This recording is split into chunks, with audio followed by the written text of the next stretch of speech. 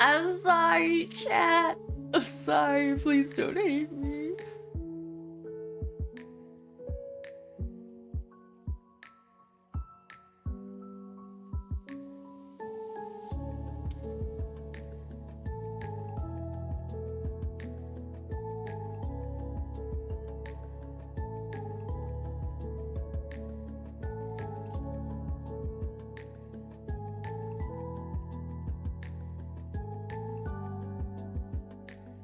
Everybody's mad. I'm sorry. Good morning.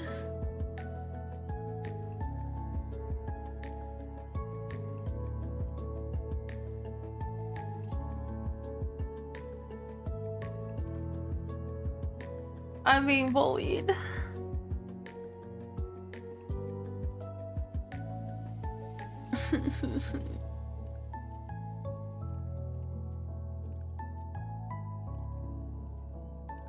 Hello. Hello. Are you okay? Everybody's bullying me. No bully. Yes, bully. Pedro said schedules are just a guideline. You just need to figure out how to sleep better. I'm doing my best. I go to bed, I turn off all the lights, I take my melatonin, I put my eye mask on. I just... I'm only like 20 minutes late.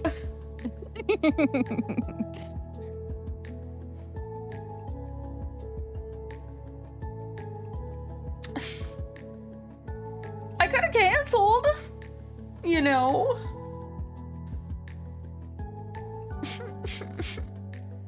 It's okay. I'm being bullied. It's okay. No. Everybody's making fun of me. I'm just a little guy. She's just a sleepy little guy. And I don't get... I'm just... And the thing is that I don't even understand why I woke up so in the middle of the night and couldn't go back to sleep, because I didn't sleep yesterday. So you would think I'd be super sleepy and would just sleep through the whole night. Nope. I did not in fact do that thing. I woke up at 4 a.m. and was like, you know what I'm gonna do? Instead of just close... what I need to do is when I wake up at 4 o'clock in the morning, I need to just put my eye mask back on and close my eyes and just force it. Instead of going, oh, you know what I'm gonna do? I'm gonna scroll Twitter for 2 hours. Yeah, scrolling Twitter definitely won't help. Well, I wanted to scroll Twitter. Also, I'm gonna be frozen. I didn't do my Pokemon sleep.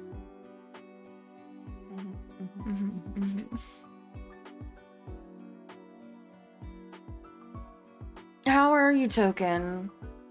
You've been sick the last couple of days. We've missed you. Yeah, are you feeling better?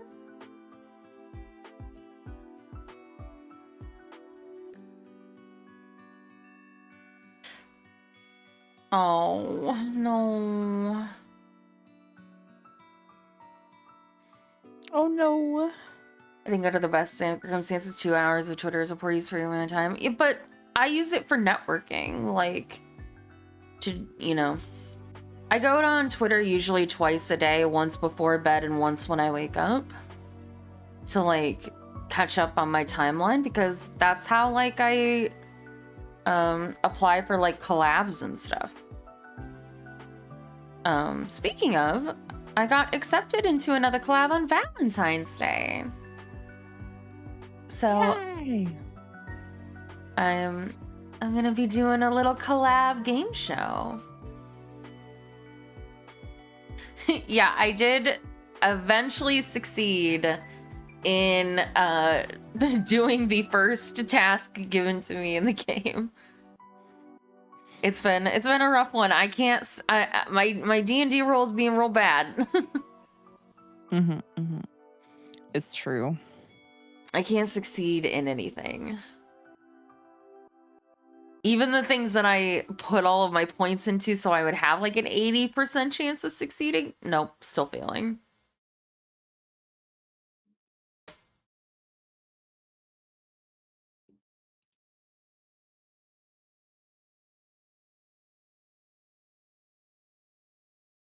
Yeah, I'm gonna be on a Valentine's Day game show called Lover Collab, where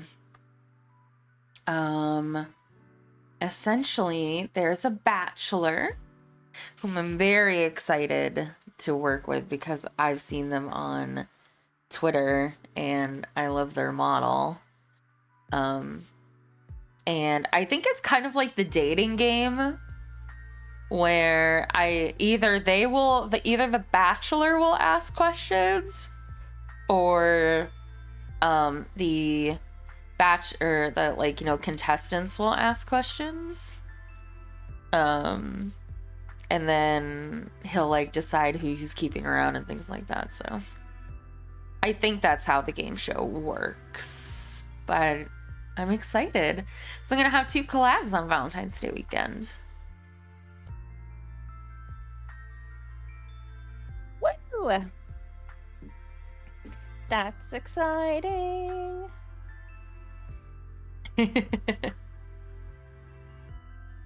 I'm auditioning for my husbando. No. You get to choose whether you the bachelorettes, the contestants, choose either love or collab. Just don't be late to it. It's 6 p.m. I think I can manage. Nobody does shit at 8 a.m. like me. So you guys don't know if I chose love or collab.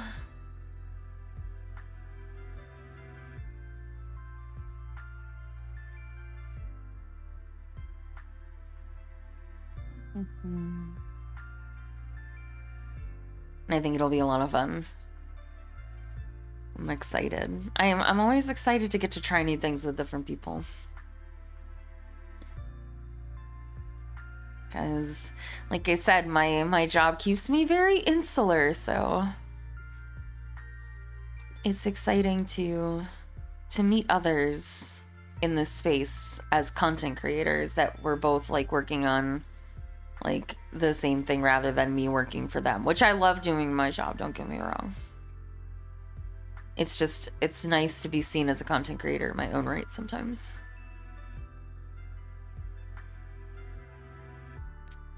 I'm back.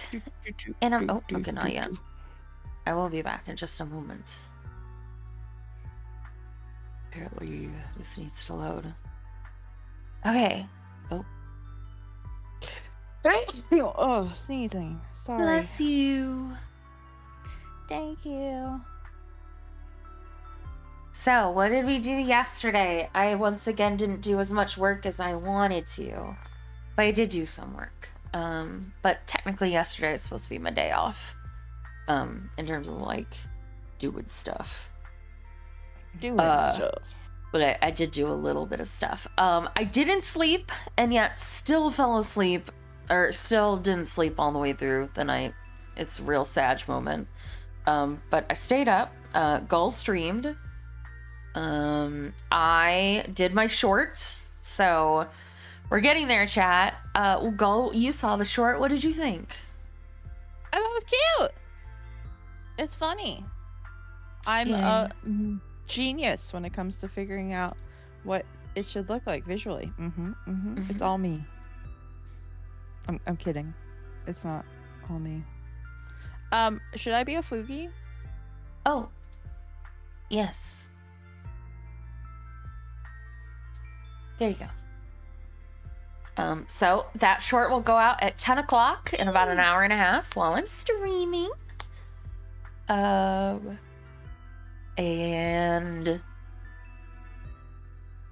that's really all I did yesterday.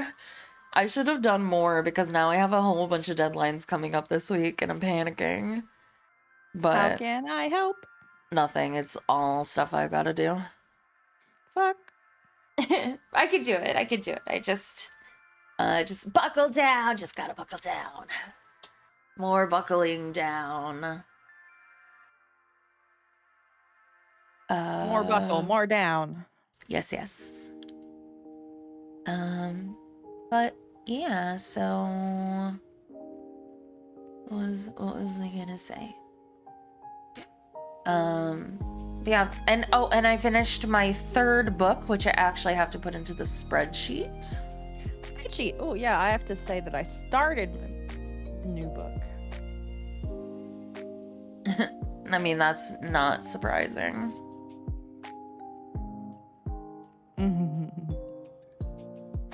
Yep, I finished that on February 3rd.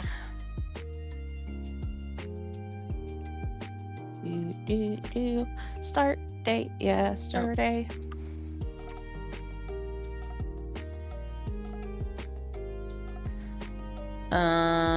The little date thing isn't working.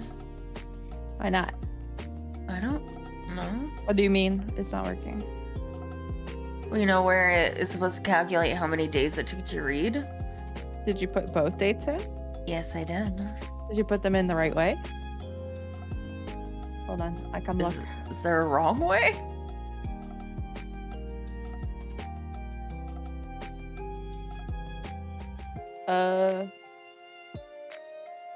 Hold on. I fix. Ooh, what game of obsession is that? Oh, I even picked the right book.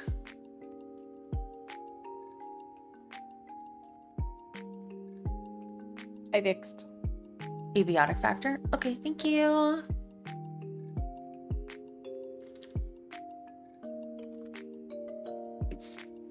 Yeah, technically call that January. Or February, I mean.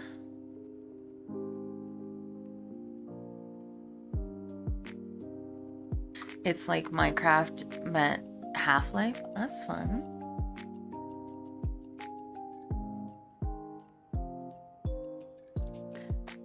All of the books that we got from the library came in paperback, right? No hardbacks this week? Nice. Okay, cool.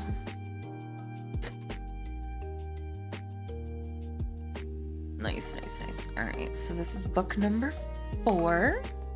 I started it on the 4th of February.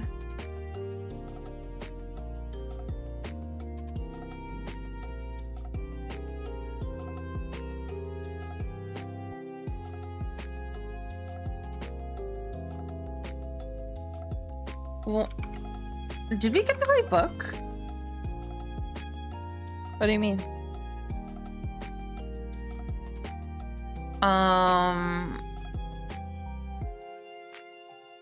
I don't think we got the right book.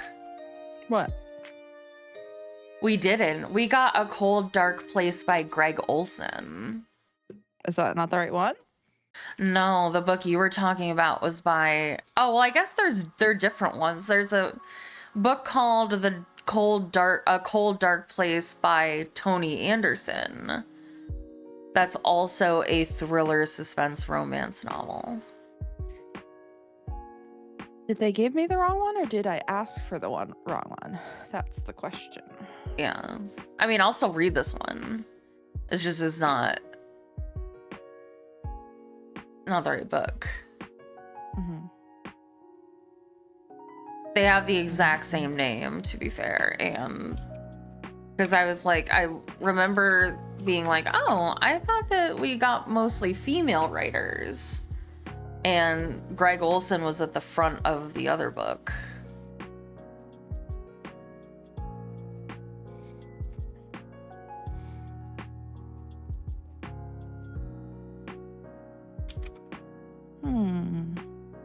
I guess I did just grab the wrong one. Oops.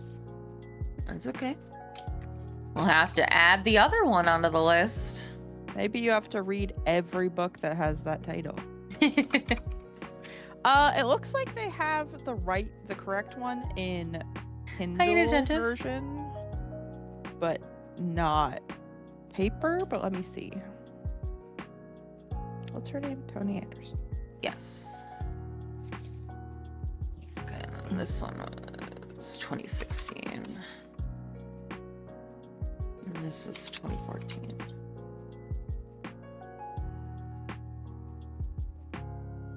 Yeah, technically it goes under other because it was an accident.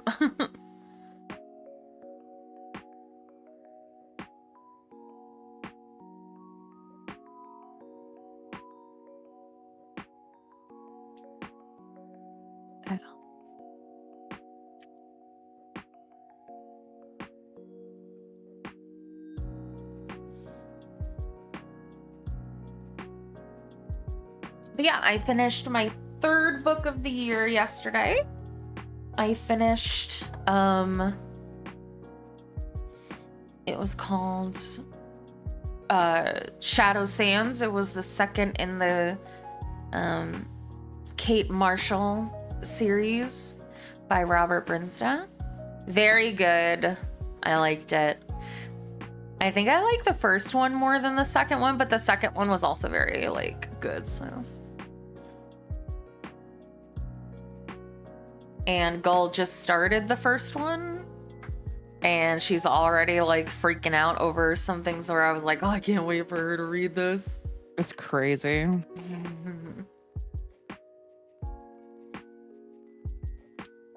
So. Yeah, we might have to get the Kindle version. No worries. You can also put it up on Throne. Yeah, let me look. Which I will do now that we realize we can't get this. Do do do do do do do do do do do.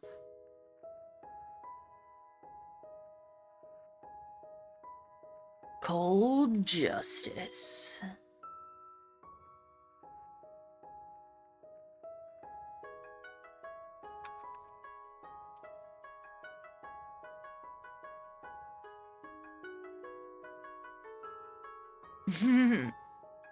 Oh no. Not the stress monster. The stress monster.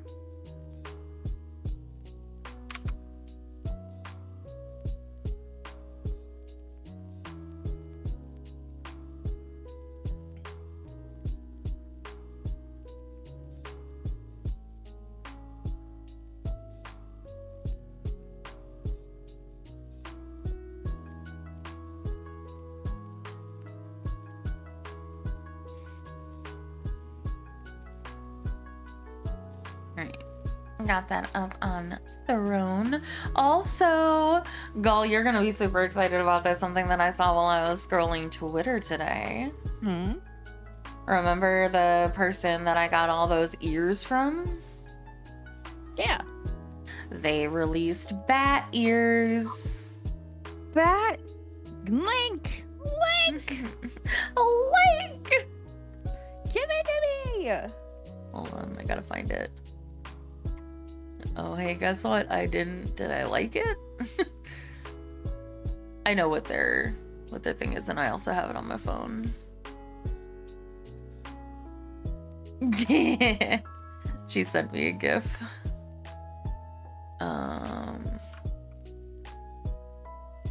Yeah. Red Robin, yum. Yum.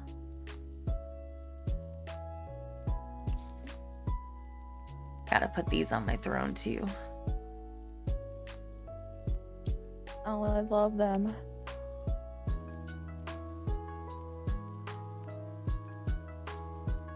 Oh, they're so cute. I want to be a bat.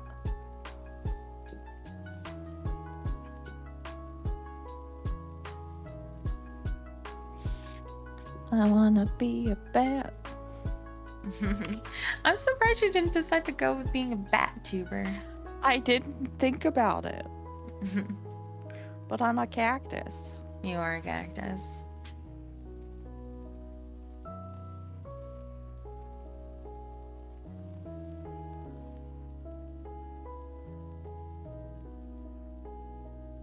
What is going on?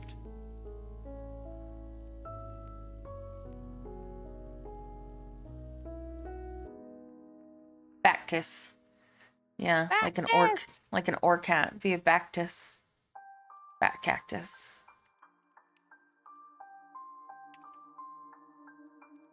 I'll take a drink. Thank you. I literally just got a new outfit and new rigging. Don't make me design a new VTuber for myself.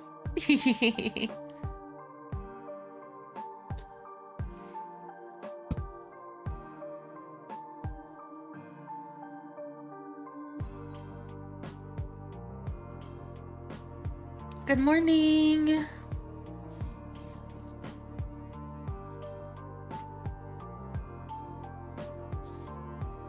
All right, I have added the book and the ears onto my throne. And just know it's essentially a 2-for-1 deal. If you ever get anything that's digital on my throne, you also technically gift it to Gull. Woo! Oh, I put it on my throne. I guess I don't need to. Did I say good morning? Hello, good morning. Hello, good morning. Do you promise that, Token? Because I don't think you can promise that, considering I'm now Googling images of bat anime girls.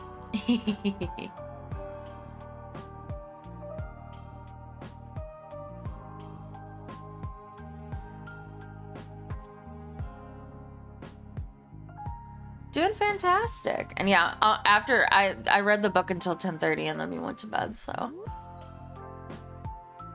Oh, and of course,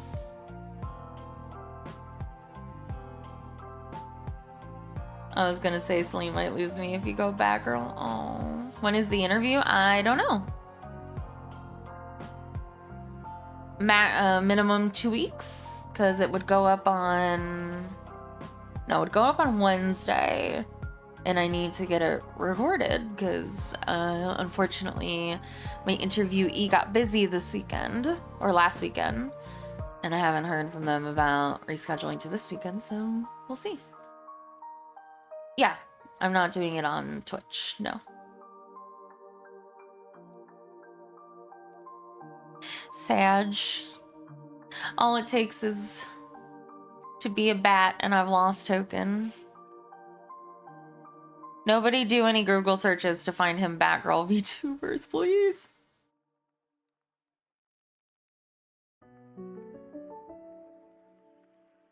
Bat.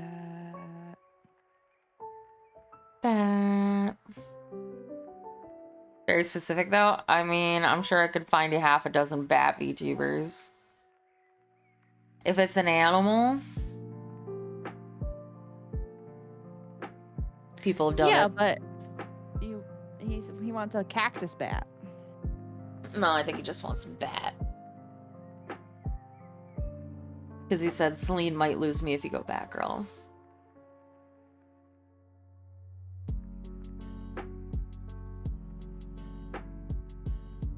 I'm very easily left. No, that's not true. I've played Monster Hunter. I've introduced Gull to Monster Hunter. Na na na na na na na na na na na na na na na Batgirl VTuber.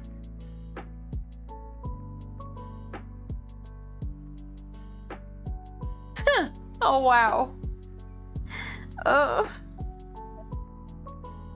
The pain. Well, maybe if you woke up on time, he wouldn't be trying.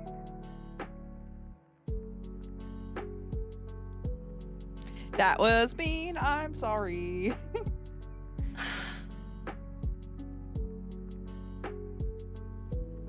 I'm sorry.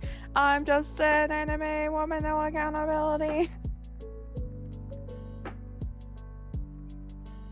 Huh? I'm sorry. I am sorry. No appreciation for streaming every day. Just stream more. Stream harder.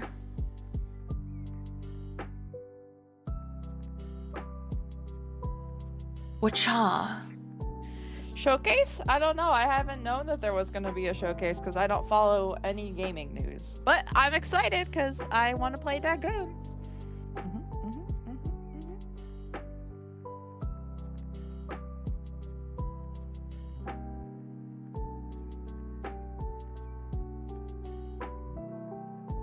Yeah, she always does that to me. She goes between, oh, Celine, you should take a break, you work so hard, to maybe you should actually like wake up on time and do your job. Wow, okay, hold on. I was just saying, if you were upset that Token was trying to look for someone other than you, maybe you should solve the problem that is causing him to look for other people.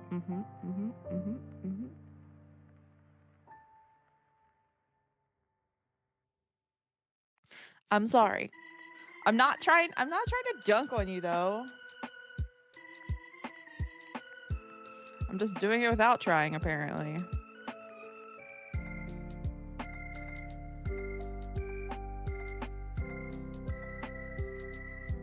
No, it's she's okay. I should be more responsible. I'm sorry.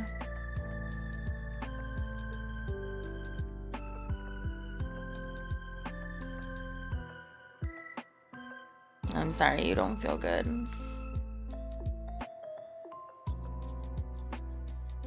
Yeah, I was trying to figure out what word that was supposed to be. Yeah, like tuck. I was like, huh, I'm not sure what that was about.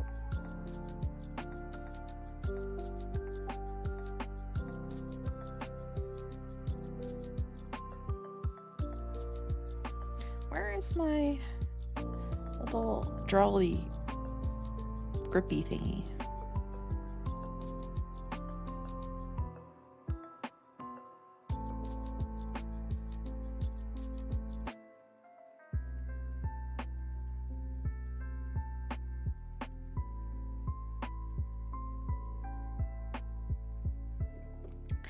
Please don't be sad. I'm not sad. I think you work really hard, and I just wish that I had a way to help you get better sleep so you weren't tired. I don't know how to do it. Thank you. I don't know either. Just gotta sleep better.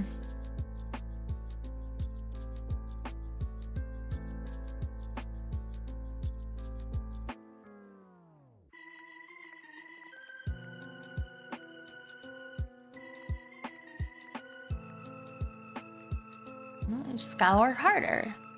I could do that.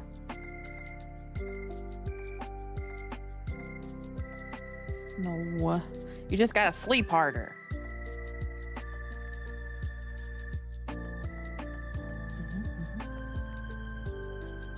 See you guys. See you later.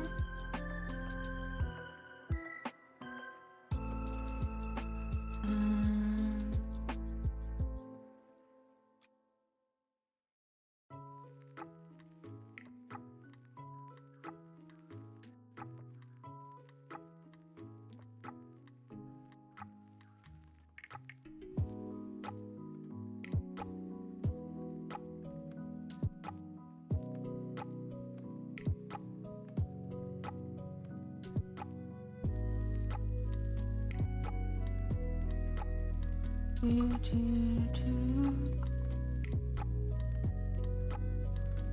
need to figure out that PayPal situation, actually. What's wrong with PayPal? It's angry at me because it had that issue with my bank, and it tried to take some money out, and when did it do that? Remember when, like, remember when, like, this was a while ago when I tried to, like, transfer my money out and it wouldn't go to my bank, it kept failing and you had to write me a check? Oh, yeah, I do. It tried to pay for something, but it couldn't because it was still using, like, my savings account. Oh, so I need to, like, checking? So I need to figure that out. I need to figure it out. What the heck is going on with that?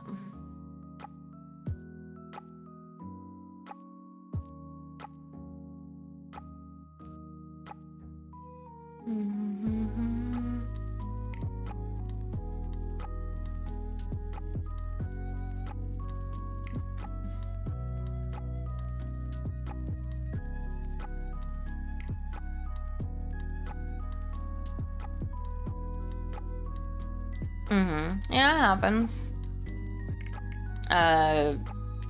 what's her name? Belle Delphine had that happen to her because she was selling what they considered to be illegal stuff on PayPal, like through PayPal.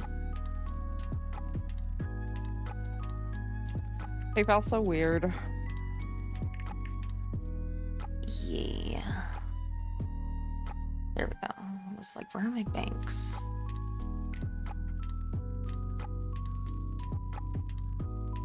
It was no, she tried to sell her bath water.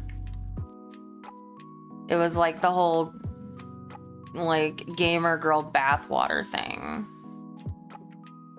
Also, it's so funny that you bring up meth because we had a conversation about meth on my stream last night. Anyway, continue. No, that was it.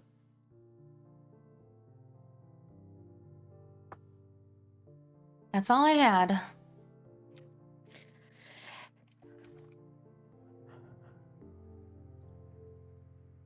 That's all you had.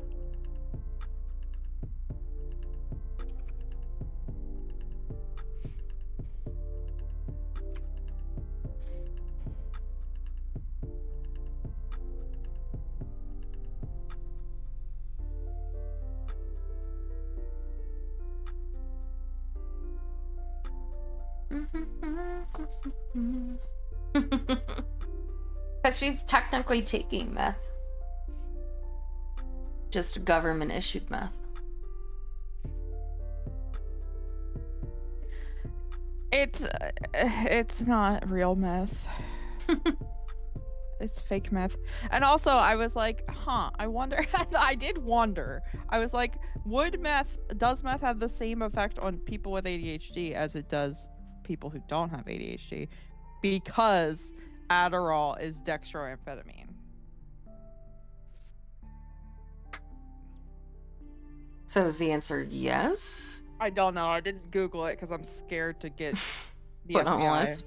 Yeah. Mm-hmm. So right now I'm looking at different cacti of the Mojave so that I can basically what Token has done is made me create a 2.0, I think.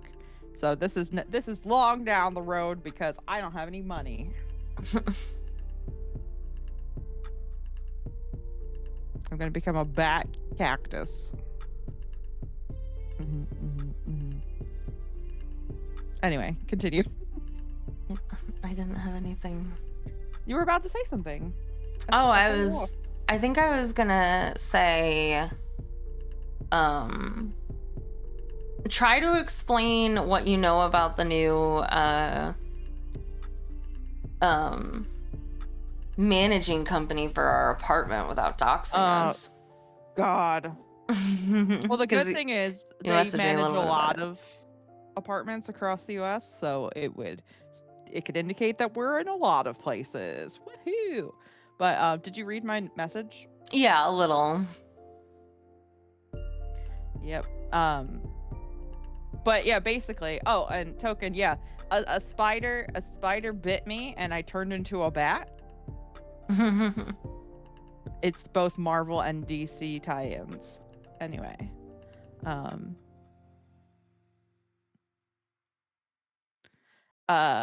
so our bad, very bad,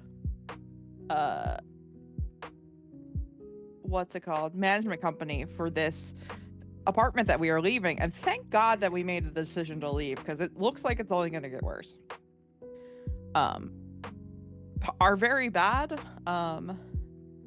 management company decided that they wanted to sell the building to an even worse management company.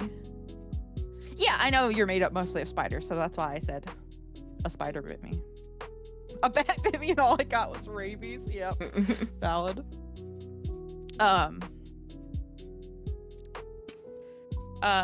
Yeah, so even worse management company. I Googled the management company. Okay, so first of all, I didn't even realize that this was happening until Celine sent me a message at like 10:30 at night or whatever, when I had already gone to bed. But apparently at 5:04 p.m. yesterday, so after the workday, the former management company for the building emailed everyone who lives there and said, hey, guess what? As of now,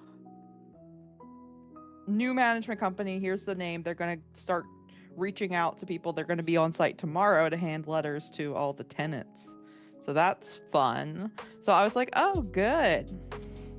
And I Googled them, and they have terrible ratings on the Better Business Bureau in all sorts of locations around the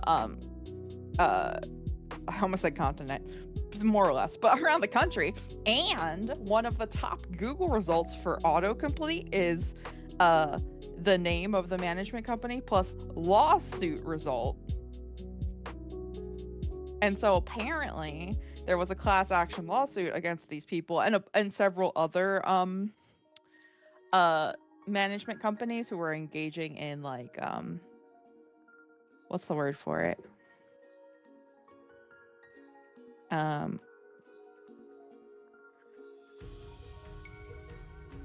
Yeah, big slumlord energy for sure. What is the word for it? Where you band together to do illegal shit.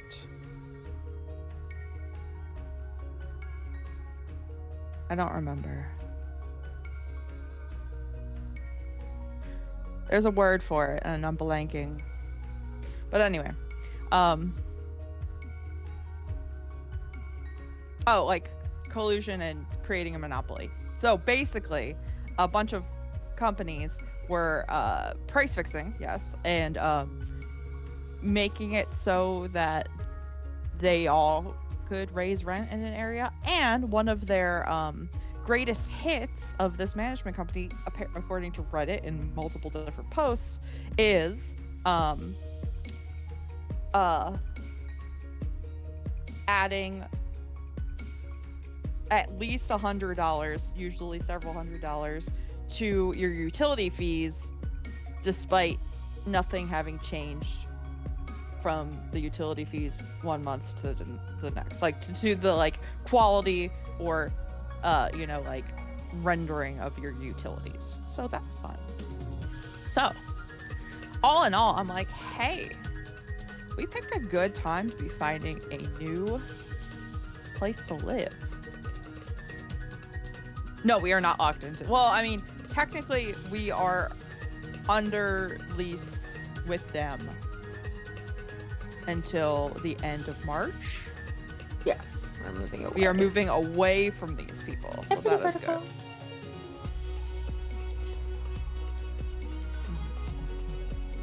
So yeah, so that's fun.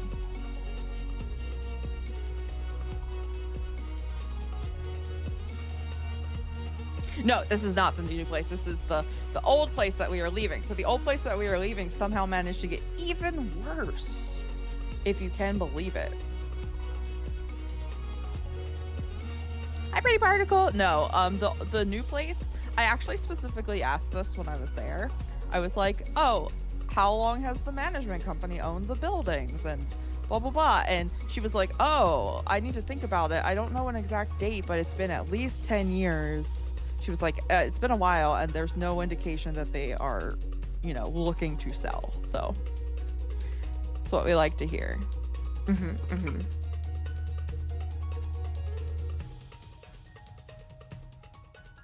We love it. We love that we made the right decision. You made the right decision. I didn't do shit. You supported me. I just said pick a place. You said, if you're unhappy here, we should move. Mm-hmm. Yeah, that's important. Feedback. I feel like that's just standard feedback, but... No.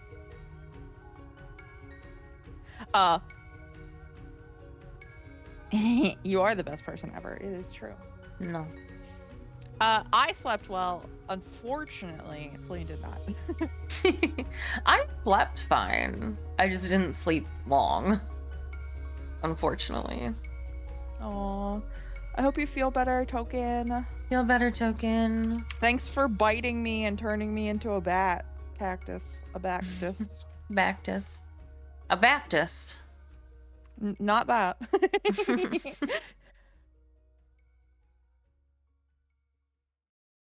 All right, I'm gonna grab my grippy thing, which I think is in the living room, and I'll be right back. Okay.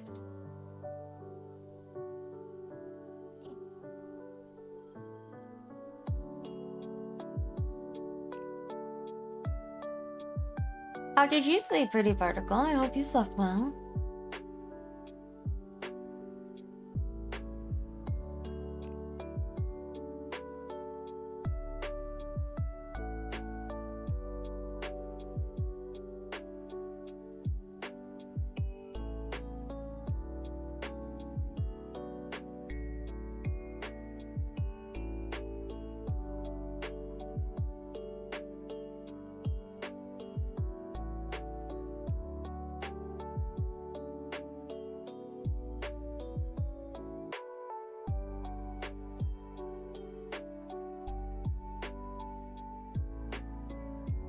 Good.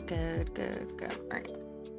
I put my schedule out on Twitch and Twitter and Blue Sky.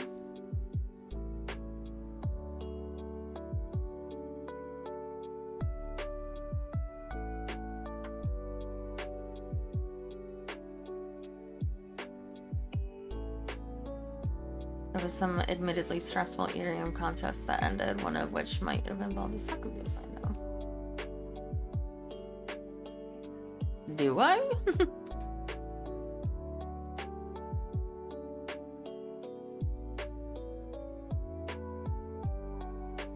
Kitten was sitting in the chair.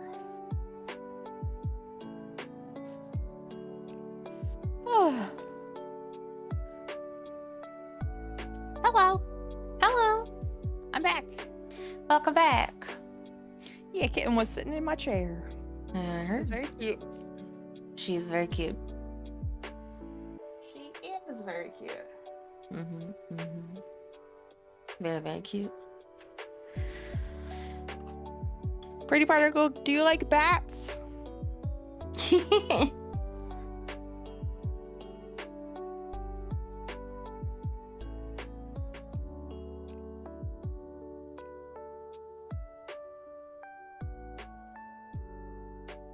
Well, guess what? Token accidentally turned me into a bat cactus girl.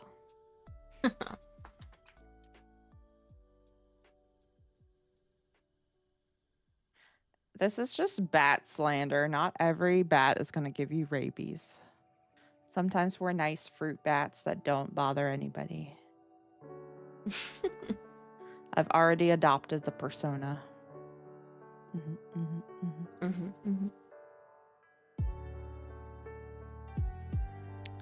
Okay.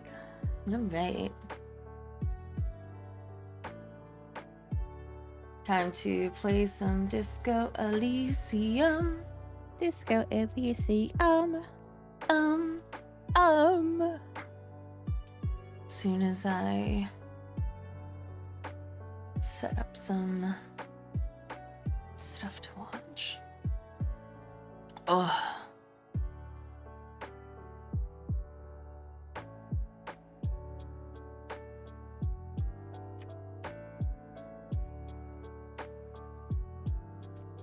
Okay.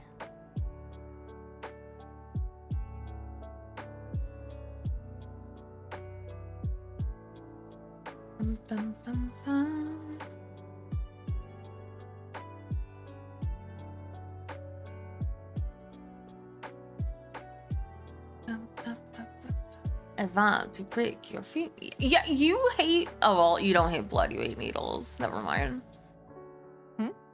I was about to say, how are you going to be a vat tuber? You hate blood, but then I was like, oh, you don't hate blood. You hate needles. Not every bat is a blood-sucking bat either. I know, but that's what people are going to think. I'd be a fruit bat. Sure, but it doesn't really matter what you intend. Like, because a fruity bat. It's true.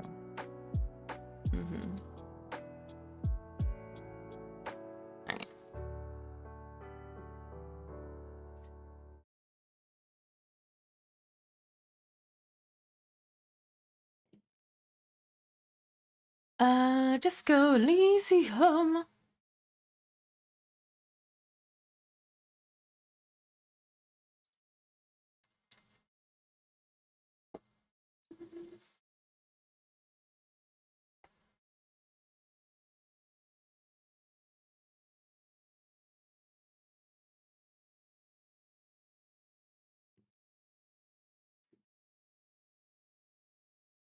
A Gulcula. I'm not a vampire bat. I'm a fruit bat.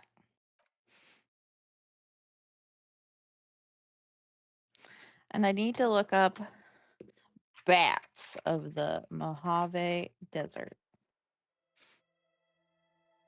California leaf nose bats. Oh, they have such big ears.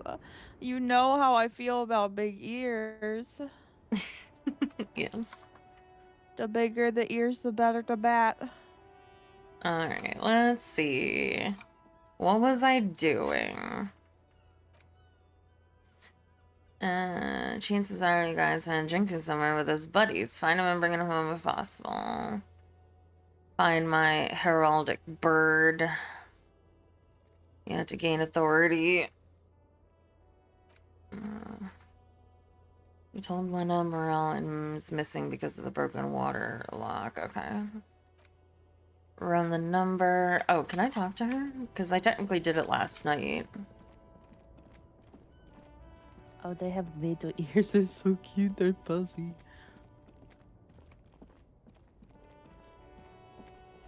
Oh my god, it's a little guy. I want to be a big ear bat, though. This is Precinct 57. How may I assist you? Have you heard back from the ICP about the serial number? Yes.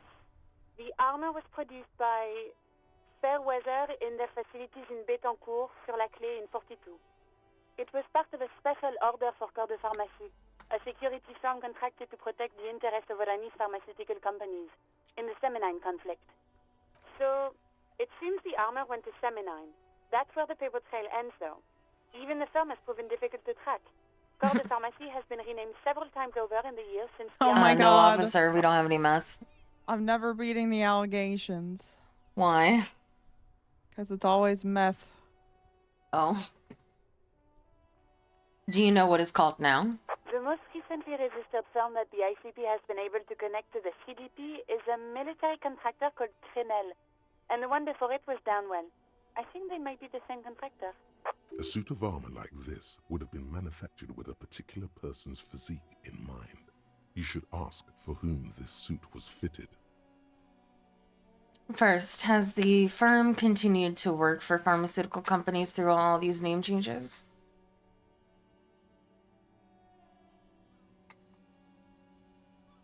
Hello? My mouse? Okay. Hard to say. Their client list is rather diverse and incomplete. The only constant seems to be that the mercenaries are always deployed in third and fourth world countries. A suit of armor like this would have been customized to fit the wearer. There must be a record of the person to whom it was issued. Yes, but the ICP tends to be reluctant to share private sector records. I could try to talk them into it, though. This is a fun challenge for her, an opportunity to contribute beyond doing her job by rote. She'll gladly put in the extra effort for Team RCM. Yes, thank you, officer. I really appreciate your efforts in this case. Glad to help. Call back tomorrow. Hopefully I'll have more for you then. Alright. 57's over and out. In the cabin, you see a set of... Okay.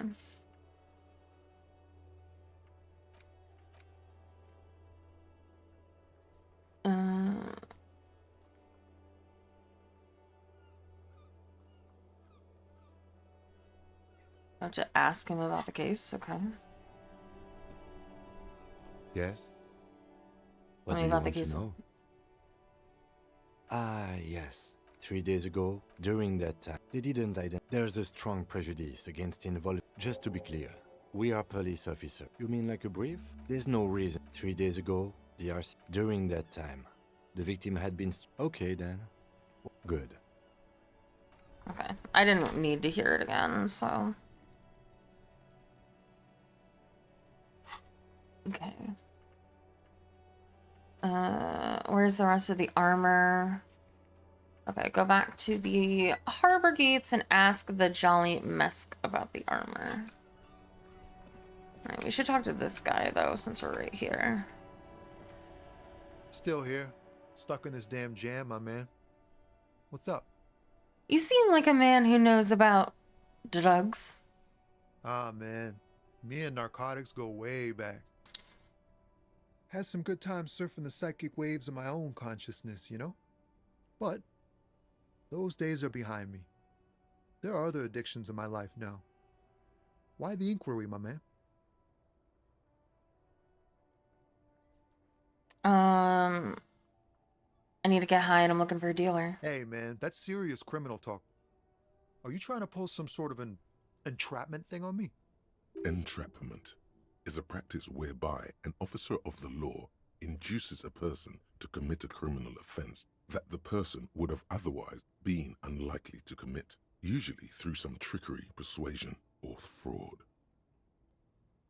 He seems like a straight dude, so. Let me be straight with you. I'm trying to figure out who's smuggling drugs out of Terminal B. We have a credible lead, sir. Someone on this roundabout is waiting for a bulk shipment from the harbor to load it on their lorry and drive it to Jamrock. Not me, man. No way. I don't need any trouble. Shit's bad enough anyway. This jam's got folks up in arms, and I'm afraid it's headed toward a conflagration. Who do you think could be conducting the drug trade, then? Look, man, I try to stay away from the criminal underbelly of Revachol. I'm a guest here. You really need to find another man to probe with those questions. We wouldn't say he's lying, sire. Alright. So, and who else do we need to talk to in this traffic jam? Are you... Oh, he is a racist lorry driver, right? Looking for something? I found this mug in the the trash. racist lorry driver. Exactly. I found this mug in the trash. Yours? Oh man, that's great. Look at that guy go. Haven't seen anything that funny in a while. Is it yours? God damn. Thanks for that, but no, it's not mine. He doesn't live in Martinez.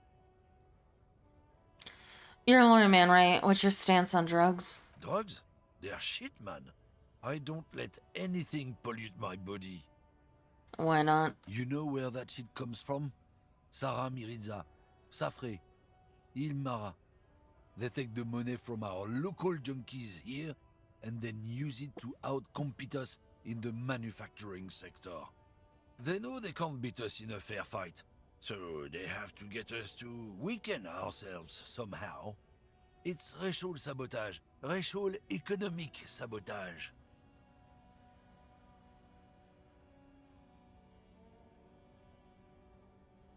So I take it you're not smuggling drugs out of Martinez? Not in, not out.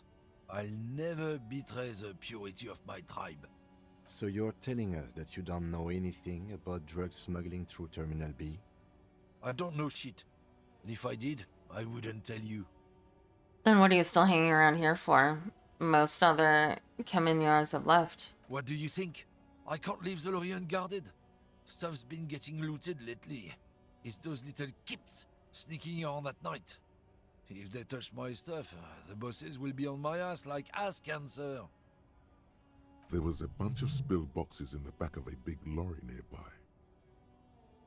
I did see one lorry with the trailer doors open on my way here. Do you know what happened?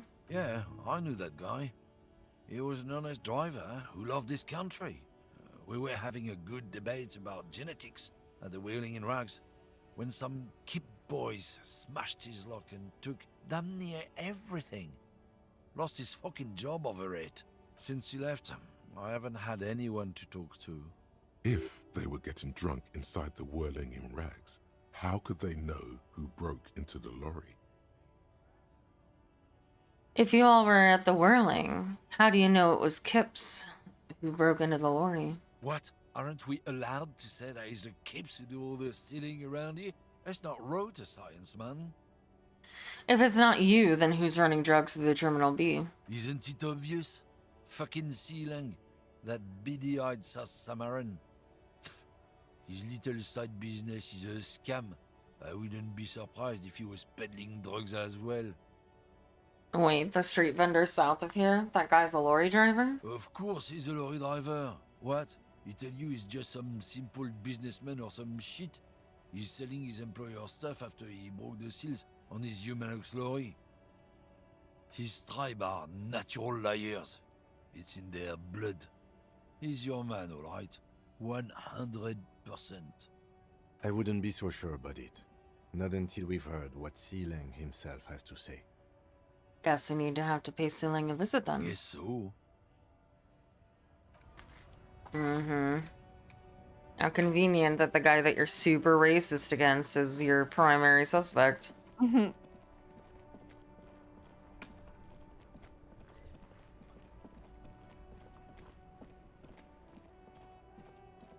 Seems a little too convenient, if you ask me. Mm-hmm.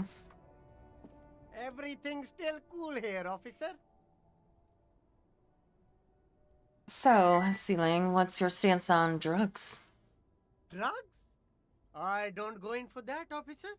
Drugs ruin lives. Unless you're into drugs, of course. In which case, drugs are excellent. Mwah! Tasty, tasty drugs. I'm super into drugs. That's very cool. A lot of the coolest detectives do drugs. Sadly, I don't have any drugs on sale. Or at my home, or on my person. We're looking for a lorry driver who's transporting drugs out of the harbor. He or she is in this traffic jam. That's even cooler. You investigating that and all. But, I am not a lorry driver. I'm just a street vendor. I don't know anything about that. A blatant lie, sire. Yet he tells it with such conviction. We'd believe him if we didn't know better. But you are a lorryman. Another driver has identified you in your lorry. Who said that? It's the fat racist, right? I bet it's him. He has an agenda against me because I'm an immigrant who works harder than he does. He's a hater. So you admit you're a lorry driver? No, I just said I work harder and he's an asshole. I'm... Realizing he can't get out of it. Smart man. Okay, maybe I'm a lorry driver too. A little. But that's not the most important thing about me. That's my day job. This is my dream. Stop squirming. What do you know about the drug operation at the harbor? Nothing. I told you. I'm not a dumb guy. I don't get involved with that crowd. And what crowd is that? Crowd. You know, the drug crowd. No, he wasn't talking about an abstract crowd. It was that crowd. It wasn't some drug crowd. You know who they are. Tell me now. Shush, please. There's bad people doing bad things here. That's all I know. Please, don't get me into this mess. I spent 15 years working my way up. Here we go.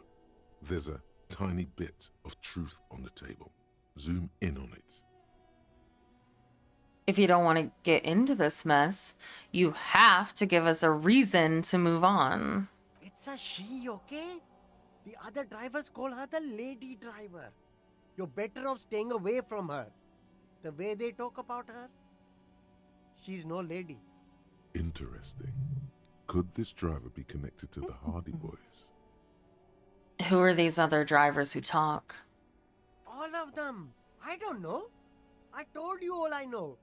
Are we cool now? I really want us to be cool now.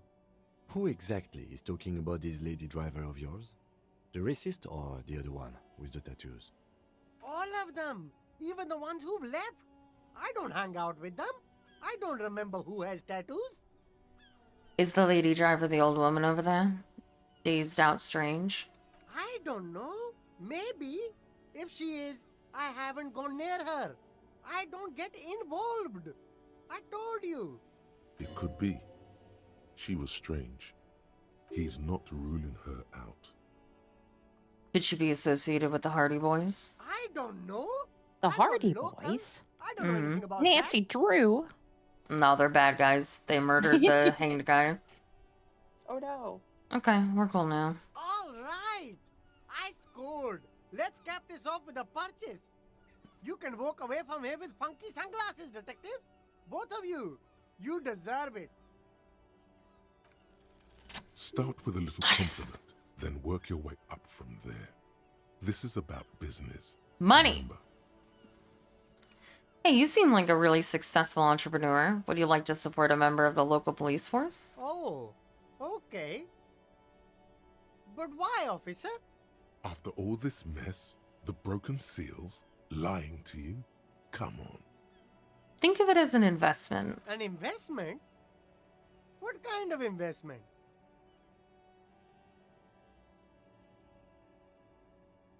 I'm a policeman. It's an investment into the good relations with RCM. I hear you, officer. What kind of a sum are we talking about here? 10 real. Sounds like a fair deal all around. Yes. Thank you. Corruption. It's Or the just like corruption. Bus Mm-hmm. or seagull. A kid watching out of a window describing things going by. He doesn't like it too much, but what do you do? It wasn't corruption. I'm not asking him for anything. I just asked him for some money. I didn't say I would protect him. I just said I was a police officer. And now I can pay for my room for tonight.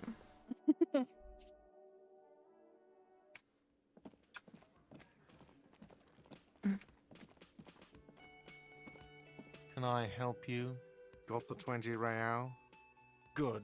You got the room for the night, but remember, you'll need another 20 real tomorrow.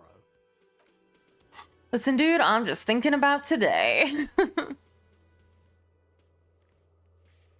There's a power imbalance in our relationship. That's my favorite. Hey, Midgard. It is. You usually like being on the other side, though. Yes. I've got nothing to say to you. Why are you Are you- wasting your time? Are you the Hardy girl? I am not. You could be Liz. You could be anything. You could even be a model. Even a mod? Glenn, I went to law school. I am an attorney.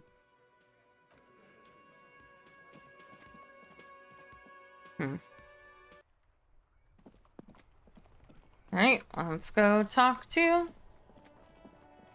the guy over here.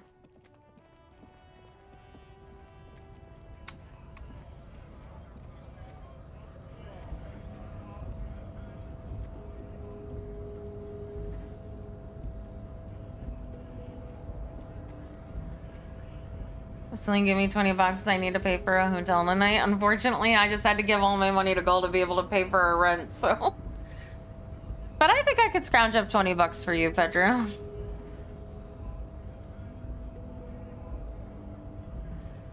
I guess getting past the man ain't that simple after all. So, what now? Kuno told me you were supposed to know about the armor. The little boy had a good on his promise. His promise? To get me into trouble. To sick the pigs on me, pardon the choice of words. Not mine. What happened? I was asked to look into that armor situation. Official Union probe, you know. Track it down, see who took it. Did you? At first I thought, why not? Maybe the pieces can feed the strike. Buy us a few more days under the sun, you know? So I went to this boy. He said he'll make me his prison bitch. He's got eyes everywhere, and the cops in his pocket, and he's the king of Jamrock. Serves me right for doing menial footwork. I dropped that probe right then and there, and it still got me into trouble. One bad move is all it takes. The probe into the armor, what did you learn? I learned that people don't want to talk to a drunk Union man about some armor. What else? Not much. Technical stuff mostly. That was the interesting part. What sort of technical stuff? I did some research into this armadura. Let's say I have friends at the library. I didn't get into the material science, just how it comes off. How does it come off? In parts. 4 in total. The helmet was the first to go. The kid says he tore it off and kicked it into the sea. I believe him. The boots were still on the guy last I saw. Too hard to remove. So, as I count, there are 2 parts missing. The gauntlets and the cuirass. This is where I left off. Too much hassle. More like a job for some militia. Hold on. 4 pieces. Helmet, cuirass, gauntlets, boots. What about the leggings? Oh, they're just gone. They don't exist anymore, if they ever did at all. Forget about them. I did. I'm ambitious. I'm gonna find all of it. All of the pieces. All of it? There are junior officers out there eager to prove themselves. I would leave some for them, but okay. Let's find all of it. It's implied he finds it unlikely that you will succeed in this. And Mesky is epic then, all across Martinez. I hope it will be a real bonanza for you. So Kuno used us to what? Scare you? It's a minor nuisance. It's all good. Thank you for your cooperation, sir. No problem. If you see that kid, thank him from Call Me Mañana. Thank him for showing me the way. He is sincerely grateful he is not tracking down pieces of armor right now. Okay. Kuno lied to you. Return and confront him. This might take a while. Like a long while. It's okay. Doesn't that kid have anything better to do? Literally no. He's a street urchin who's high on drugs all the time.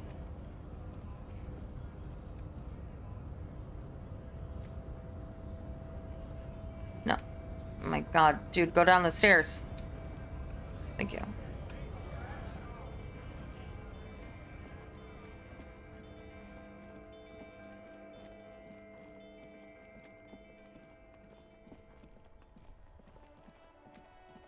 Alright, Kuno. I've got a crowbar.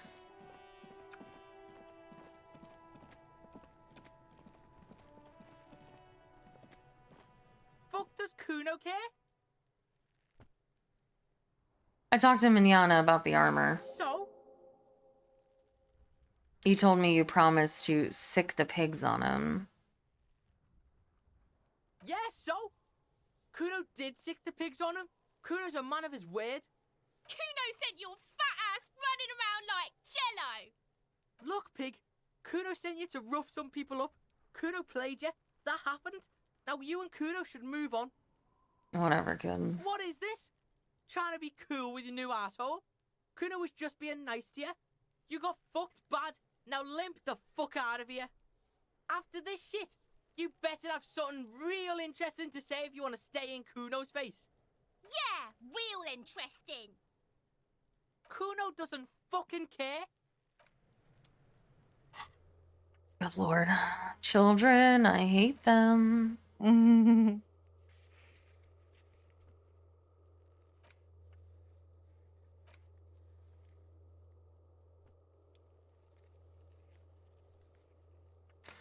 Let's see.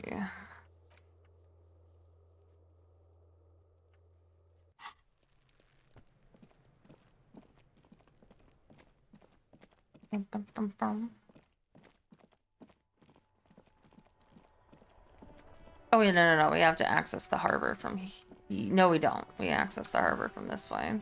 Because we have the keycard.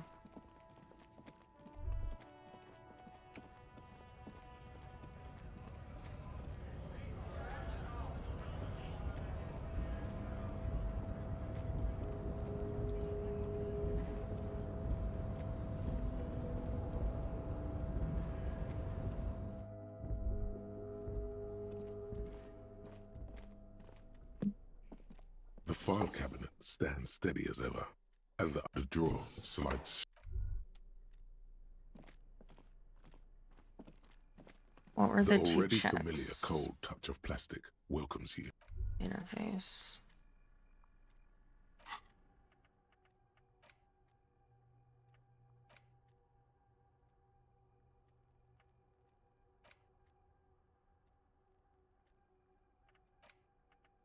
All right, I have to.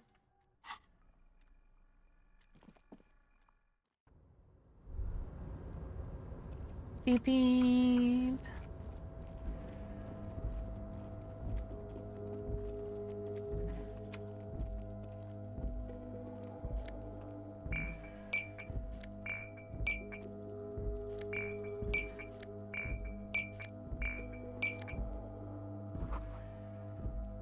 Cleaning up the littering.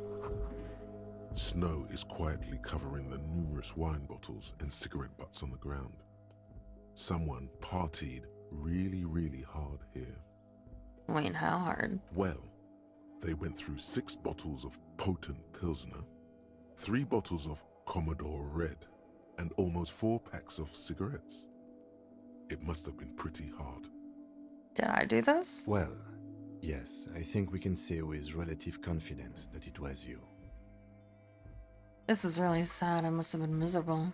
Yes, this scene isn't exactly ripping with joy. Let's just move on.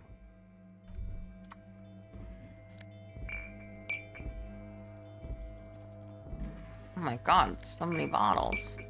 Excuse me, Kim, I'm trying to collect the trash. This is the night watchman's booth. The name on the door reads, René Arnaud. This is where Renee works. I'm gonna look around. If you must. But please hurry. We are pretty easy to spot up here. Nothing incriminating catches your eye. The cabinets are clean and their sparse contents meticulously organized. There's a framed photograph on the table. Take It's the a black picture. and white photo of a young couple Picture. out in a street fair. The man, René, is dressed in a Royal Carabinier uniform. The girl is young and very pretty. She is smiling playfully at the camera. René looks like he's about to smile. This photo must be tied to some good memories. Why did you take that picture of René?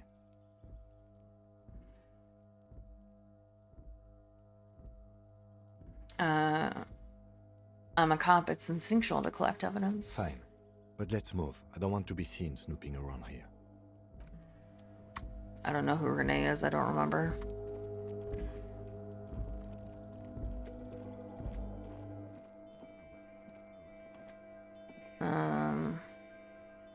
How do I get to where I need to be?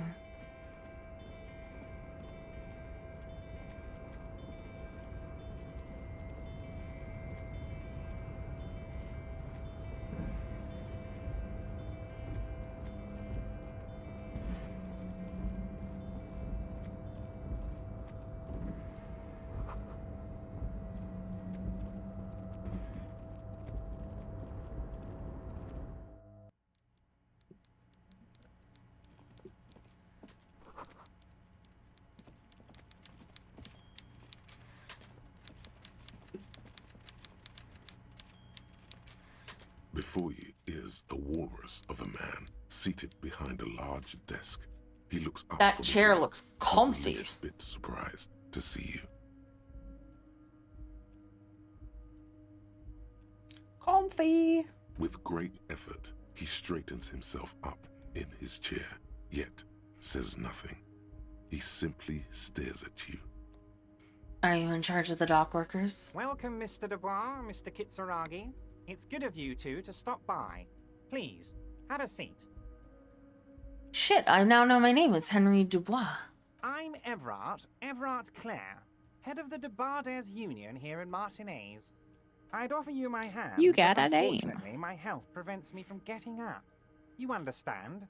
He looks extremely comfortable. The tiny folding chair, on the other hand, looks like a torture device. You go ahead, detective. Whatever he has in store for you, it can't be good, he thinks. I'll do my best. Forget about that. What's with this Dubois stuff? You're getting some seriously bad vibes from that name. Excellent, Mr. Dubois. I can see that you're a reasonable man, and reasonable men can be of great use to one another. So tell me, how can the head of the Debarders Union help a representative of the Revachol Citizens Militia today? The chair you're sitting on has got to be the most uncomfortable chair in the world. It's violating your backside. I just took damage from a chair. By the way, From I heard sitting in of a rather rude Yeah. reception from a certain Lawrence Gart.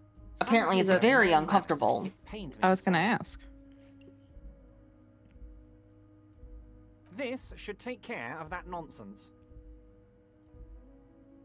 It should be sufficient to cover your expenses for a few days and patch over your differences with a cafeteria manager. Go ahead, take it. Wow, that's 25 real. That's good money. You need it. Oh, wait, you know Gart? Yes, I know Lawrence. He's a real character. No union man in him. A real piece of work, that boy is. With a grin, he points to the checker game. It's like you're on a game show. At least don't thank him for it. Is there anything you'd like to say to me? Or...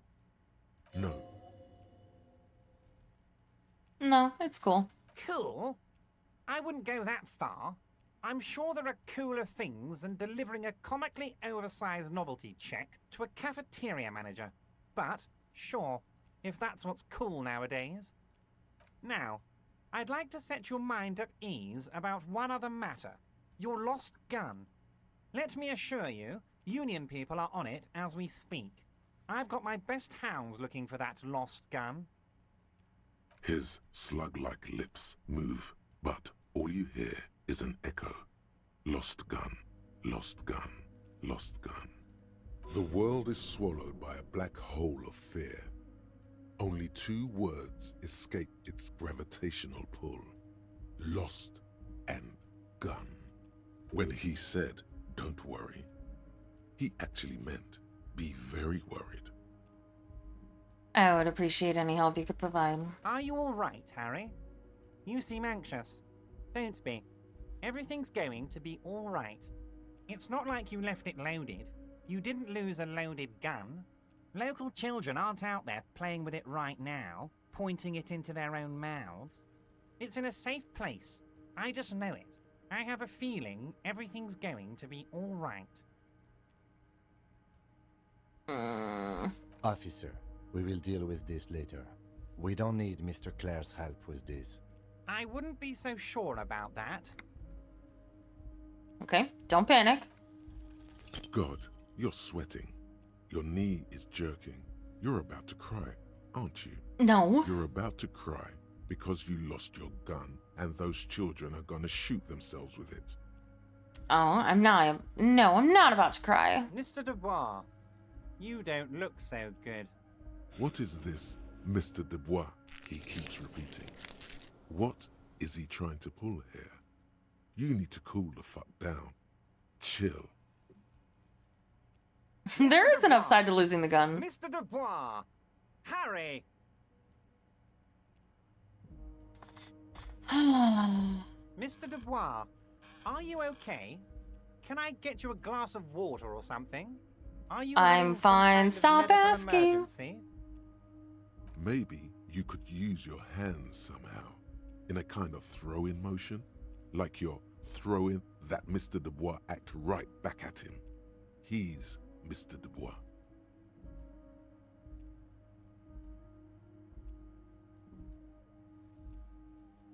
Actually, this chair is uncomfortable. I could use that glass of water.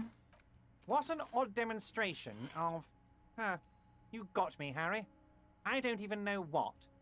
As entertaining as it was, I'm afraid we're wasting our time. And I'm an extremely busy man, as I'm sure you are too. Okay, enough.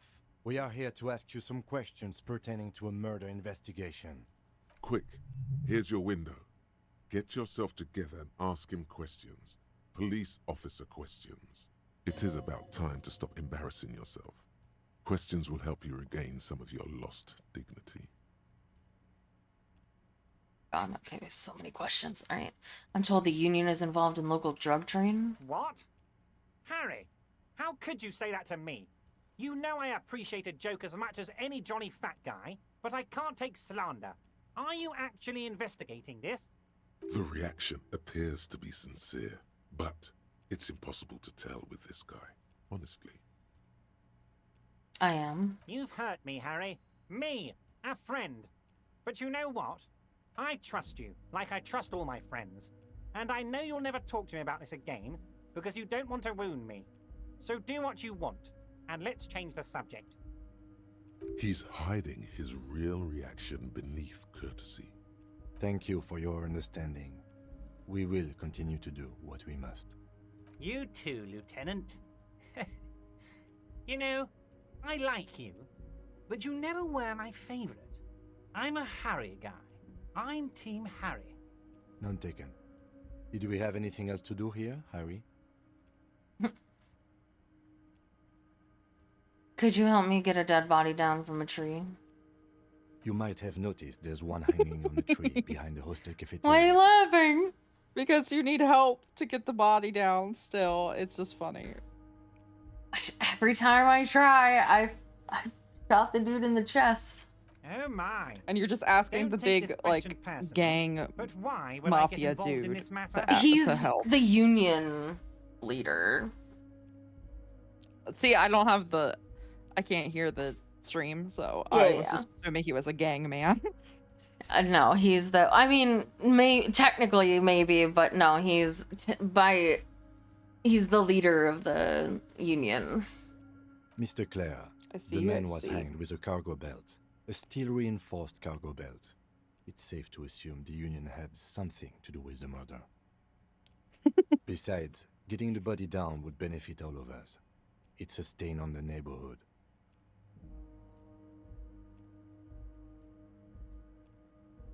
Also, I studied the footprints at the crime, worker boots. I can certainly see how having him up there might start affecting some real estate values.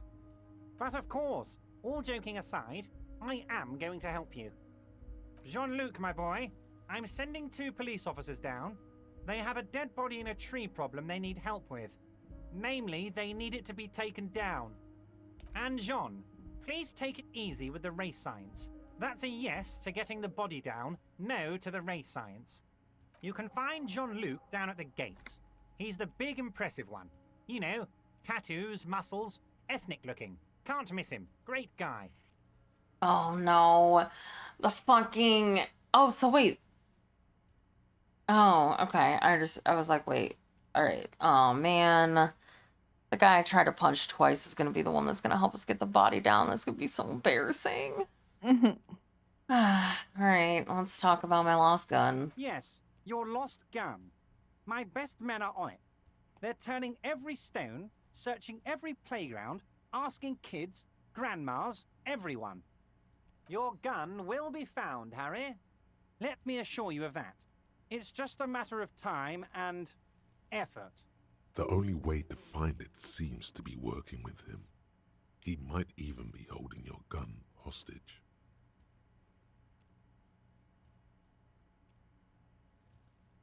Does this mean if I do things for you, I'll get my gun back? Damn it, Harry. That's exactly what it means. I'm only kidding, of course. Of course.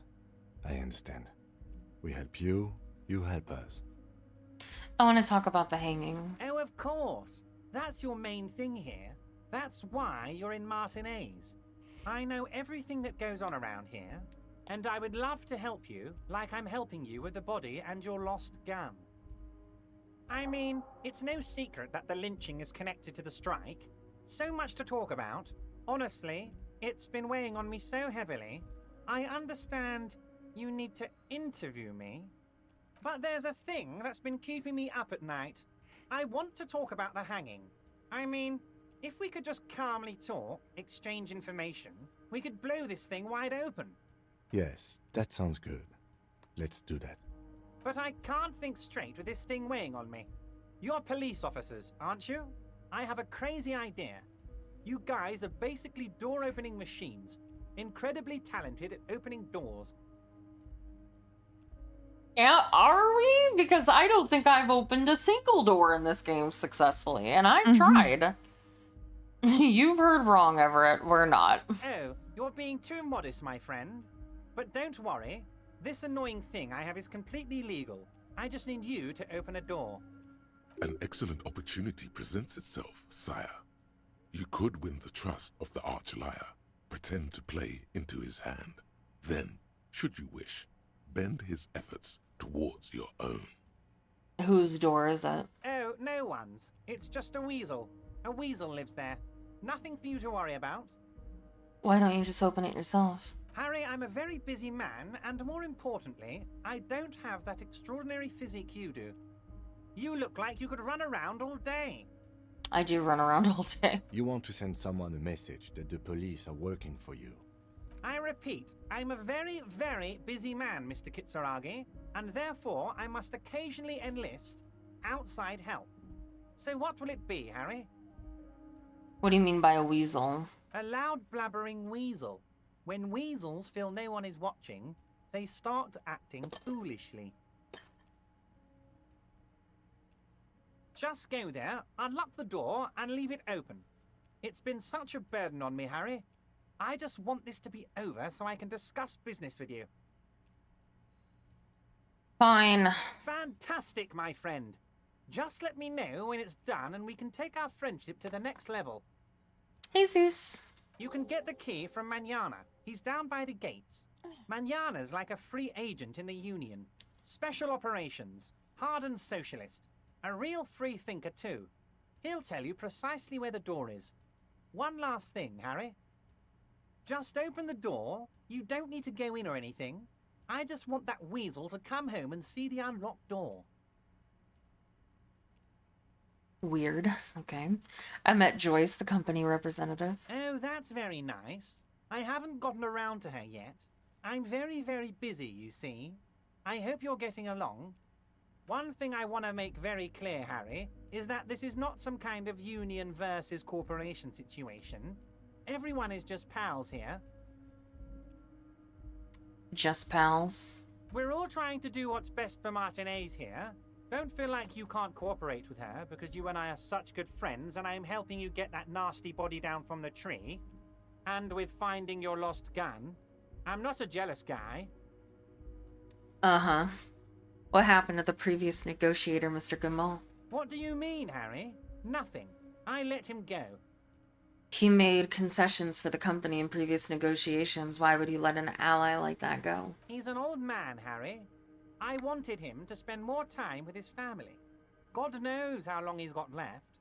You called him a little person.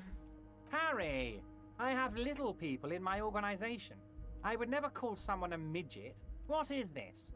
Honestly, I'm beginning to think you're a midget, Harry. I'm only kidding, Harry. You're not a midget. No one is. We're pals.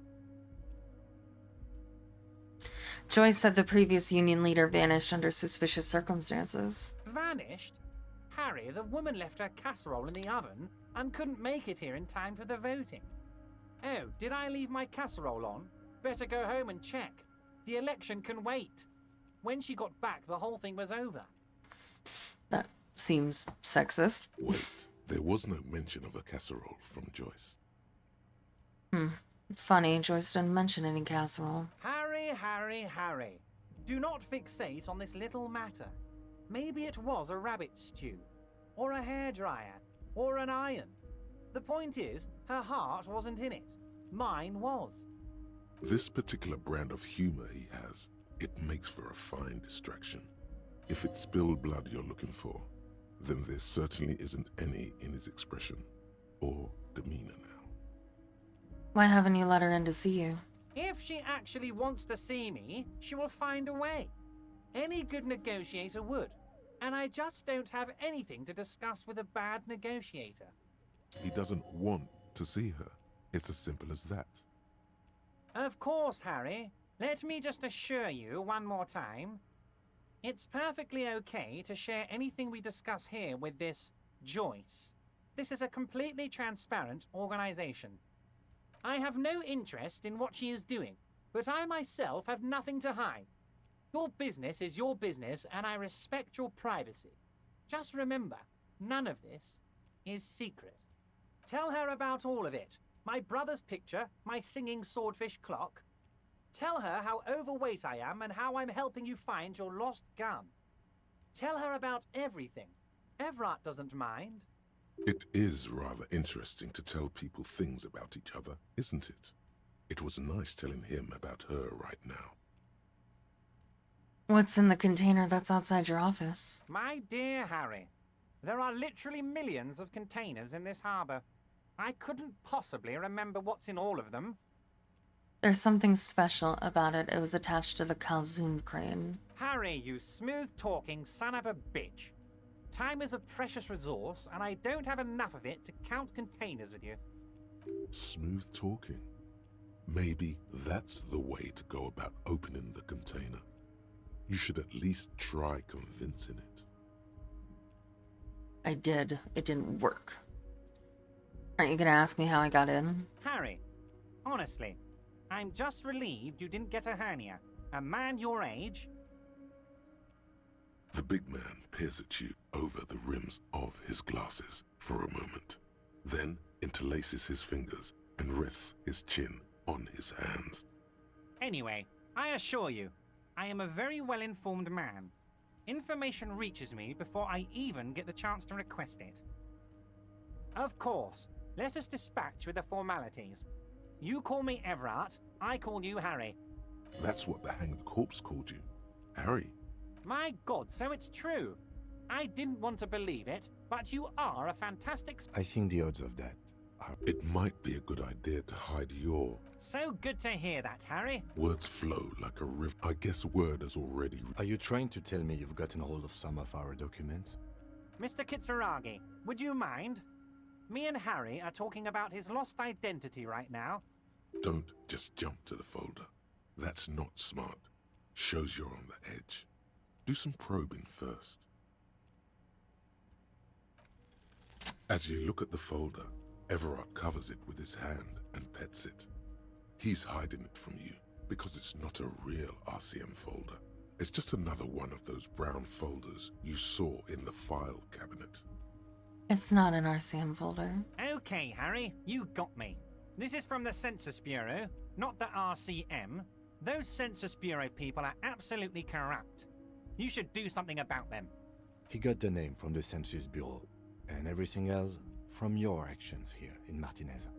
Yes, Mr. Kitsuragi from the Census Bureau. Like I said, now I'm actually a very busy man, so is there anything else I can do for you, Harry? That means he doesn't really know anything about you. A pity. The mystery of you will have to remain a mystery for the time being. Yes, that's what I said. Try to keep up, okay? Let's move on. Everett, I'm gonna leave now, but we might talk again later. Wait. You need this to get in and out through the gate. Great, wouldn't want to get stuck in here. Here, you're one of us now. A real red and white union man. Take care, Harry. I mean, technically I don't need this, because I can get in and out as I please.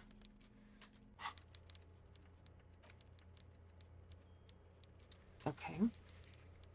I need to get a weasel out of an apartment. A literal weasel? No, I wish though. I love weasels. They're cute. Yeah. I like weasels and snouts and ferrets and stuff like that. They're so cute. They are cute.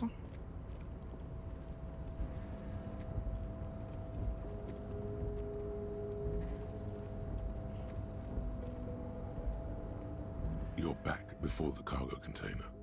Its drawer has not lessened since you were last here. If anything, it seems to have grown, and as it's always... Damn it.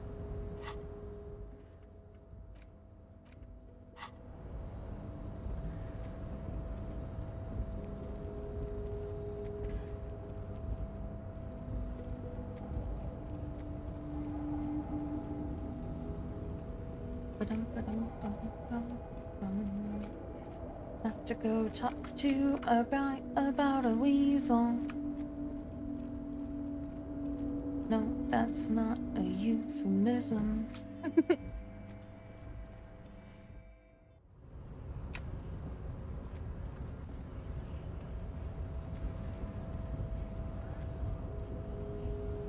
Your race descent has only worsened since I last saw you. You have really let yourself go. Ever told you to help us get the body down from the tree? So it was. You surmounted the harbor wall in a display of athletic prowess to reach my superior. Then had him give me an order. I salute your cunning, and I will remove the body from the tree with my bare hands. You're so noble, Measurehead. There's a but. But while I am gone, someone must stand guard on the bridge. That someone needs to be you. Both of you. That would mean you're openly showing the people that you're taking the Union's side. Lieutenant, what if we don't want to do that? This is the uncomfortable result of not taking it on ourselves. I can live with a compromise. Listen to your little friend. He is wise in his childlike way. His mysterious race may yet prove fierce competition to my heroic haplogroup. Okay. Babe, see that they stay here the whole time.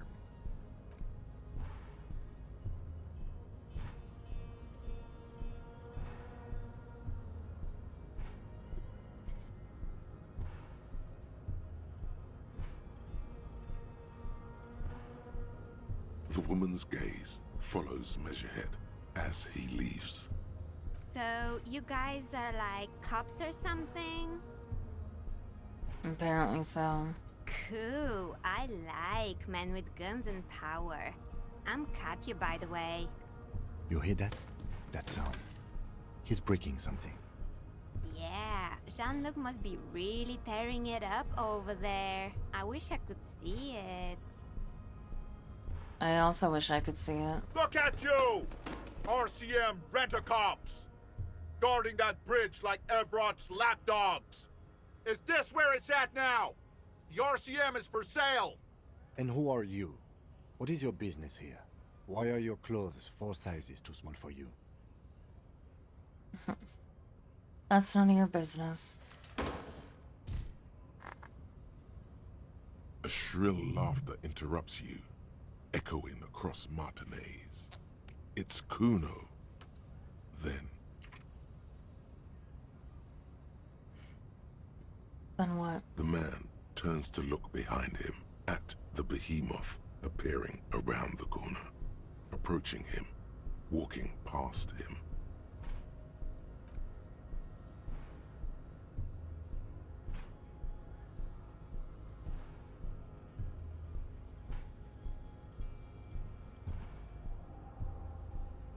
The corpse has been removed from the tree. Stand down and congratulate yourself. You have sided with Ray's victory today. No, we haven't. Shut the hell up. I'm leaving. And what you had to do was to become a Union man for all to see. Know anything about this mug? He does not so much as glance at the object. Put this into the trash lately. Stop showing me your pathetic cup. I have no interest in it. He had nothing to do with it. Fine. Why are you not with the Hardy Boys? I am not the first line of defense. I am the last. In addition, these so-called Hardy Boys are an effeminate clique of bodybuilders.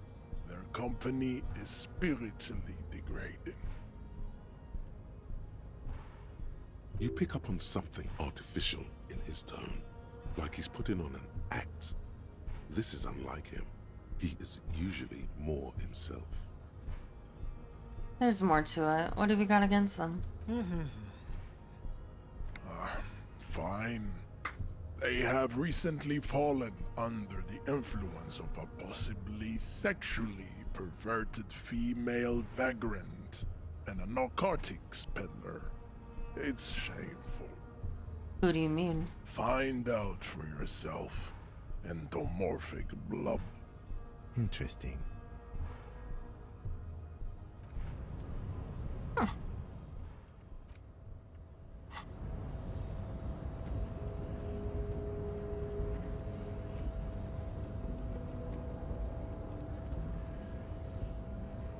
I need a key, please, sir. So, It involves a weasel. You've been in there, he means. Talked to the boss man too, probably. Meh.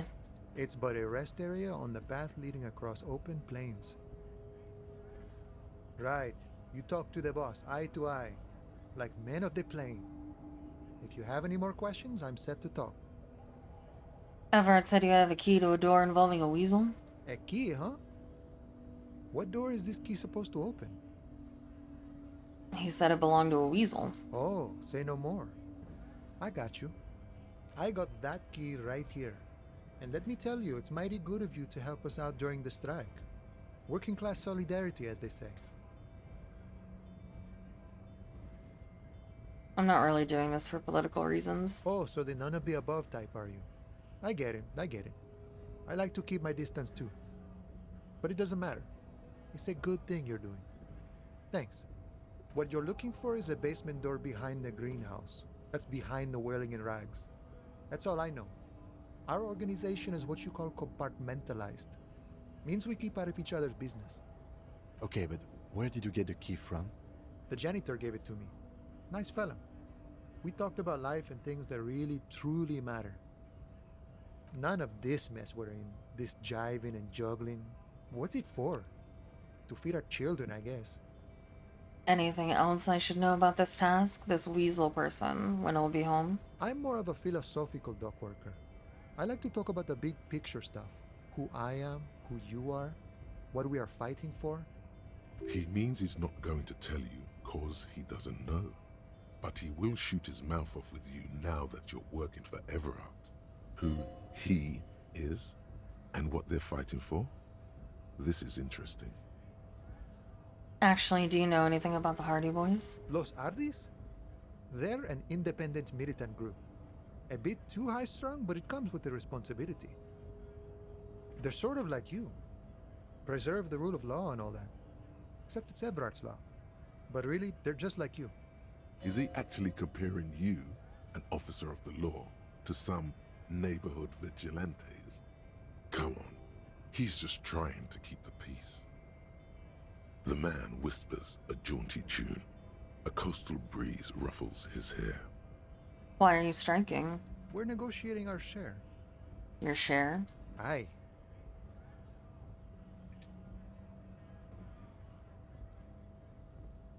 Wait, so not wages or pensions or... This stuff. They already covered. Shouldn't you be grateful then? It's a lot more than most people have. Never grateful. Were we ever grateful, we'd have nothing. You fight for every piece. How large a share would you like? All of it. However, right now we want all the harbor workers to be on the company's board, so they could take part in the decision-making process. This seditious talk sounds like communism. Just so we're on the same page, communism is basically wanting to kill the rich people or deporting them to a labor camp in southeast Grad. But don't say that out loud if you're a communist. The boss man, Everett. What can you tell me about him? I think it's best you make up your own mind now that you've met him. In my eyes, he is a capable organizer and a decent businessman. What does bossing the union entail anyway? I guess you kind of get to be the village chief. He oversees the harbor, makes deals with the owners or other relevant parties, watches out for his own. By that, you mean corruption? By heavens, why would he not be corrupt? We live in a harsh and disordered world, see? And in this world, the old man is corrupt for our benefit, and we know it. Appreciate it even. He is, personally, not too lavish. Does seem lavish to me. He is reasonably lavish, sure. That's his prerogative. It's not like you want a saintly demeanor on a corrupt motherfucker. That would be a manipulative illusion. Besides, there are no non-corrupt systems in the world anyway, and moralism is the most corrupt of them all. Not you would like to say. But then there's that weasel door. This man has political theory, and it has not failed him today. Got the picture. Tell me Sure thing. about something This else. was great. You feel mentally reinvigorated. Any idea who killed the hangman? The mercenary, eh? Who could have killed him? That's indeed the question. Why even do such a thing? The merc was hanged with a very specific type of cargo belt, one often used in the heavy transport areas, for example, harbors. What a thought! Why would noble workers resort to such a thing? Unless they were pushed, of course. Pushed how? You're that guy. was an enemy combatant. Did you kill him? I ain't the murdering type, but that's just me. Large organizations like our union have all sorts of men, with all sorts of skills. He's not lying about not doing it himself. Understood. This has been of limited use. Still, thank you. No problem. I wish the best to you in your search. Sure, I'm glad it's not my search. Alright. I'm gonna go open a door involving a weasel. A weasel door. Right to work! Right to work! Sure. Things are busy enough. You're going to waste less of my time? Maybe. The hulking man oozes.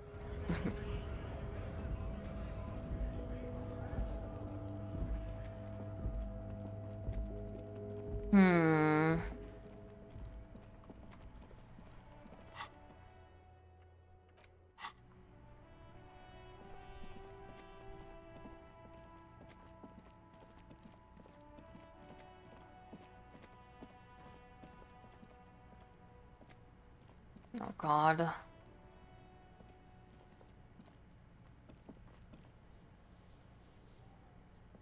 You missed a good show before. A kid came by and completely fucked the tree to pieces. He fucked the tree up! Fucked it good! It was porno!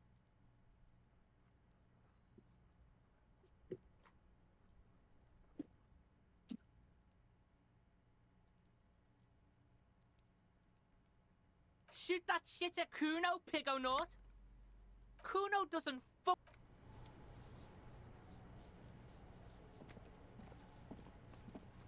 The corpse lies on the ground among the remains of an absolutely demolished pinewood branch. It's gently laid on one side. Well, it's down. Mr. Measurehead has done a good job. Nothing is too broken or compromised. The victim is ready for a field autopsy. A field autopsy? Yes. 1. Investigation of the scene. 2. Initial examination of the victim. 3. Field autopsy. 4. Transportation of the body to the morgue. We are on number 3. The RCM's 4-phase murder scene processing manual. The fuck are they on about? Cop's gonna cut his shit up! Got it. The lieutenant adjusts his glasses and takes a deep breath. First, what exactly is a field autopsy? Come on, officer. You know what a field autopsy is. You've done 100 of them. What you do know is, at 18.9 kilometers, the dormant shield volcano, Corpus Mundi, is the world's highest summit, and the failure of the 38 single, Epui Descent, to crack the top 20 was the death knell of disco. But what a field autopsy is, you have no idea. Why don't you know what you study? You must have me confused with the Coppepedia. Who's the Coppepedia? I think I need to talk to him. You, sir, you are the Coppepedia. Fine. There truly is a time for everything, even for yellow gardening gloves. However, they are lacking hygienically. I suggest you get in there in limited capacity. Alright. I'll ask you when I need you to. For the most part, maybe I should handle the contact and you take notes? You just fill this in, right? That's right. Yeah, we got this. We're smart. Open your ledger at the field autopsy for him. The dead man stares in silence as you crack open the ledger. The bright red paper is covered in boxes and lists, describing the condition of his skin and organs in 3 parts. Above those, an 11-field info form needs filling out first. It begins with 1. Assistant. That's you. Write the initials HDB. The corpse is indifferent to your scribblings, just lies there. The next box says Coroner case number. KK57-0803.0815. KK equals Kim Kitsuragi. 57 equals Precinct 57, followed by his date 0803 and time of arrival 0815. on the scene. He's indexed the case after himself, not you. That's because he doesn't want to bring up the messy question of your initials. Next. NA. Name. Next. Date of birth. NA. Age. Roughly 50. Dry 40. The damage is so extensive, it's better to err on the young side. I'm gonna write 42. He nods. Race. Mondial. Fair to olive-skinned, from the Isola of Mwindi. This is as vague as it gets. You might as well say whitish. The pudgy mess of curdled meat looks neither mondial nor anything other. Sex. Fucky! Male. Pigs can have sex! Nor does he look male, with his He's pregnant wasting. belly and indistinguishable face. Date of birth. We're Or date still of death. going with March 4th. 51. What else? 9. Body identified by is non-applicable. 10. Case number is the same as the coroner's case. KK 57 0503 0815 listens motionless, with the cargo belt still around his neck. Only one box remains. Evidence of treatment. None. At least not after the initial examination. Hi, Grinch. What exactly is treatment anyway? Interfering with the body's position or wounds post-mortem. How did you not know that? Aren't you a cop? You're leaving a weak impression here. Say something sure-handed. I'm not so sure. Didn't the footprints look like he was carried over? They'd have to have incapacitated and carried him over. This man was more than a match for untrained dog walkers. Your central nervous system recognizes this gesture. It's the stations of the breath. Ecclesiastic, religious in nature, a holdout from pre-DeLorean burial rites. It takes him 2 seconds to perform.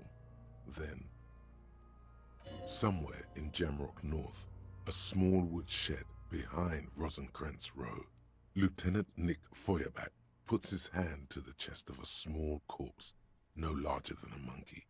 It's raining outside, light drizzle. There is darkness in the shed. Elsewhere yet, an obese female sits in a wicker chair, her silhouette bull-like against the window. Outside, Grand Coudon. The day is turning dim for Sergeant Mac Dawson. Hand extended, he approaches, to make sure she is dead more than anything else. The building is tall, 7 stories wind-wrapped in solitude. Most of the apartments are unoccupied. This was a suicide, the other an accident, the small one. And so, all across Jamrock, Coal City, GRIH, 42 deceased persons found today, 42 stations of breath. We should start the post-mortem. The corpse cannot feel Kim's hand on his chest. It no longer means. My day's going fantastic. How's yours? A thicket of boxes and lists on red copier paper tries to answer why. External examination summary. Clothes. The deceased wears armored boots and white briefs. The make of the briefs is Babrodine, I think. Let's see. See, it's happening. Babrodine, yes. Inexpensive. Size M. Color white. The disappointment is palpable. The red-haired thing was expecting something more lurid. The rest of the clothes have been removed post-mortem by scavengers in order to get to the victim's ceramic armor. Officers are in search of the missing pieces. Removal of the boots is left for processing. It would be clever of you to omit the boots altogether, sire. If you are to keep them for yourself, as you ought to, you have deserved them more than anyone else. The boot has a serial number. It's E50.100.100. The lines between the plates are in the shape of the alphanumerical, The number is purposefully concealed by the design. Tattoos.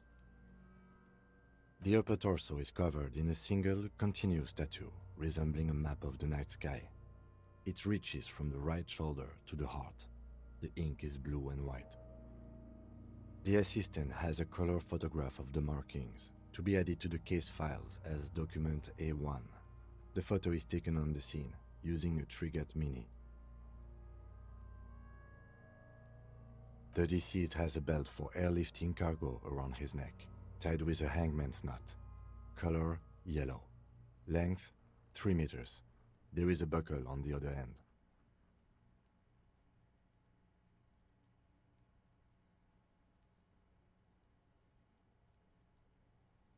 Well-nourished, athletically built, measuring 1.8 meters. Generally consistent with age 42. Preservation is good. Ambient temperature, below freezing. Body hair is light brown. Distribution is consistent with the age. The deceased had male pattern baldness. Hair is combed back, short. The hair under your latex fingers feels cold to touch, wet. Lividity is consistent with hanging. The head is congested. Contusions are present on the head, chest, and thighs, consistent with stones thrown post-mortem. Low velocity. Fucking low velocity? You think Kuno doesn't know what you're talking about? Velocity was fucking max. Talking shit about Kuno's velocity. In addition, there are bite marks on the face, scalp, and chest, consistent with predation. Ligature mark. Still wiring. There's too much of it. We need to remove the belt so we can get to the ligature mark. You got just the right tool for that. The chain cutters. Good thing we got these chain cutters. Always good to think ahead. Now, we need to cut the belt to see the ligature mark below. Carefully, with as much precision as you can. See, my pig is gonna fuck his head off. No, he ain't. Your pig's a boring fuck. The belt is equally tight around the whole circumference of his neck, swelling over the edges like white bread rising from the east. You are? You're Kuno's pig? Damn it!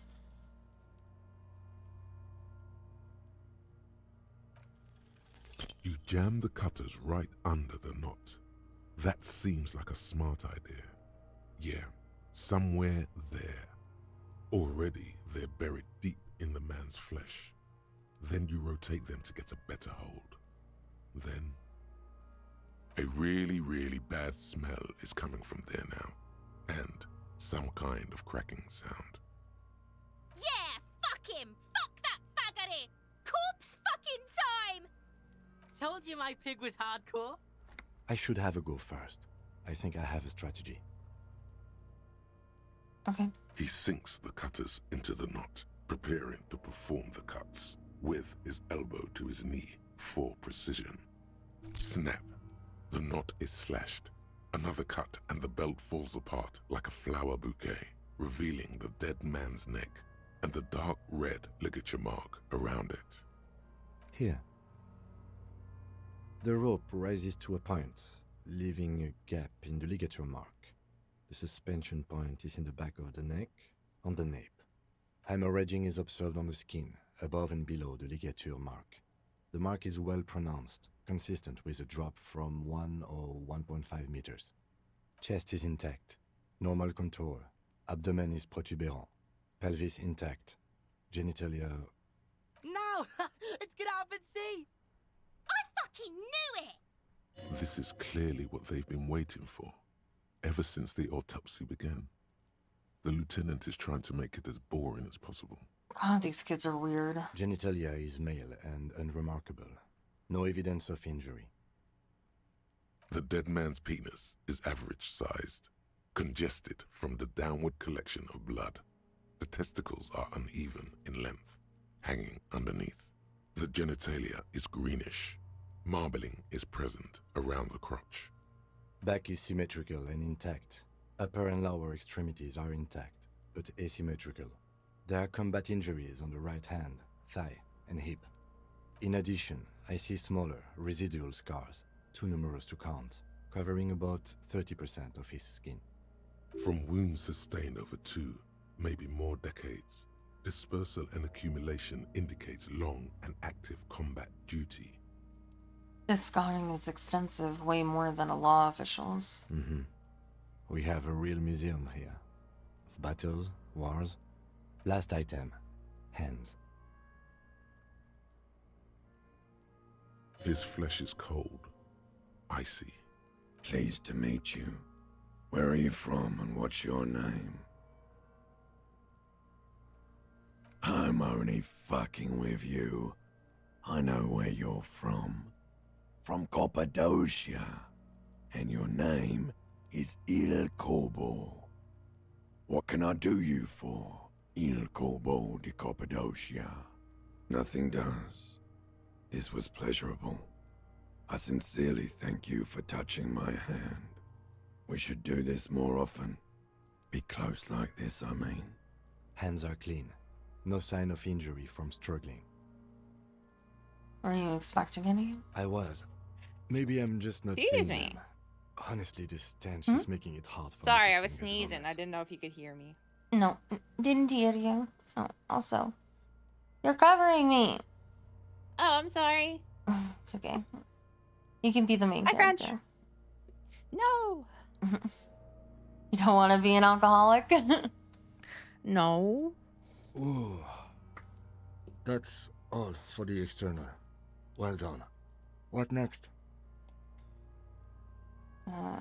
Central internal. nervous system. I have nothing. Do you have anything on this man's central nervous system? Of course, there is a moral to be drawn from it. A moral to this story. No. Musculoskeletal. Purge fluid is coming from the mouth. Not injury related. Eyes and tongue protuberant. Hyoid bone. Let's see.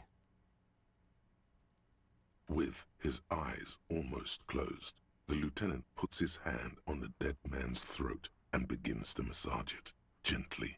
A rotting smell erupts from the mouth. Purge fluid runs down his lips, black and viscous. Yeah, jack that fucker off! The hyoid bone is fractured. The rest of the musculoskeletal system is intact. Unremarkable. Respiratory system. Oral cavity shows no lesions. The victim has received dental implants, possibly after a combat wound. Mouth swollen. Hemorrhaging present in mucosa of the lips and mouth. No scream, no sigh of relief rises from the darkness inside. It's humid there. Sickly sweet air, unlike anything living. You feel like you're about to throw up again, straight in that mouth of his. It's hard. Once more, you taste stomach acid in the back of your throat. A contraction. Your throat pumps a little something from your stomach and into your mouth. You're forced to swallow, just to keep looking. Inside, you see darkness. Just a mess of meat and darkness. There are ancient mysteries down there, Kobo. Ask me later. Hemorrhaging present in mucus. Hepatobiliary, NA. Why don't we have anything? Are you a hepatobiliary expert? I don't think so. Neither am I. And that's it? That's it. Same for toxicology and serology, NA. Cardiovascular. The body exhibits heavy lividity. Blood has gathered in the hands, feet, and neck. Hypostasis is visually consistent with the hanging. Gastrointestinal.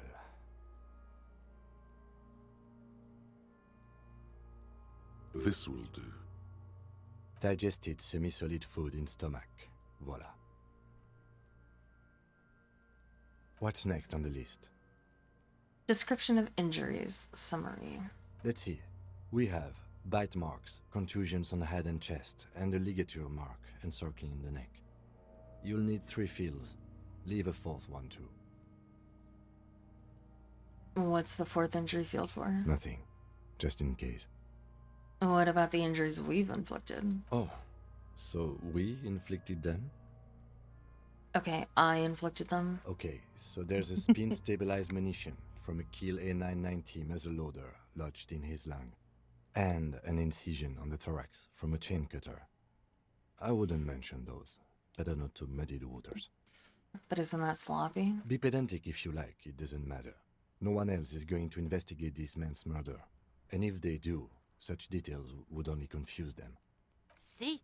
These pigs are fucking corrupt. Why don't you fuck him if you love him so much? Now, injuries. Bite marks. Head, chest, and scalp bite mark injuries. Predation by birds has caused damage to the body. Odontologist does not need to be consulted. And your opinion, officer? Non-fatal postmortem. Agreed. Next injury?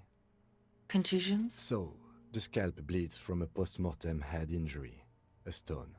The injury does not have the rim of an early inflammatory response. The perpetrator on the scene has confessed to causing it postmortem. At maximum velocity, fucko! Has confessed to causing it at maximum velocity. Coagulated blood sticks to his scalp and chest, where the countless stones have hit the dead man. Beneath, the description of injury. 2 boxes. Non-fatal postmortem. Right. Next. Ligature mark. A dark red abraded ligature mark encircling the neck, with a gap on the nape measuring, let's say, 7 centimeters. The hyoid bone is fractured, the cervical column intact. I see hemorrhaging on the skin, above and below the ligature mark. Depth of the mark, 1 centimeter. No signs of clawing on the neck. Below the note, 2 customary boxes wait to be ticked. The man's head jerks to the side. The ring around his neck is visible. Fatal injury? That's it. We have established cause of death. It's not much, and it leaves much to be questioned. But it's a start. Let's wrap this up. I pronounce this field autopsy over. First, how did it go? Well, we established probable cause of death. Some would say Are you that's sure the it's goal of fatal? an autopsy. No. But I think so. What else? We were thorough with the list of injuries, too. We described them all in detail. What is there to say? Given the circumstances, it was a professional field autopsy. What now? I need a copy of that autopsy form. Then I will drive him to Faubourg. Rip out the copy of the autopsy pages. For processing. He's thinking, did I miss something? I'm sure we didn't get everything. There's always something. I mean, I guess we can try. You run your hands over the victim's cold body, his limbs, his torso with its swollen organs. Maybe you should be more thorough. Look under his fingernails like him already His did. fingernails have turned dark. They're chipped and quite long. There is dirt under them. That's all.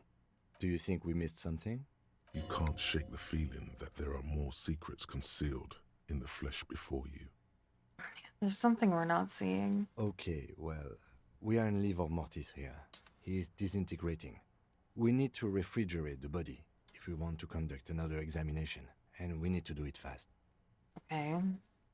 Where do we find a fridge? It would have to be industrial in size.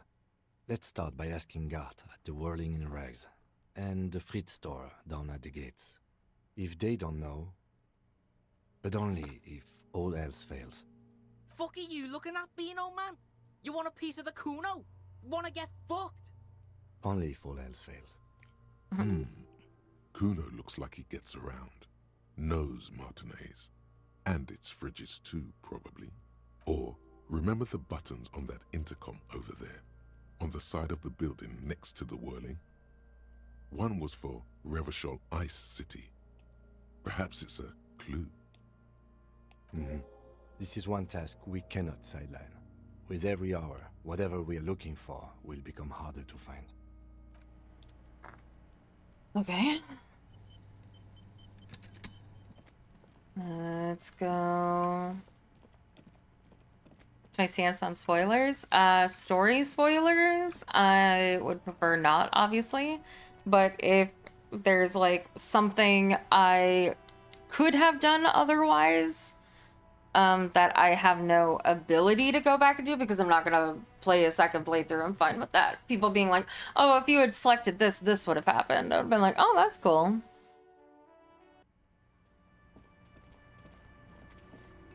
Alright, Gart, can we use your fridge? Can I help you? I seem to be in need of a fridge. Yes, yes. In need of a fridge? You want to put a dead corpse into my fridge, right? Correct him.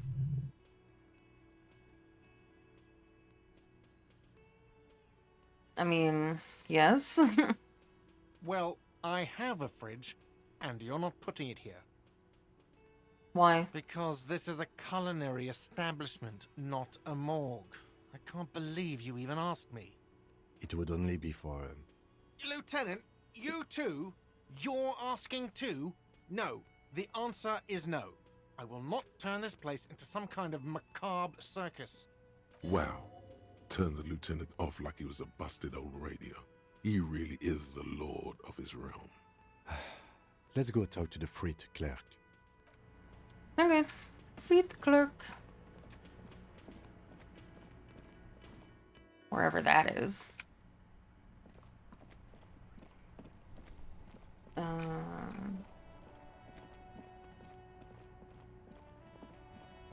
Is that this place?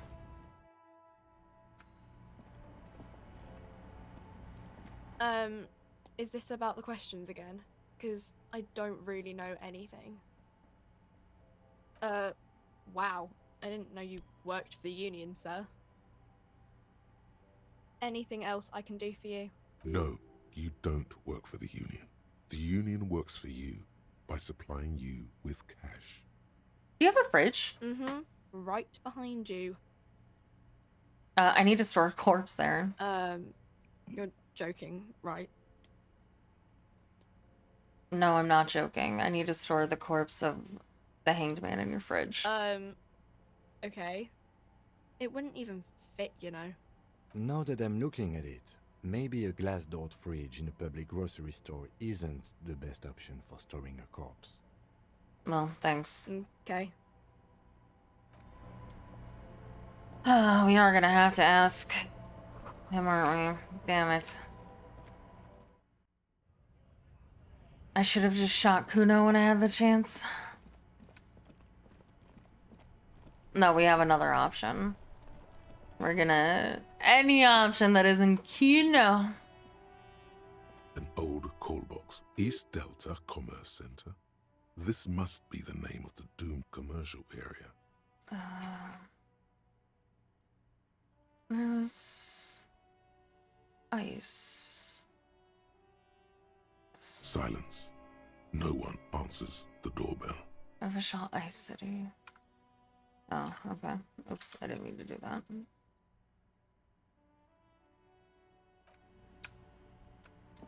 Alright, Kuno.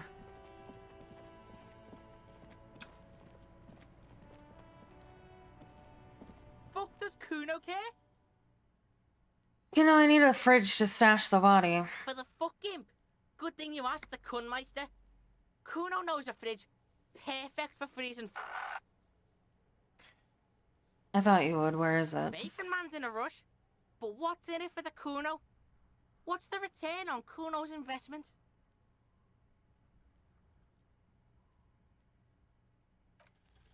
By killing in his territory, someone has openly challenged Kuno.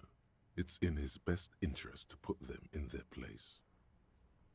Some arrogant shit thinks he can kill in the Kuno's kingdom without asking the Kuno first. That sounds like lawlessness to me. A dark flame smolders in Kuno's eyes as he ponders your argument. Wordless, like kings do. This outlaw's fate is in your hands. Let's make an example of him. Help me locate him using fridge body technology. Alright, Kuno hears ya. See that shit house over there? A cold comes over you as you glance behind him at the crumbling colossus there, casting a shadow on you. You mean the doomed commercial area? Whatever. Don't fuck back at the Kuno. You gotta get in that shit. In there deep. Yes, he means the doomed commercial area. What do you mean in there deep? Check the fucking basement, pig. Don't you know anything?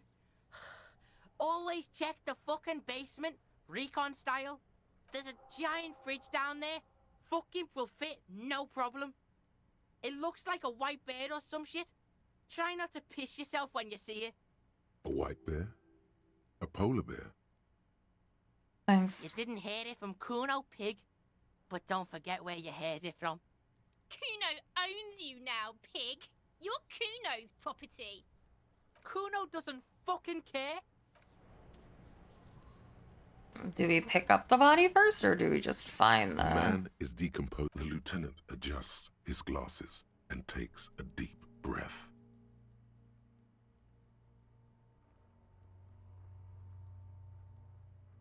Okay.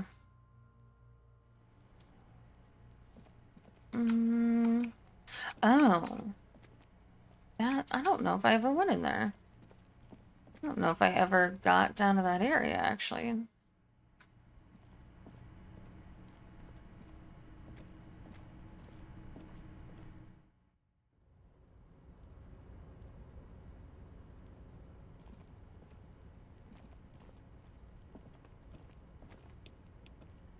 Oh, wait, I don't go this way.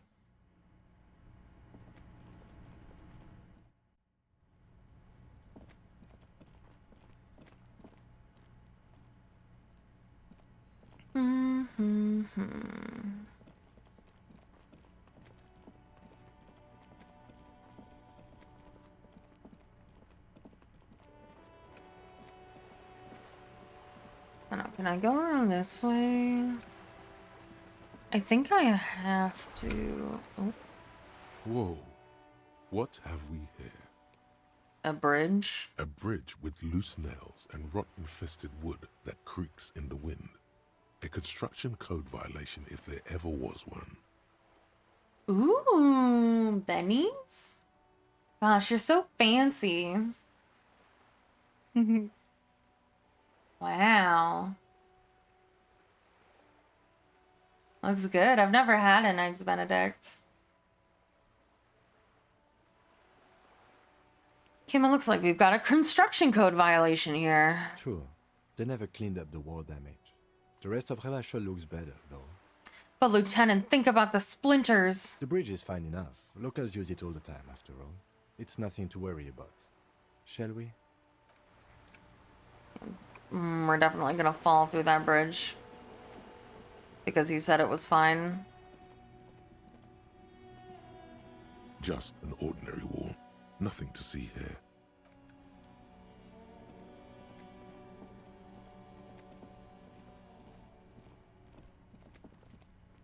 There must be another way into the building. I forgot that was the fucking line that is screwed up in the game. I'm sorry, Chad, I did that to you twice. This must be it. The basement door is weather-worn. The copper nails holding the upholstery in place have turned green from sea air, and there's a knocker shaped like a lion's head. Press my ear against the door. The leather upholstery is worn and rough against your jaw. You don't hear any movement.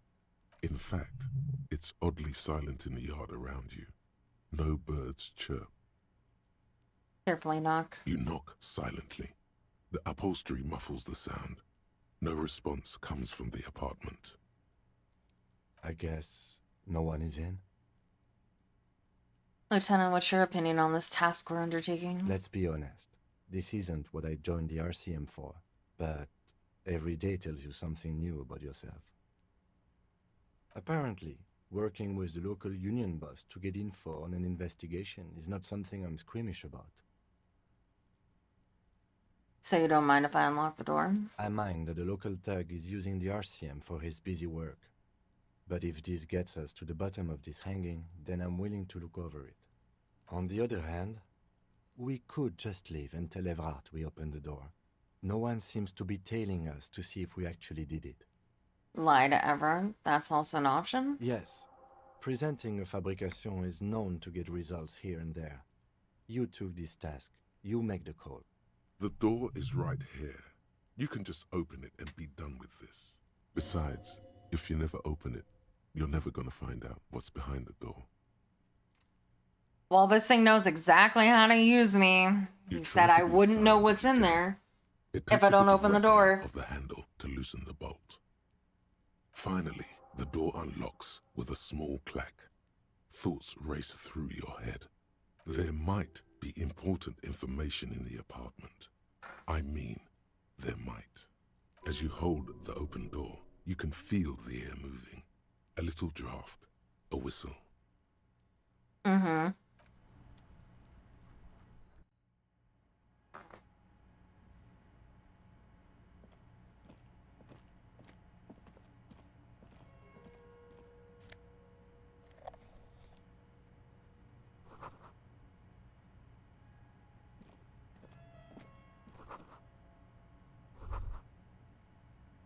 This is the flag of Revachol, the suzerainty.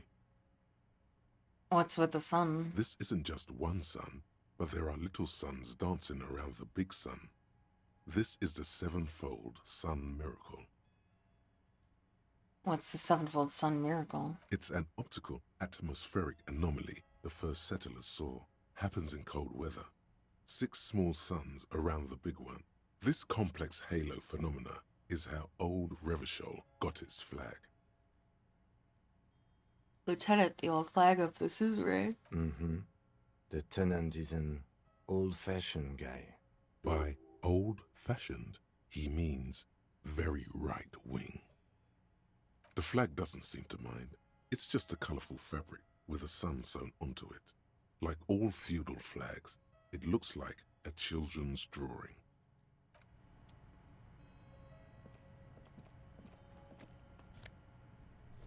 Got a shirt. We love logic. I'm a logical guy. A row of mugs sits on the shelf. Each one depicts a human figure. A dark-skinned woman grinning amidst mysterious symbols. A broad-shouldered man shoveling potatoes, and others. I found the bug! A little ring. Though cheerful, the images on the ceramic make you vaguely uncomfortable. There's something disdainful in the way the curves and lines of the bodies were drawn. The images betray a lack of interest in human beings. They are merely unflattering caricatures.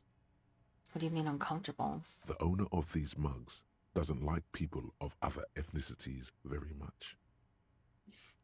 Typical asshole. This person is unhappy. The lieutenant picks up one of the mugs, then puts it back down with a look of disdain. I'm beginning to feel better about breaking into this man's apartment. Whip out your yellow man mug and compare. Yes, your broken mug friend would feel very much at home here. The same humor, the same mocking lines. There's the missing tin soldier. Whoever lives here might have used the Whirling's container to dump his trash. And now they've drawn the ire of the Union. The plot thickens, as they say. An interesting little clue. Let's see where this goes. Clues have a way of magically connecting to other clues down the road. Perhaps you should break into apartments more often. I break into apartments whenever I can. Do you really think it's the same person who put the dead man's clothes in the trash? Who knows? I'm not expecting too much from these clothes in the trash lead either way. It might turn out to be some random local matter, but still, a nice coincidence. You could ask Everard who this person is once you're done here. I could.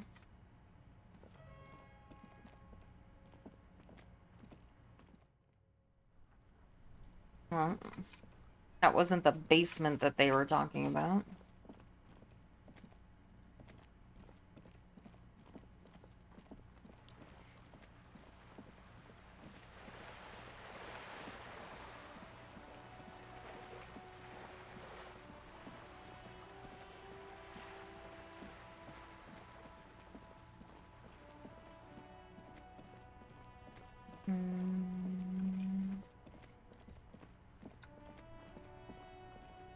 Yes, I've been inside everywhere because I may or may not have failed to get the body down about 7 times. 4 times?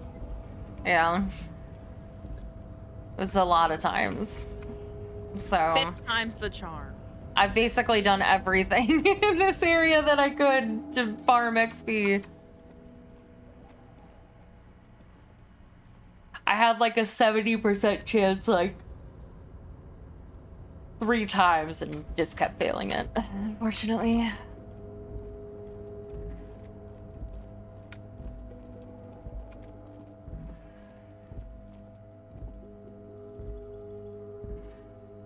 How do I get over there?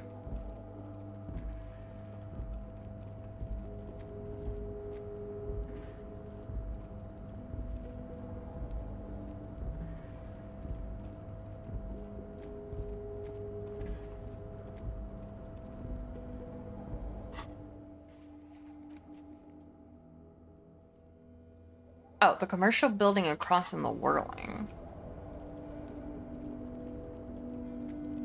I might have to ask Kuno how to get in there. I don't remember. Across from the whirling.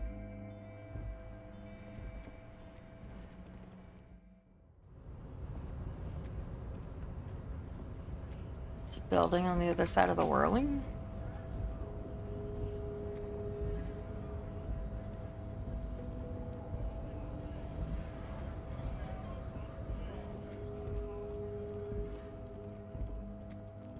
Okay, so the whirling is here.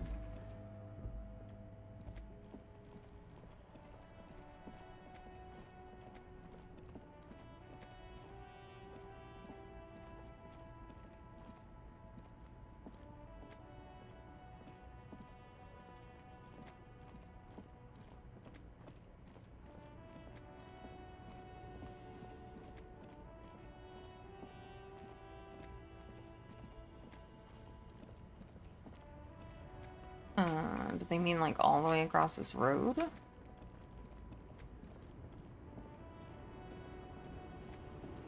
Hey, Burn.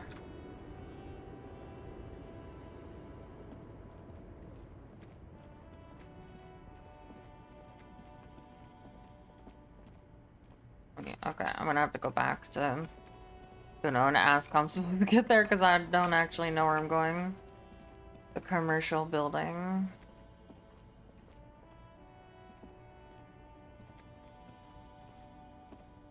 Across from the whirling.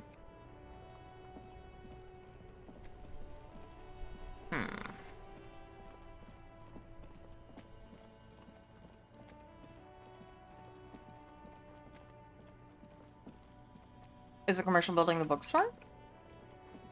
Is it? Oh, I don't know. That's not... I mean, I guess... I wouldn't really consider this across. I would say those next to you. Usually across is like on the other side of a street, right? Hello again, esteemed officer, and welcome to Crime, Romance, and Biographies of Famous People. I was told there's a huge fridge in the building's cellar. Can you lead me there? A fridge? No, I don't know anything about a fridge. Aren't you interested in books? No. For whatever reason, she's lying to you about the fridge. Seems like you have to find your own way to the cellar. Seriously, I need to get to the fridge in the cellar. It's a police matter. I have a dead body to take care of. Okay, so wait. I can up my drama. Hold on. Drama. I've been holding on to my level ups for moments like this.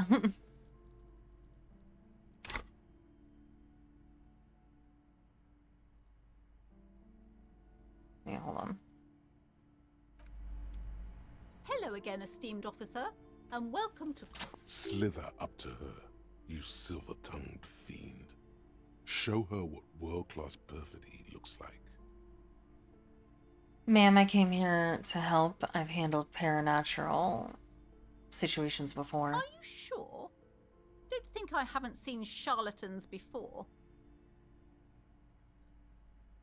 I sense the psychic emanations from afar. The sleeper beyond calls out. I'm not sure I can trust your claims. Honestly, you look like a bit of a drinker. I'm sorry for being so blunt, but... The lieutenant keeps his usual stony calm. He silently picks out his notebook. Go ahead then, rock her world, he thinks. I'll compose some notes.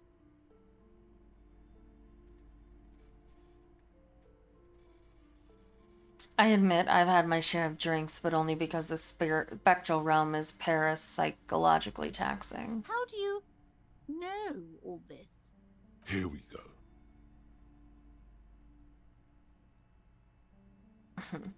Your wards brought me here in the first place. The Seminese blood also runs through me. You're part Simonese. Oh, it means our meeting couldn't have been mere chance. The hand of fate guides us. Aww, look at her. Oh, I love the ears. You like it? Yeah.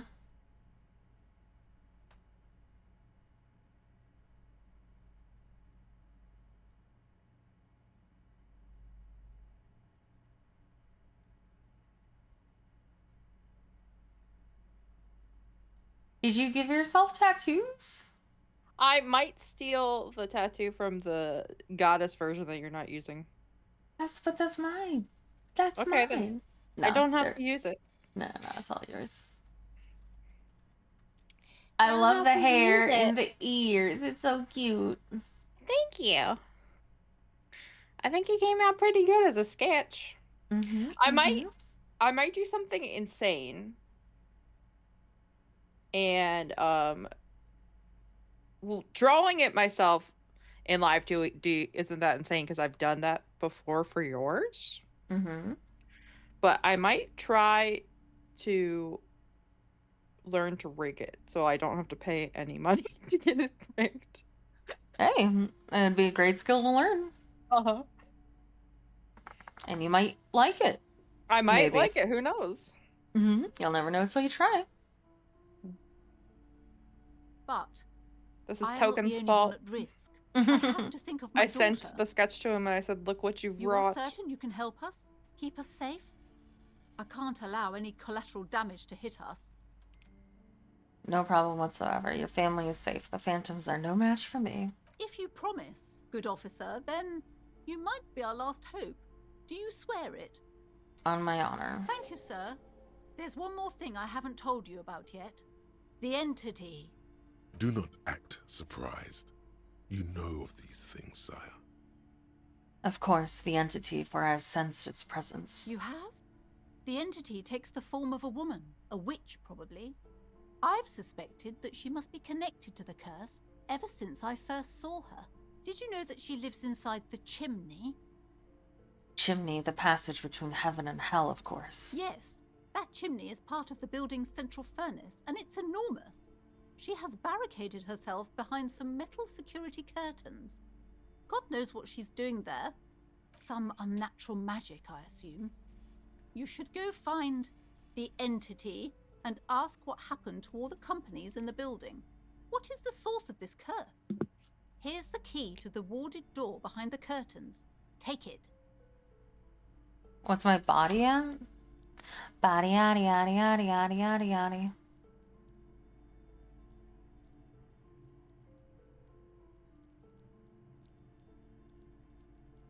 Bad? Not good. Good luck. I couldn't max everything. I wanted to be a smart boy. I wanted to be a smart detective. Oh, and please do How's that return working to out? me after you've looked round. I'm quite Fine. anxious I'm solving to the know mystery. What you have to say about the curse. What do you discover in there? Unbelievable darkness and ruin. What you discover? Probably just office space. And the damn fridge. Don't be scared.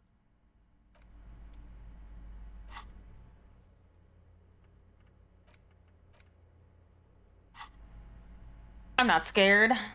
I'm a detective. You see a set of tattered curtains blocking the way to another room. A strange cage-like trinket dangles from the curtains.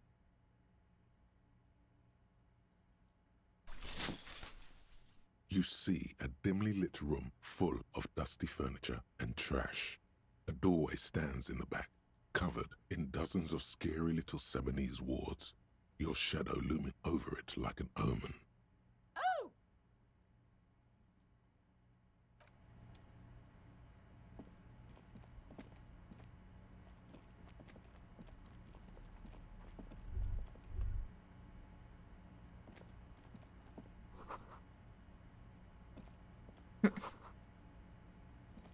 A heavy door with a missing handle stands Don't before forget the you, flashlight. covered in dozens, if not hundreds, of Seminese trinkets and charms. It appears to be locked. I didn't think about that. It might bug. Well, there's only one way to find out.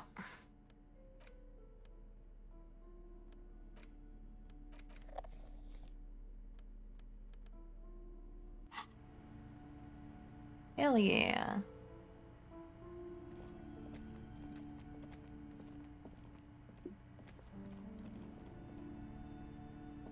A heavy door with a missing handle stands before you. After exerting some force, you manage to turn the key. It's eerily silent. The door slides slightly open, letting a draft of cold air into the room. You feel the tiny hairs on the back of your neck rise up, as if someone's standing right behind you. I'm a man. Open the door and go.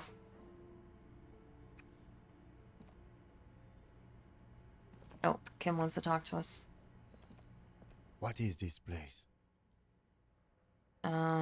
Looks like a gym. I think this may be the Artemitep's boxing club for young I athletes. think you're right, though it looks like no one's been here in ages.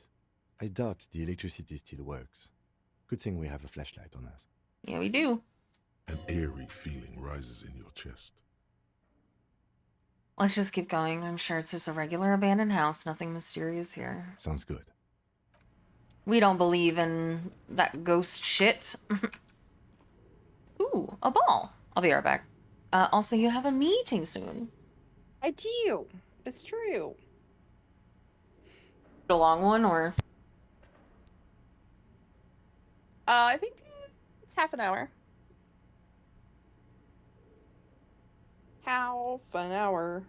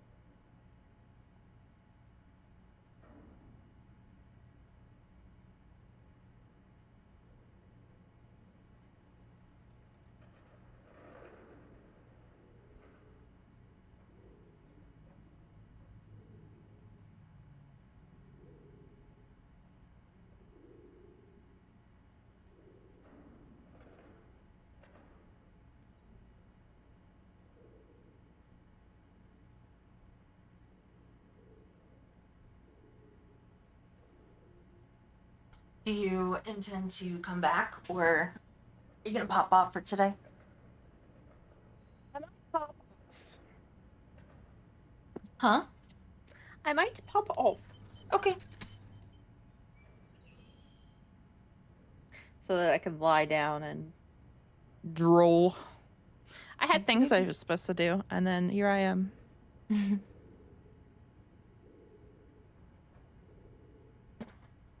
Thank Bye, you. girl. Have a good meeting. Say goodbye to chat, girl. Goodbye to chat, girl. Bye. Bye.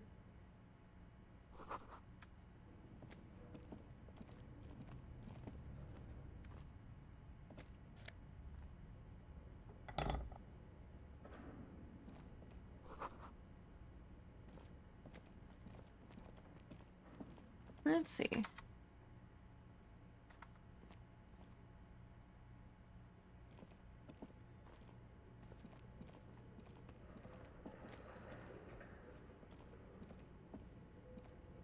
A barbell lies on the floor.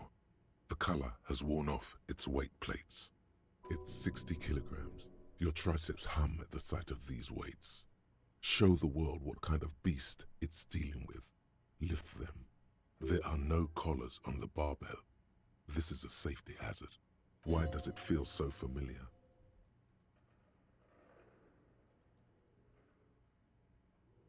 Look, Kim, it's a trap. There are no collars on the barbell. You're right. The weight may fall off.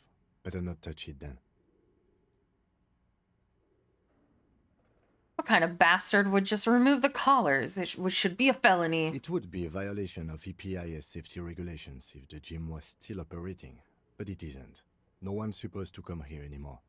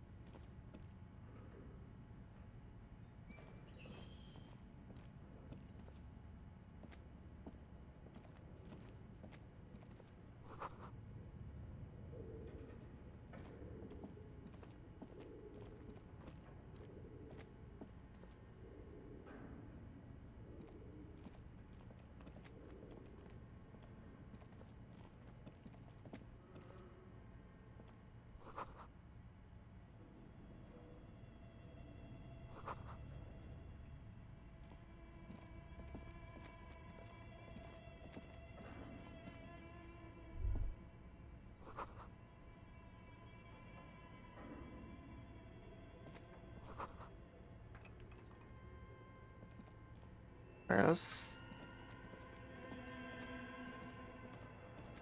Why are there mannequins in here?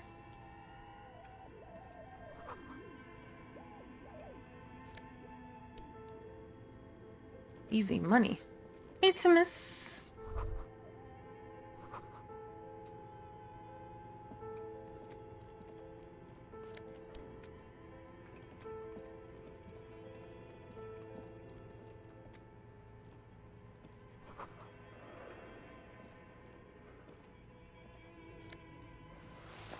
Production schedule. This cube like, ooh. Production schedule filament memory. Ooh, it's worth something. That can be read using a radio computer. Hmm.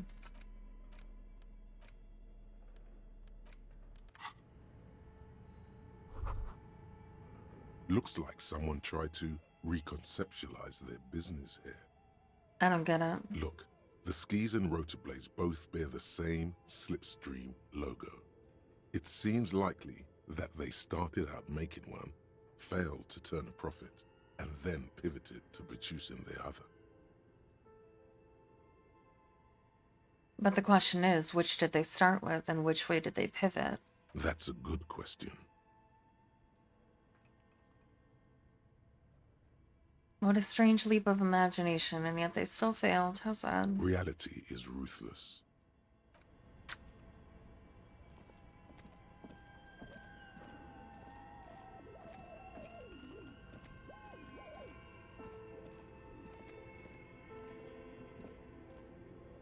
I don't want to go up the stairs yet. Your flashlight slides over an old green chalkboard covered in scribbles, sketches, and schemes like some ancient cave mural. Some of the writing has faded with age, but you can still make out sections here and there. Photos and drawings have been pinned to the board. Inspect the drawings. These lithe, pointy-eared creatures appear to be different types of welkins. You make out autumnal candle welkins casting wax-based magic. Translucent welkins with organs shining under their skin. And even ether welkins hailing from the vast emptiness of sidereal space. So people came down here and played D&D. Who are all those creatures?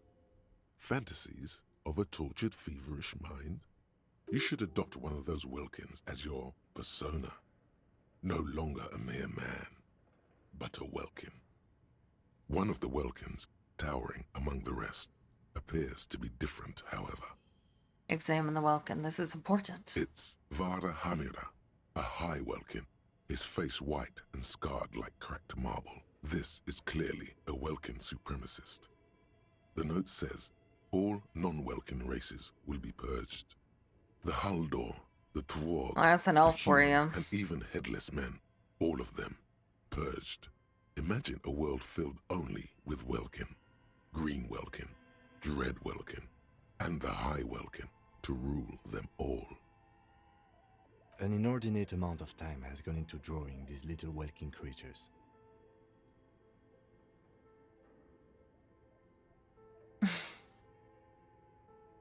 Why would anyone spend so much time on this? Some people really like building a world, I think, even if it's just for a game. The meta-news! Who are these creatures? Who drew them? Are they real? I have so many questions. This looks like concept art for a project. It's not really real. One of them was a Welkin supremacist. Mm-hmm. Political commentary. That one has a great beard, too. Well, this has been educational. Just look at those details. So much effort. And for what? All gone. Inspect the photos. The photo collage depicts barren, icy landscapes wrapped in perpetual night. You see permafrost and glacial landforms, dead trees grown in under the snow. Entire oceans have been frozen from shore to shore. There are pictures of settlements on dried-up riverbeds, abandoned in a storm. Animal corpses in the dark, carcasses and bones.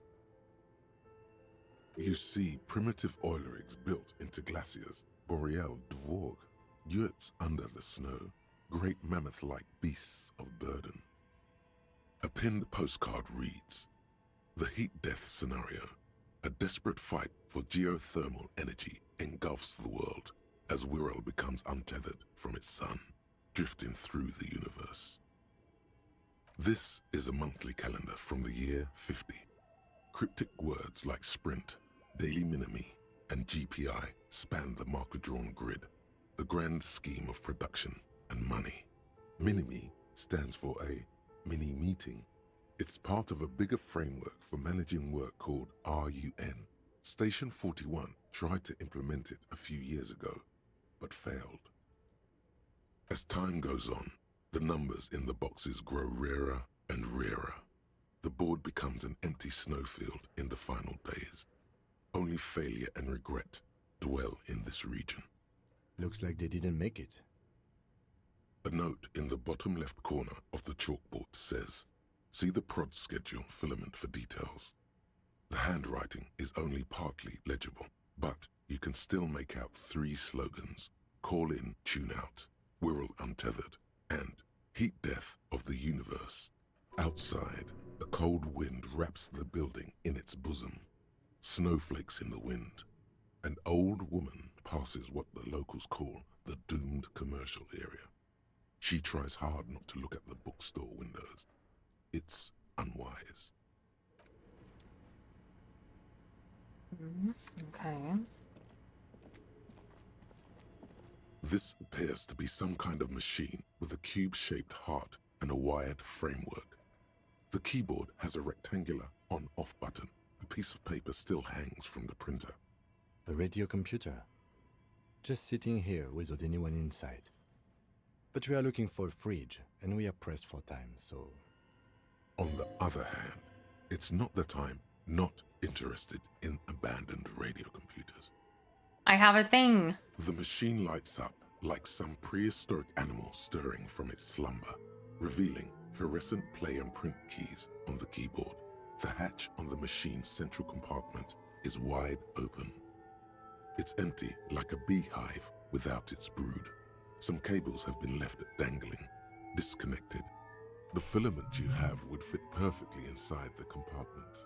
Insert the production schedule. Like a smooth draw, the filament slides into place. On the keyboard, the play key starts blinking. Press play. A bar of fabric right above the keyboard starts producing a soft hum. The sound of static seeps through the machine's planar magnetic driver.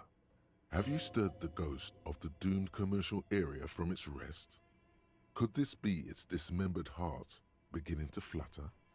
The static gets louder, slowly filling up the abandoned hall, until a voice speaks out, crackling and old, cutting into the air.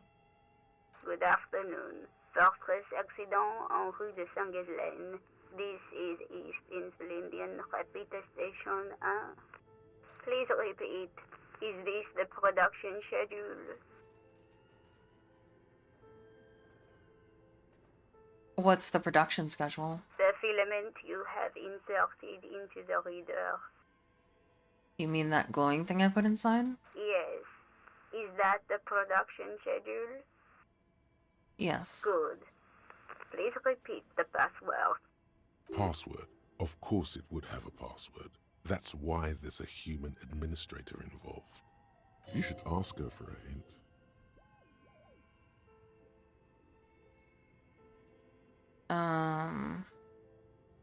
A password? I'm really bad at passwords. Can you give me a hint? No.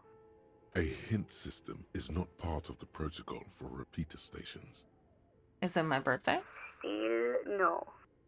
This is the police. I am contractually obliged to protect the privacy of the filament holder for stress accident.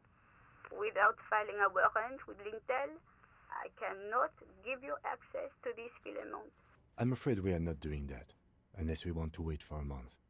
Now, can you please repeat the password? I don't know the password. Received. I will register this login attempt. Don't worry. Passwords have a way of turning up sooner or later. Fortress accident. Is there anything else I can do for you today? Why did you call me Fortress Accident? Fortress Accident is the company on whose name the terminal you are currently using has been registered to. Do you have any other information about this company? One moment. Fortress Accident SCA produces revolutionary interactive call-in radio games. That's what the catalog says. That's not bad. And what's that? This interactive call-in radio game? Any other questions? No. Thank you, and goodbye. Tiles on the cube are still smoldering, casting the framework in a soft glow. Fluorescent play and print keys shine on the keyboard. Nothing happens. Damn. All right. The filament slides out of its glowing nest. I'll have to come back later.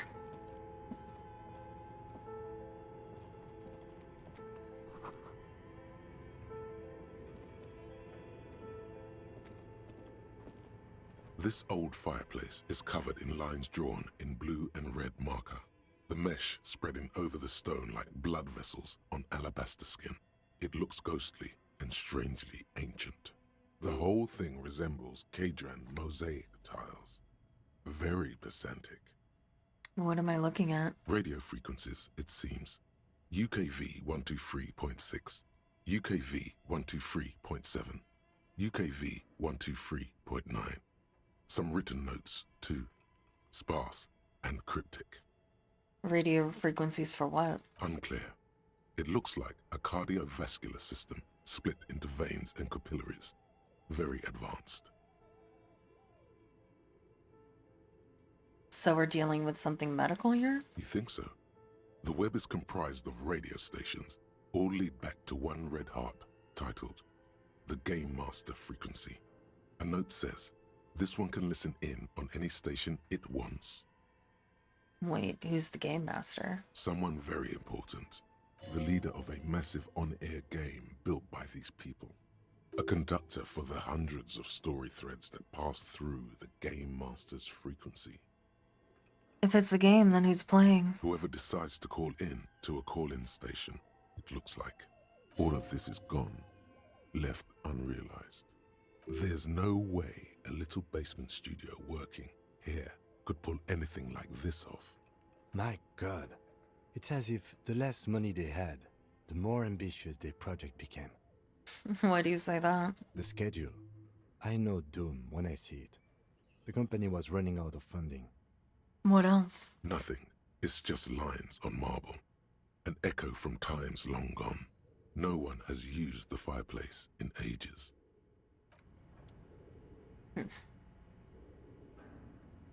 Okay. What do you think is going on with that computer, chalkboard, and fireplace? It's just a failed business. The only question is, what the hell were they making? Yes, that is the question. It looks like one of those popular pen and paper role-playing games, only these people were trying to automate it, make it work on radio computers. Utter madness, he thinks, as a compliment. How are they planning to do that? Through call-in stations. None of the players have to be physically present. Anyone in the world can participate in the game, as long as they have a two-way radio. Then there's the Game Master frequency that listens in on the smaller call-in stations. I think that was supposed to coordinate the stories, functioning as a master of ceremonies of sorts. Has anyone ever done this before? Not to my knowledge. They make automated games in Grad, Messina, Königstein. You know, places with industry. Not in Revachol West, among the ruins.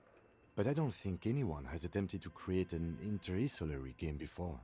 We just don't have the technology. And this was a role-playing game? Indeed. Those Welkins are a dead giveaway. Role-playing people love that stuff.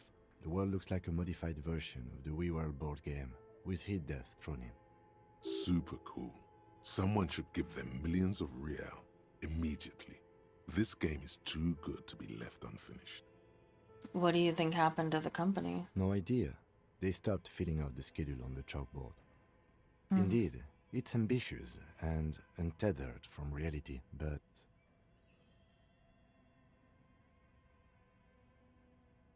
The world is cold and lonely. This would keep it company. Let's finish it.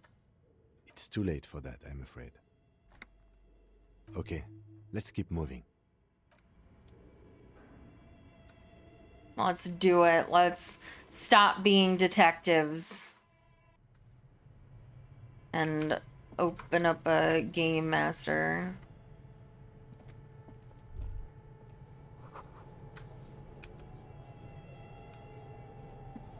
Company instead.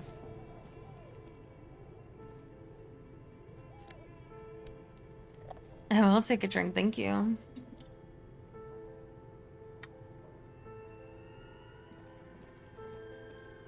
Hi, Prabhu.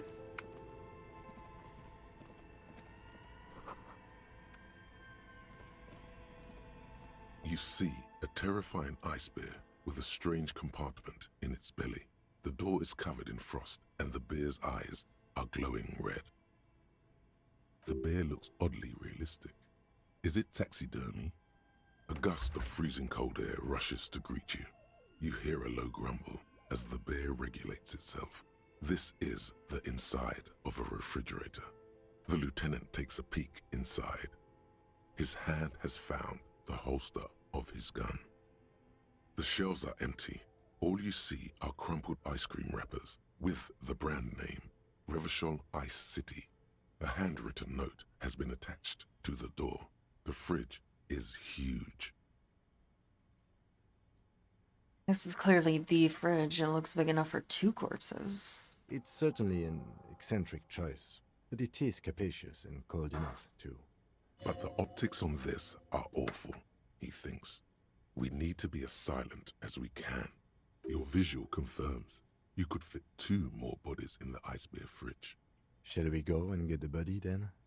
I'll take the head, you take the feet. The stairs won't be easy, but we'll manage. Okay, let's do this. The body is heavier than you expected and stinkier. It takes half an hour to get it down to the basement, then 10 more minutes to stuff it into the fridge.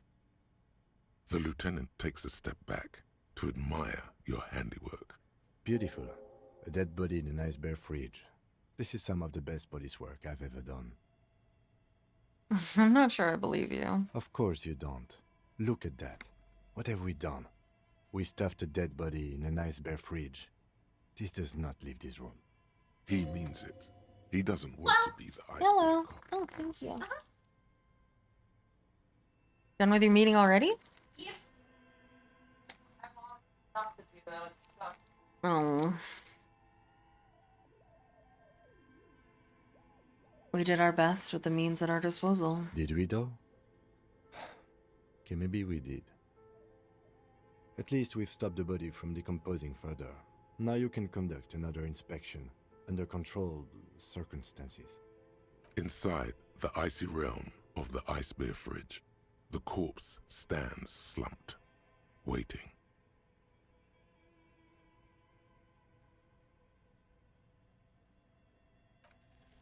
Your arm reaches out and your eyes close, as if by their own volition. It's dark all around. You feel cold. Finally, dead something flesh goes in my through the favor. latex glove. It's right under the palm of your hand. Critical success.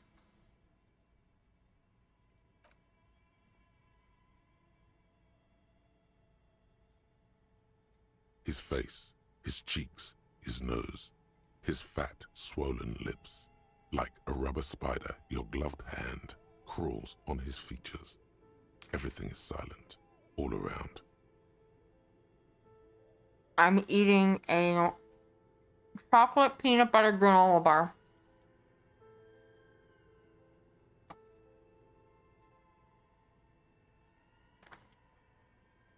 They are swollen shut. You need to really push to get in. Gross. Only the little one fits. The flesh changes shape as you bore in, searching for something in the cartilage. The thing you're looking for, it's not there. Crawl out, spider.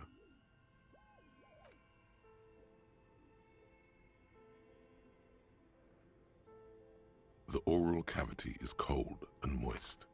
A ball-like tongue attaches itself to the base of the mouth, lolling around like a scallop.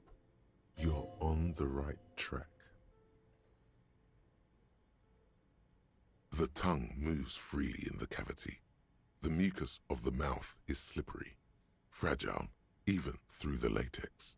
From the soft meat, teeth are budding. Hard pearls of bone in the gums and in the back of the mouth. Can you feel it? You're so close. Rip his jaws open now. Look in. A vision of black and dark red death, pried open by your hands and studded with teeth. Looks like he's laughing. Death fumes rising from his throat. And there, in the back of his mouth, above the bell of the uvula, right in the soft palate, you see a hole, barely visible to the human eye. It is swollen shut, almost vanished. No larger than 0.4 centimeters in radius, the edges appear darkened. An abrasion collar. This is what we're after. Abrasion collar. Abrasion collar. A black trickle of liquid runs into his throat from the wound. Your index fits right in there. A tight tunnel of flesh opens up. Tissue damage. Wide enough for 2 fingers. As you push both in, you reach through his mouth, right into his brainstem. Oh, gross. The basal ganglia feels clumpy. What entered here has torn apart his reptilian complex. This man will never sleep again, never wake. Your yellow fingers slide into the remains of the limbic system. There is no resistance. It's gelatinous. The slug-like structures are damaged too. The tearing extends deep into both hemispheres. There's a cavity cut right between the hemispheres. The lieutenant answers with the sound of his pen on paper. Your fingers are all the way in now, reaching toward the inside of his skull. The cavity goes further, but the entry wound isn't wide enough for the rest of your hand to follow. Oh, gross. I'm basically fist deep inside this man's brain through his mouth. Oh, gross. Your fingers reach toward his skull. His cerebral cortex feels like jelly. Cold jelly. Strange fluid streams down your wrist as you push deeper until you feel it on the tip of your finger. Ice cold serrated metal. Its edges cut right through the latex and into your finger. I feel a solid object right under the skull. Can you get to it? Inspect the skull There's first. a tiny crack, a protrusion in the cranium, right in the back of his head. Your finger must be pointing straight at it, from the inside. The object that is in there stops just short of the skull, in the encephalus, knocking this tiny fracture into the cranium. We have the makings of a very small exit wound here.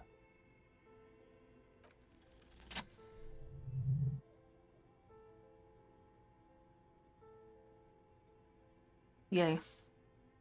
I didn't You fail. put the object between your index and middle finger. It feels sharp, like metal. With your face twisting from pain and concentration, all you need to do is just... Slowly pull my fingers out. The inside of the head feels cold and smooth, like a glove. Sweat dripping down your brow. Careful not to lose the prize between your fingers. With a plop, your hand emerges from the mouth. The garden glove is covered in blood right up to the wrist. Between your fingers, a small flower. A blossom made of lead. A bullet. So he was shot The first? bullet falls in the bag, leaving a smattering of blood on the plastic. He raises the bag under his eyes and says, Oh, he's probably shot with my gun. A non-calibre. Rifled. Some kind of brittle alloy. Fractured on impact. Oh, with a rifle. Okay, then it wasn't my gun. No, you deserve it. We can log it later. We need to add an item to the injury list. Injury number 4. Oval entry wound with an abrasion color. Soft palate, back of mouth. High velocity. Temporary cavity in brain tissue. Small exit wound on the occiput. How does that sound? Sounds about right. Opinion, fatal injury. Agreed. And one last thing. We should amend injury number 3. Ligament mark. New opinion, non-fatal. Post-mortem. Treatment. He's proposing the bullet was the real cause of death, and the hanging an attempt to conceal this fact. The ligament mark, the fractured hyoid bone, it was all treatment. Yes, and the belt around his neck. The hanging, even dragging him to the yard. All of it was done after this man was already dead. Agreed. I have had my doubts since you showed me the tracks. Why did they carry him over? Why not march him, I thought. There was no satisfying explanation. There have been other signs too. Small details. Everything is too neatly designed for us to assign probable cause here, as we did, full-heartedly. Well, no more. We almost fell for it, he thinks.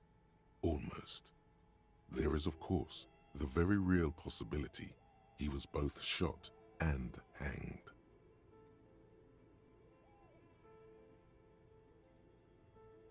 Maybe the bullet holds more answers. Yes, we should take a closer look at it. I am certain it has more to tell us. This little thing could reveal much about the weapon that shot it. Who would do this? That's for us to find out. But this, it will make finding them just a little easier. We bag the corpse and carry him to the holding pen of my kinema. I can transport him to processing myself, but I will be gone for the rest of the day. You'll be gone? What should I do in the meantime? Work on the case. Tend to personal matters. Try not to do anything too dangerous. An officer needs backup in a neighborhood like this. I'll leave that choice to you. And one more thing. Great work, detective. The word lingers in the air of the basement. Thanks. Far away, ice cream makers are buzzing, and the sea wind blows outside. Detective. After you bag the corpse, Lieutenant Kitsuragi will leave the party until tomorrow morning. You can do side tasks and even the main case, but it might be more difficult. Plan his exit accordingly. I thought we decided to leave it to processing. Let's not turn this into some kind of circus. Okay, so you can sneak out of your room maybe, after he's gone to sleep. Okay. Take the note from the door. You pocket the note, and the little fridge magnets keeping it on the door.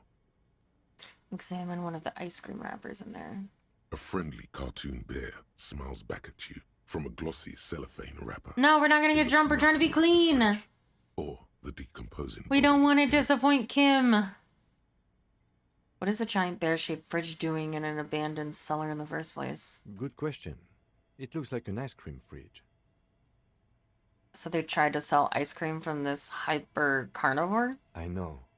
What an unfortunate marketing choice.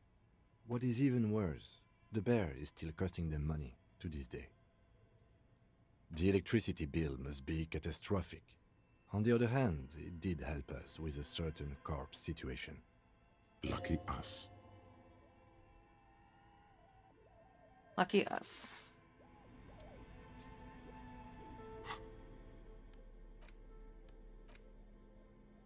The bullet is safely sealed away in a plastic bag bearing the RCM stamp.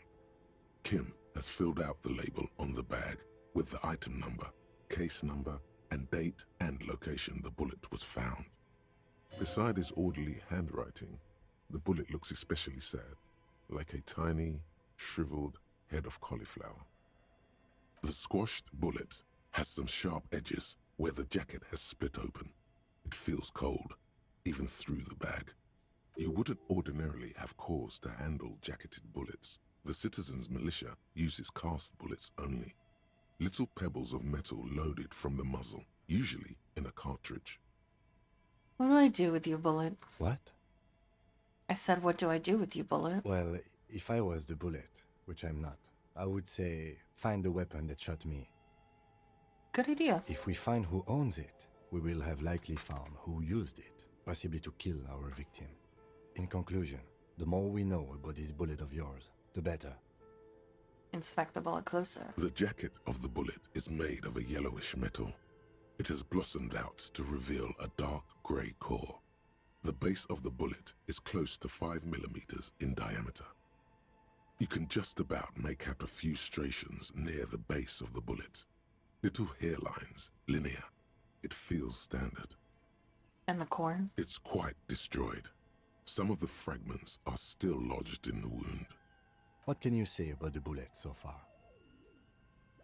It's a jacketed bullet, close to 5 millimeters in diameter. A jacketed bullet. Okay. It would have been shot from a military-grade breech-loading rifle, not from a muzzleloader like those typically found on the streets of Martinez. Highly unusual. The people of Revachol haven't carried breech-loading weapons like this for nearly half a century. Even the RCM uses ordinary unjacketed conical bullets. This is strange. Very strange. I like this, officer.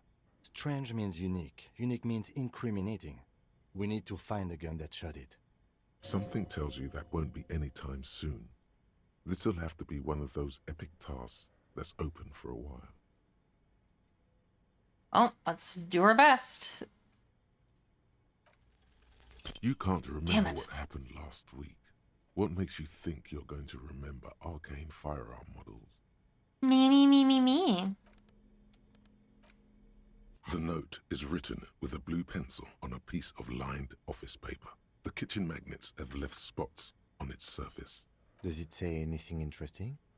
This is tangential at best, but the lieutenant's detective instinct is still active.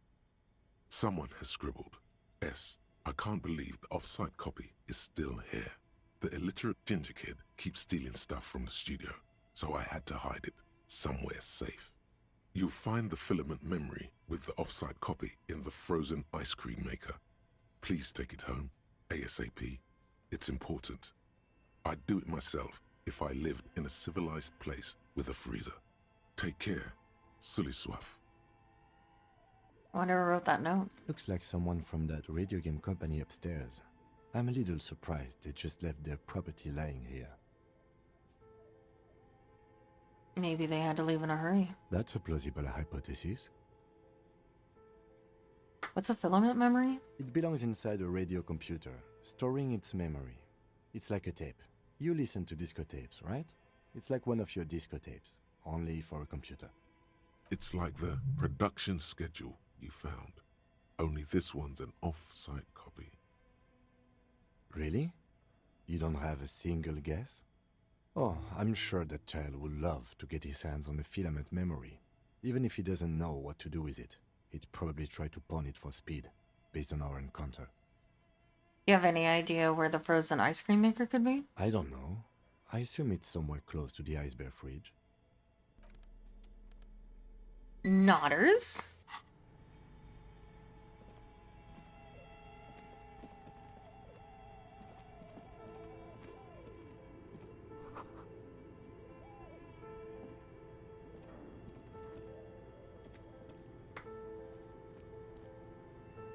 Hey, got a pancakes. Hi, Snow.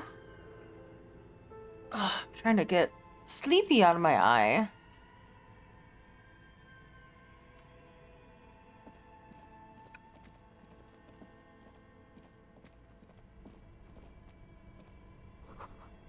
Oh, yes.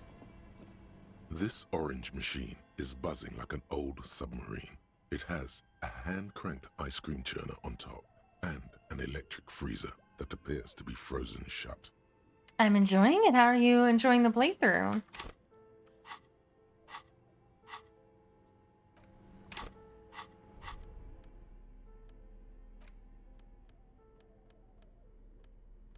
Oh, my pry bar is not strong enough? Why not?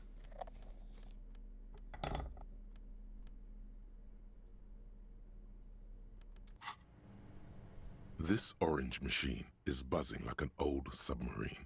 It has a hand-cranked ice cream churner on top and an electric freezer that appears to be frozen shut. Turning the crank feels oddly satisfying, like stirring your childhood dreams. In the distance, you hear water dripping. It's all gone now. You'll never become a poet or an entrepreneur. Well, can't do that right now.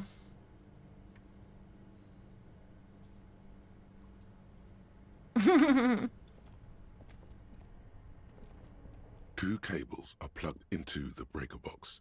The red one leads to the ice bear fridge and the black one to the ice cream maker nearby.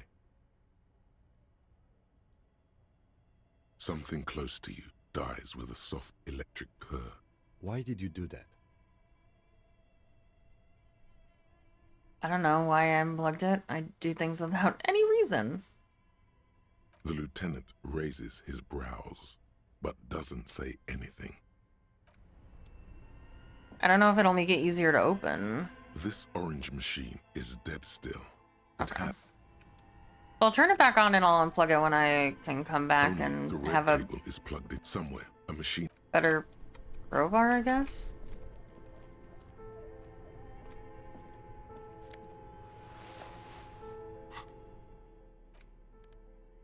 Drama.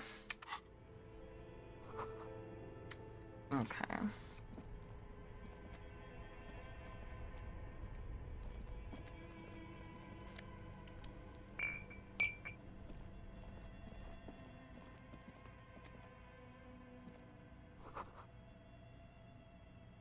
There's a hidden doorway.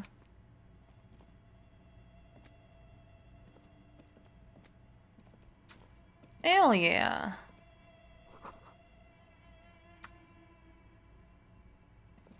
A few bricks have fallen off, revealing a compartment behind the wall. It's too dark to see in. Where are we? Seems like an old bunker from the Revolutionary period. Look at all those rifles. Must be an old weapons cache. Look, there's a hole in the wall. There is, yes. And there also appears to be something inside the hole. Interesting. Do you want to take a look? Hell yeah, I do. Your hand reaches deep into darkness and spiderwebs. Rummaging around, you find rusty rifles hidden away. Most of them are rusty and inoperable, like the rest, but one catches your eye. A bolt-action model with a fine wood stock, in better cosmetic order than the others. Take it. You're a police officer. Police officers carry guns. This one looks nice. That's a rare sight. Seems to no longer be functional, but still a beautiful thing in its own way. Could the murder weapon we're looking for be similar? It's the same type of weapon, yes, a breech loader. An interesting coincidence that we should find something so similar. But I'm afraid our search for the real murder weapon must continue. What does this mean? A rifle here? It means there are firearms, albeit inoperable, still lying around in Martinez. It's an interesting coincidence, I would say. Might come in useful in the future. He likes this find.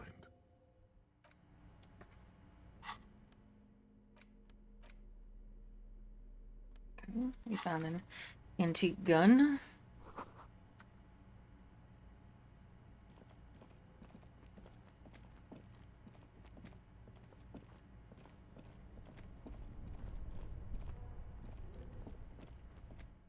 Don't leave me alone. Oh.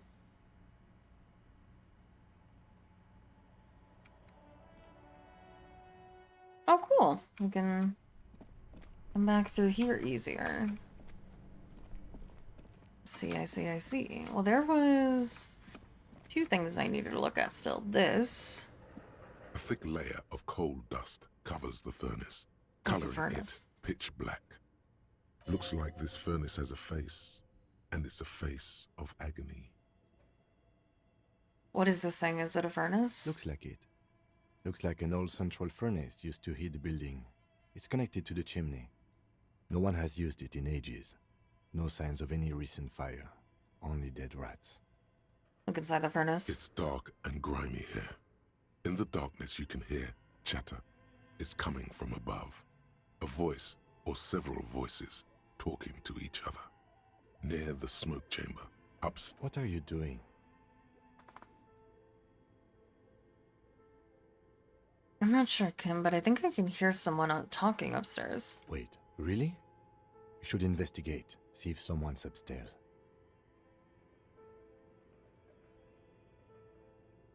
Hello!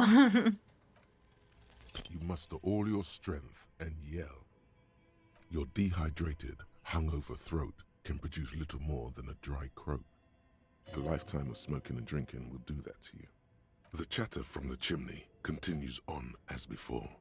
You seem to have made no impression on whatever's up there. Then again, maybe it's worth actually trying something up there. Maybe you should let your voice rest, officer. Try again later. A hollow ring echoes through the furnace. Your toe hurts. I get another chance at it, though. Something breaks loose. Worth it. A mighty bellow echoes throughout the chimney's depths. The chatter of tiny voices above suddenly cease. Then, Hello? you've awakened the entity. This is the police. Who's there? Hello? Did you say anything? I can't hear you. Please come upstairs. There's a safety curtain on the second floor. I'll open it. You hear a low rumble upstairs. The sound of a curtain being pulled aside. After you, officer. Nice.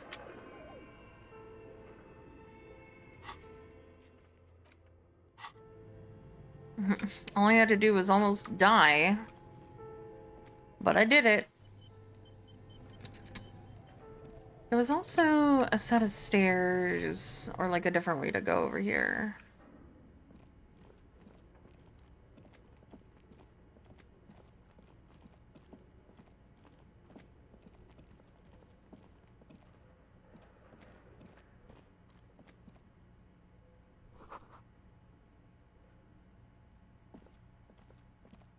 Oh, I should switch to my, My bag.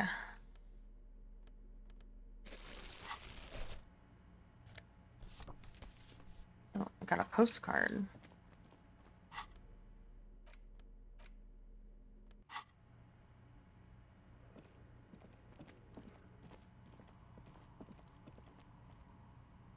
Hello?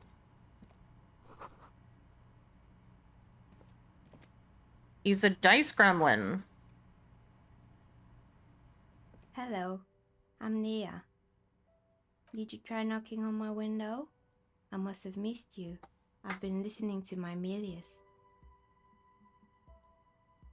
So what kind of die are you looking for?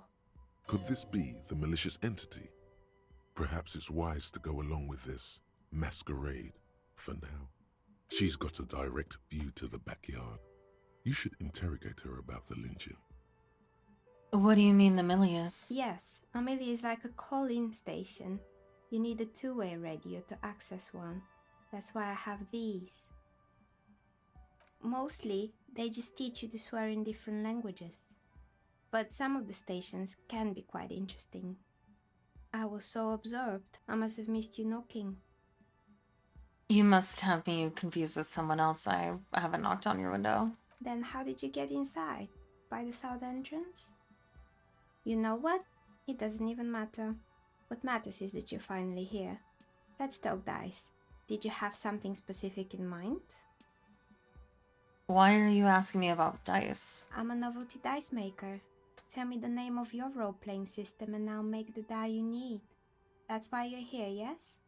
Role-playing games? You know the one made by Fortress Accident. Does that count?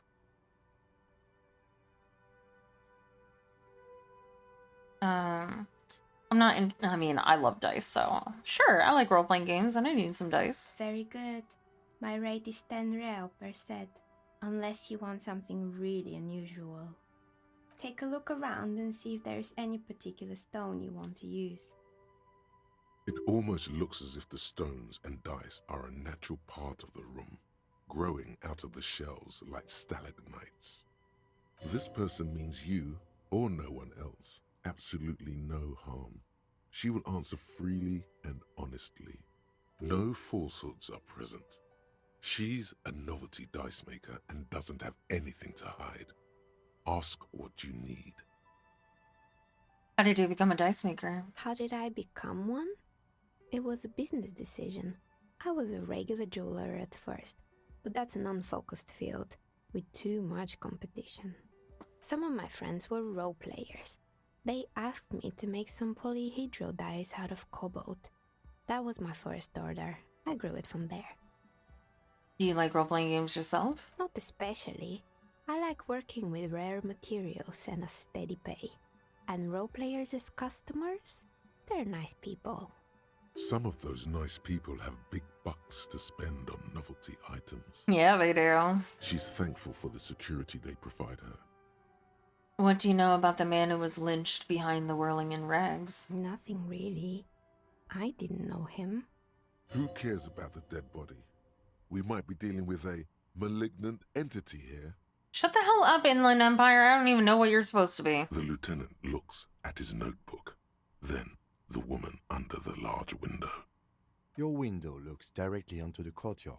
You're saying you didn't see or hear anything unusual last Sunday evening? I'm sorry, detective, but as you know, I usually have my headphones on when I'm working. It shuts out most of the daily ruckus behind my window.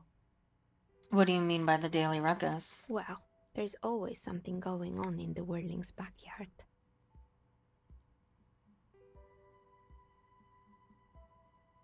During daytime, there are usually those kids. And lately, I've been seeing a lot of drunk workers hanging about. Must be because of the strike. She's heard of the murder, but did not see it, sire. But I never saw anyone during that fateful Sunday night, I'm afraid. And you never took your eyes off the work to look out the window? I might have, but in this case, all I would have seen is my own reflection staring back from the darkness. It's light here, but dark in the yard at night. It's really hard to make anything out in the yard when it's dark outside. Besides, I rarely get up to look out the window when I'm in the zone. Do you often work Sunday nights? It's an odd profession, making dice for people, but I like it, and I prefer doing this to sitting at home. I see. Thank you for your answers. She Hey, nods. Peaches. Anything else, officer? Hey, where are we anyway? What is this place? We're inside the chimney of an old central furnace. It's strange, I know. But when I arrived here, all the other rooms were taken, so I had to build myself a makeshift home. Besides, I don't really have to pay any rent here, so that's a plus. Plaisance was right. There's an entity living in the chimney. You should ask her about the curse. Creative.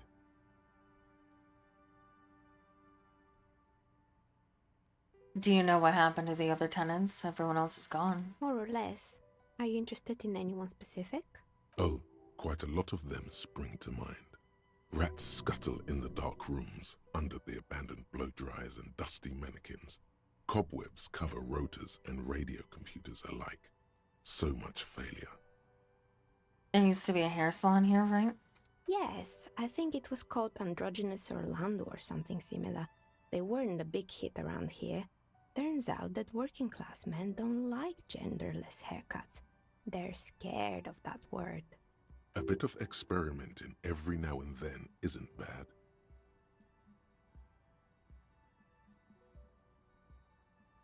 Me neither. I just wanted off my face.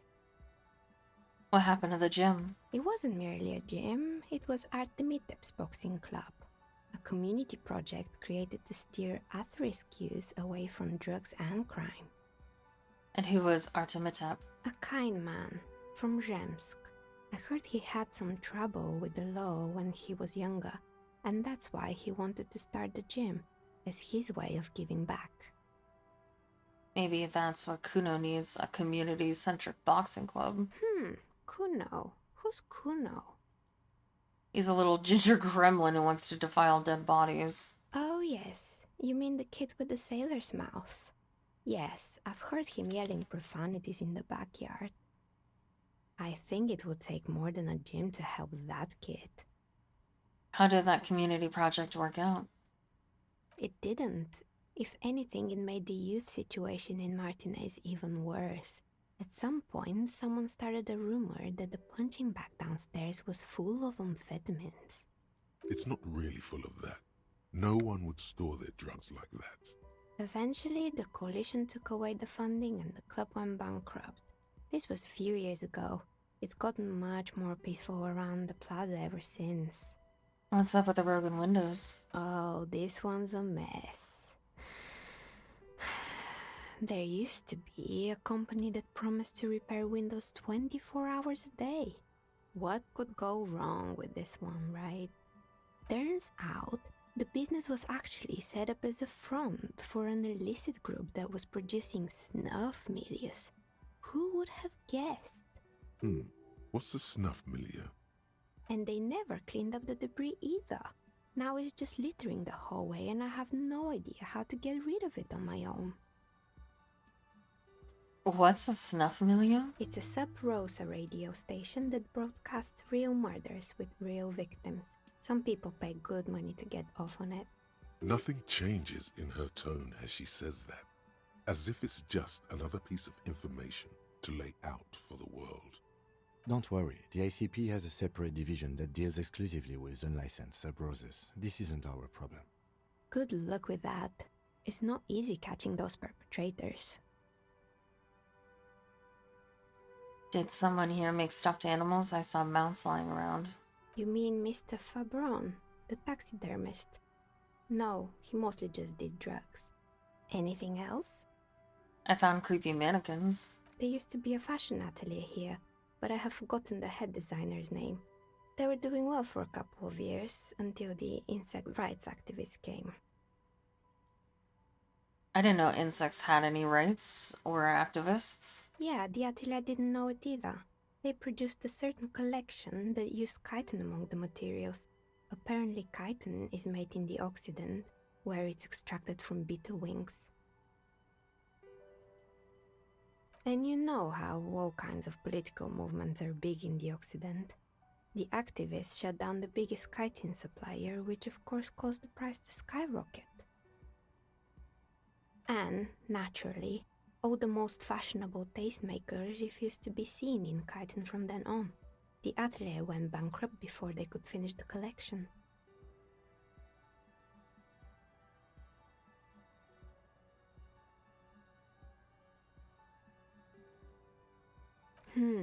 Really?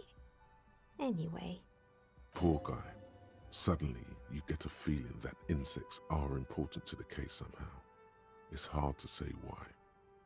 What's with the rotor blades and skis? They were made by a company called Slipstream. After they pivoted from making rotor blades to skis, their chief executive took off on a vacation with all their money. Honestly, I think it's quite funny. I think he's still sending out holiday transmissions from Tulula or Tiumotiri or Hashtkor or wherever he is. What do these transmissions say? The usual, I imagine. That he's been thinking up all kinds of new business plans and can't wait to get started on them just as soon as he returns. Men like that are a curse. Sure, but Slipstream is history now.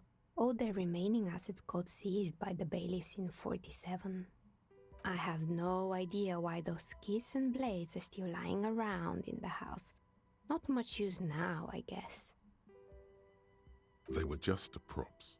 Why return them? I found a strange machine. Fortress Accident, the radio game studio. She liked them.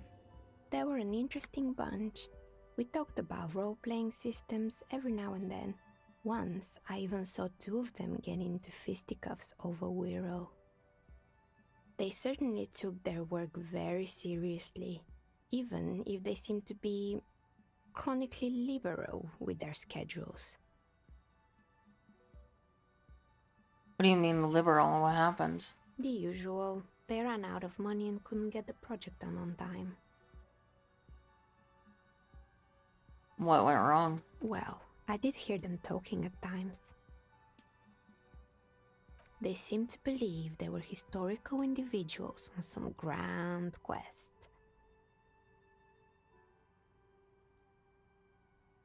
She sounds almost mocking when she says that. Really? From what I've seen so far, the project did look quite impressive. Yes, but when the money started to run out, they just began to complain a lot about capitalism. You know, how the markets are rigged to keep out new businesses and so on. In the end, they just didn't get it done. They didn't have enough willpower to produce something truly historic, and to show up to work on time. She's right. Showing up to work on time is important.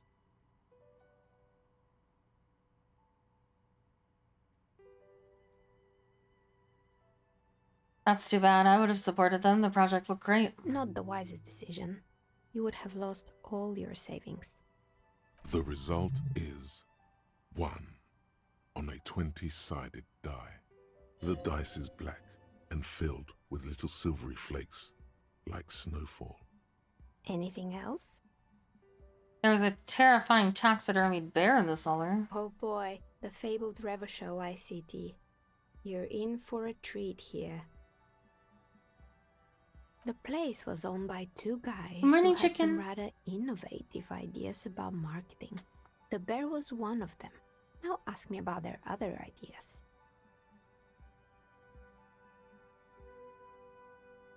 Indeed, what were the other ideas? Alright, what about the other ideas? There was really just one, and it involved picking out the prettiest girls in the neighborhood and paying them 20 cents per hour to man the booth. And by man the booth, I mean slump behind the counter with a face that could maim you if you ever dared to disturb their bored magazine browsing. Sounds like she really didn't like those girls. Fritta does the same thing.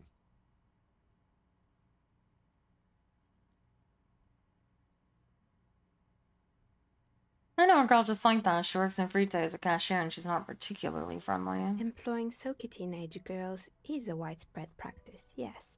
Unfortunately, they always come in packs. I'm talking about acne-ridden girlfriends and gorilla-like boyfriends loitering near the shop. At least that's what happened with Ravashow ICT. And they already had the bear. What about the bear? The bear. It didn't work out? Of course not. The bear was terrifying. No one wants ice cream guarded by a hostile apex predator. To make matters worse, the fridge didn't work too well either, and half the ice cream came out malformed and partially melted. Eventually, Ravashow Ice City lost the price war to its rival, Glacé 5000. Glacé 5000 sold caramel sundaes for only 5 cents a piece, out of regular fridges. The taxidermist who made it said it was his vision beast. He said he met his vision beast while high on desiccants. He called it Megatherion. Sounds cool. Why is everyone doing drugs in this place? Even the taxidermist? Megatherion? Megatherion, a mega wild beast. What's a mega wild beast? It's an imaginary beast that guides you through life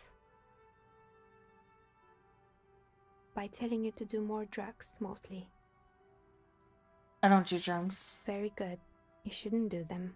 You're a police officer after all. Anyway, now you know the story of the fallen ice cream empire. Outside it's light.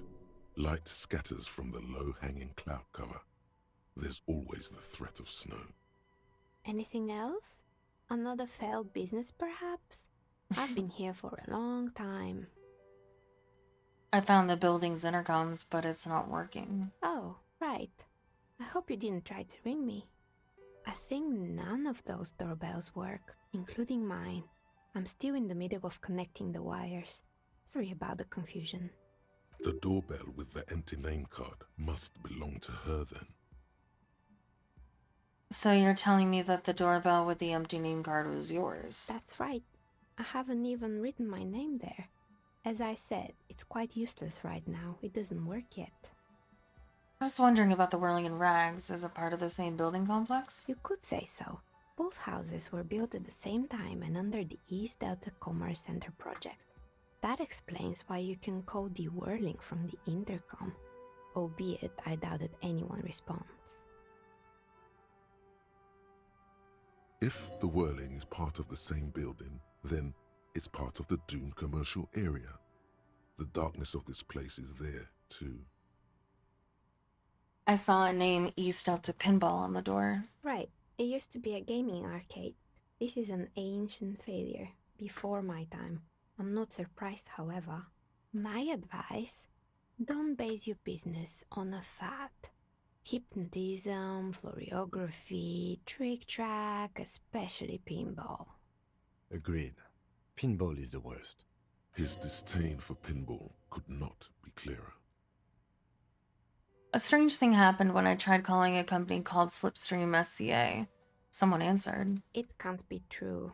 They don't work here anymore. They've been gone for years. Are you sure it was Slipstream SCA? Was it a woman? Maybe it was Plaisance from the bookstore. She said she was from Tricentennial Electrics. Tricentennial Electrics? It used to be a major electric company 100 years ago. Are you sure it wasn't just some kids playing a prank on you? No, it was something else. It was eerie. It was too real to be just a prank. Either we're dealing with a professional actress, or...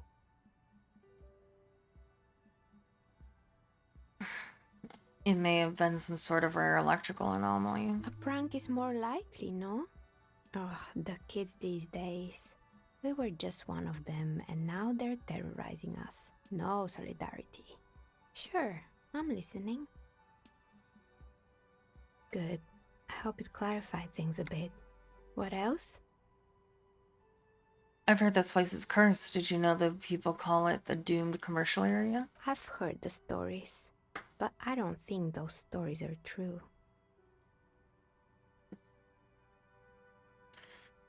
Plaisance is the one who sent me. She's convinced the place is swarming with malicious energies. Plaisance, the bookshop lady? I've heard that her business is doing rather well. Have the energies spared her somehow?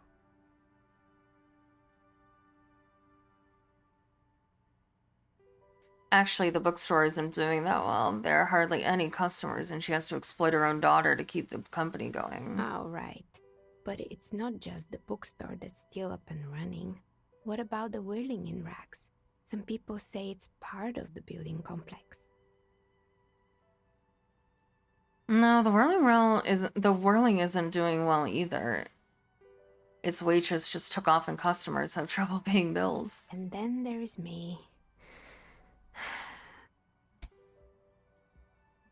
I've been here for 14 years, selling novelty dice to role-playing enthusiasts. Not exactly a million-real business idea, yet somehow I've survived despite the talk of malicious energies. Strange, isn't it? Maybe it's just because she's so talented that she's been able to woo the curse.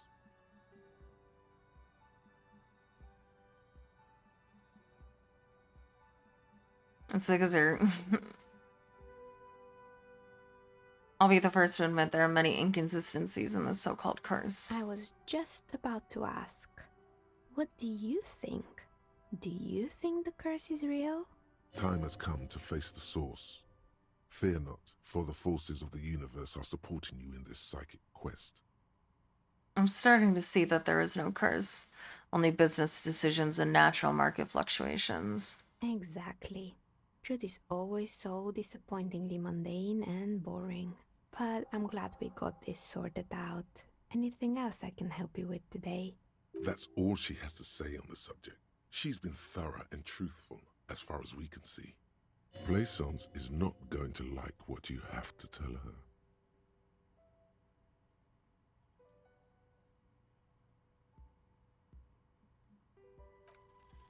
You feel nothing. If anything, it's uncomfortably warm in here. She has begun to idly clean one of her carving tools with a dirty kerchief. The tool... Oops, I didn't mean to do that, but... Well...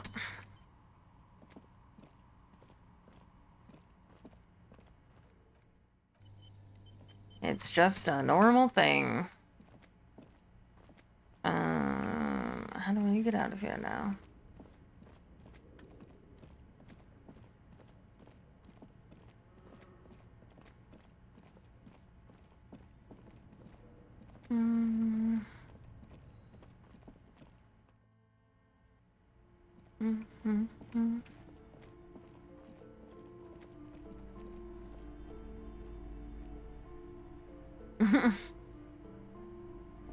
You're alive and well. Don't keep me waiting now. What's in there? In that dark sarcophagus? The dark sarcophagus. Yes? How was it? Tell her how ghastly it was. You know it's what she wants to hear.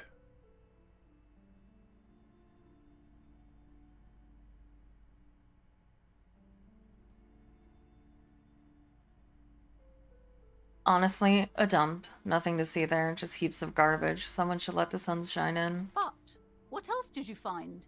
Did anything survive? No, of course not. Have you located the entity? I talked to the entity you told me about. Her name is Nia, and she's a novelty dice maker. A novelty dice maker?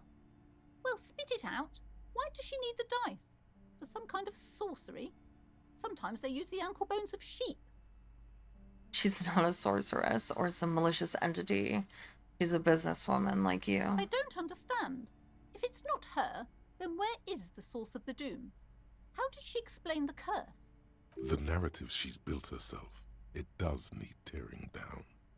Just don't say you don't have any answer yet.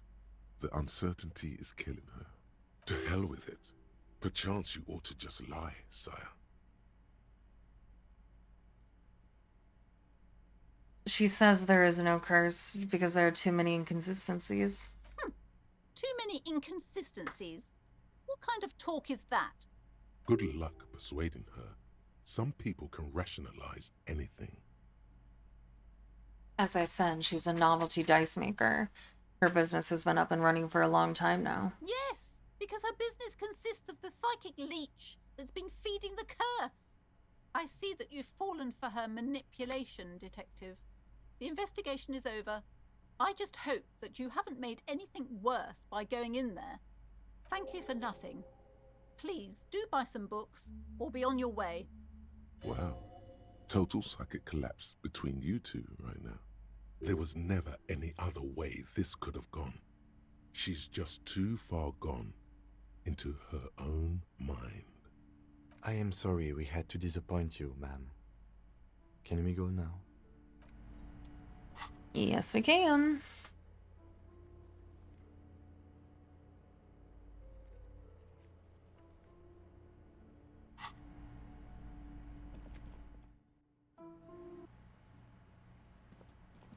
Bum, bum, bum.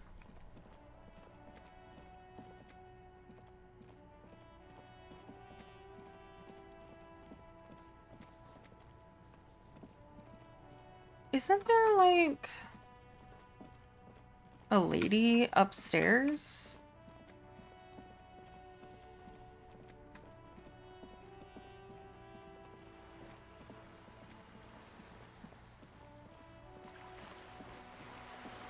Or was she the lady? Because, no, she said that she's like, did you knock on my window? I, like, yelled up to someone.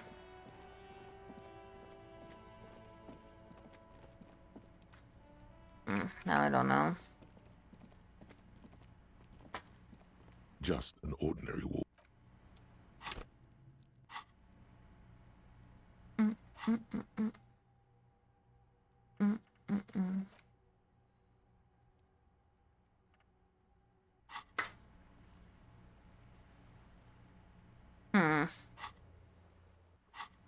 Oh, that's H&E. Also, I guess I should talk to what's her name since I'm here.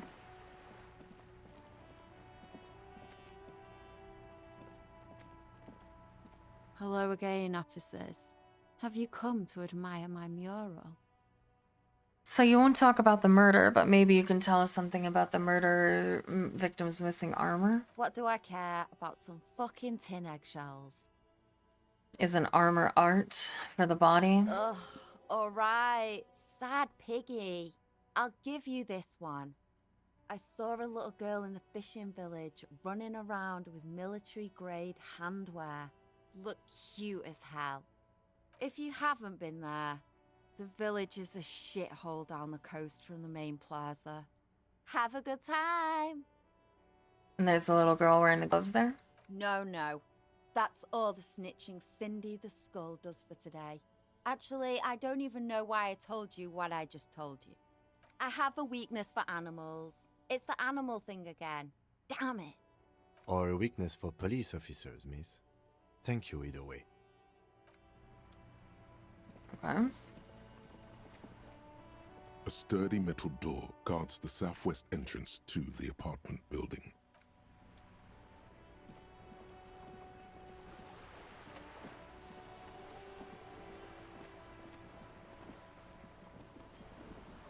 You're back. Good. What can I help you with?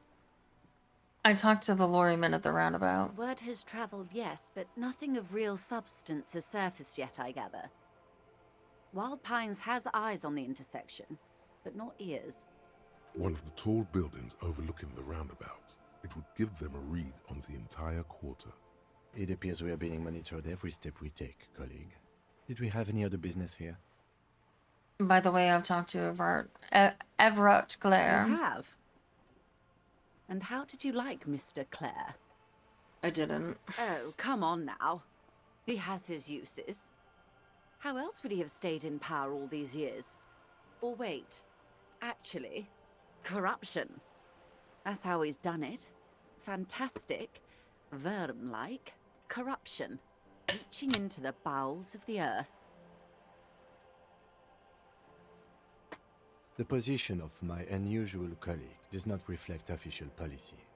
I hope you understand. The RCM does not pick sides. Of course. And I don't expect you to share anything he told you with me. I'm not a corrupt verm myself. How could I stop you?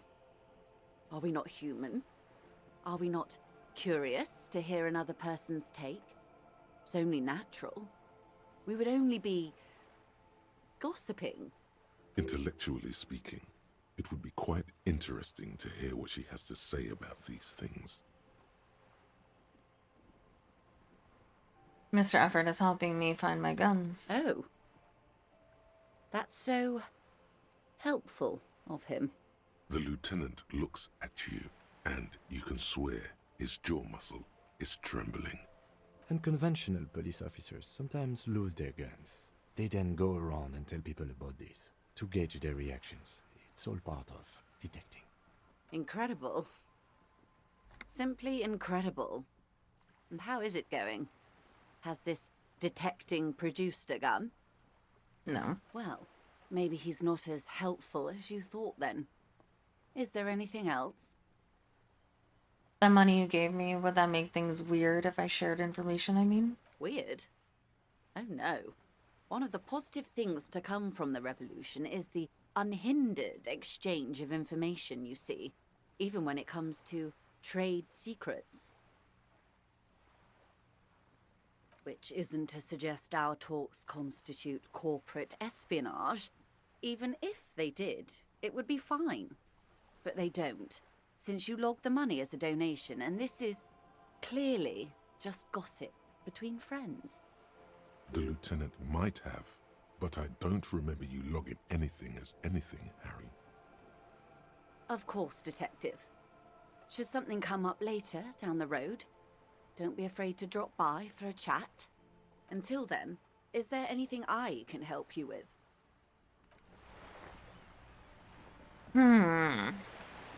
Okay.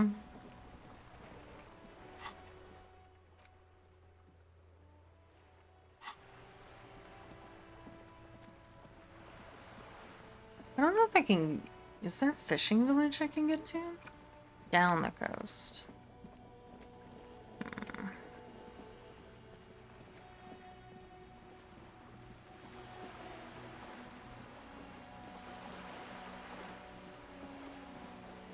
I'm doing fantastic. Thank you for asking.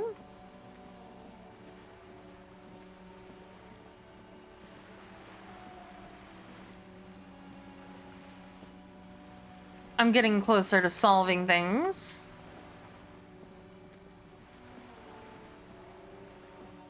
I've only failed most of my checks today. It was.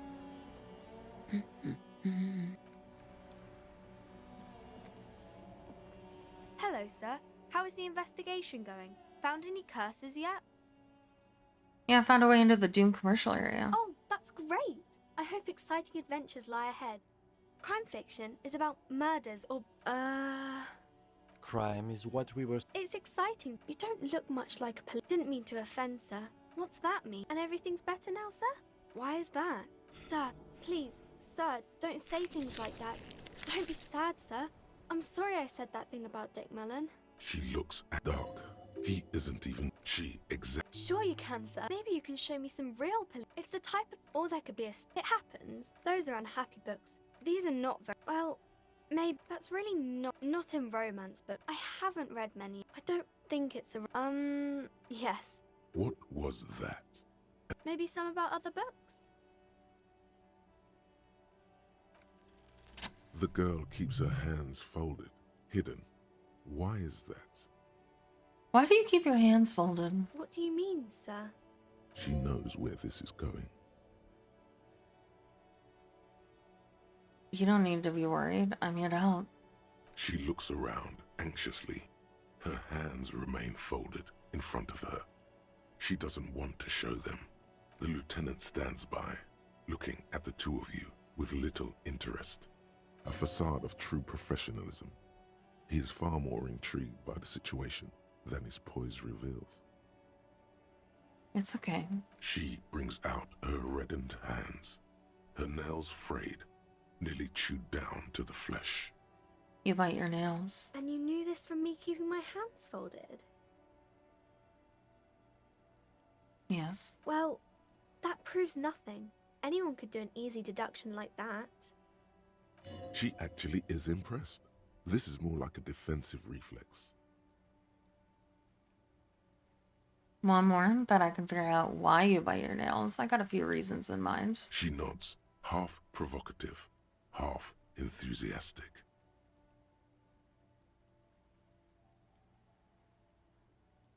You're uptight because of your mother and the pressure she's putting on you. Maybe so, sir.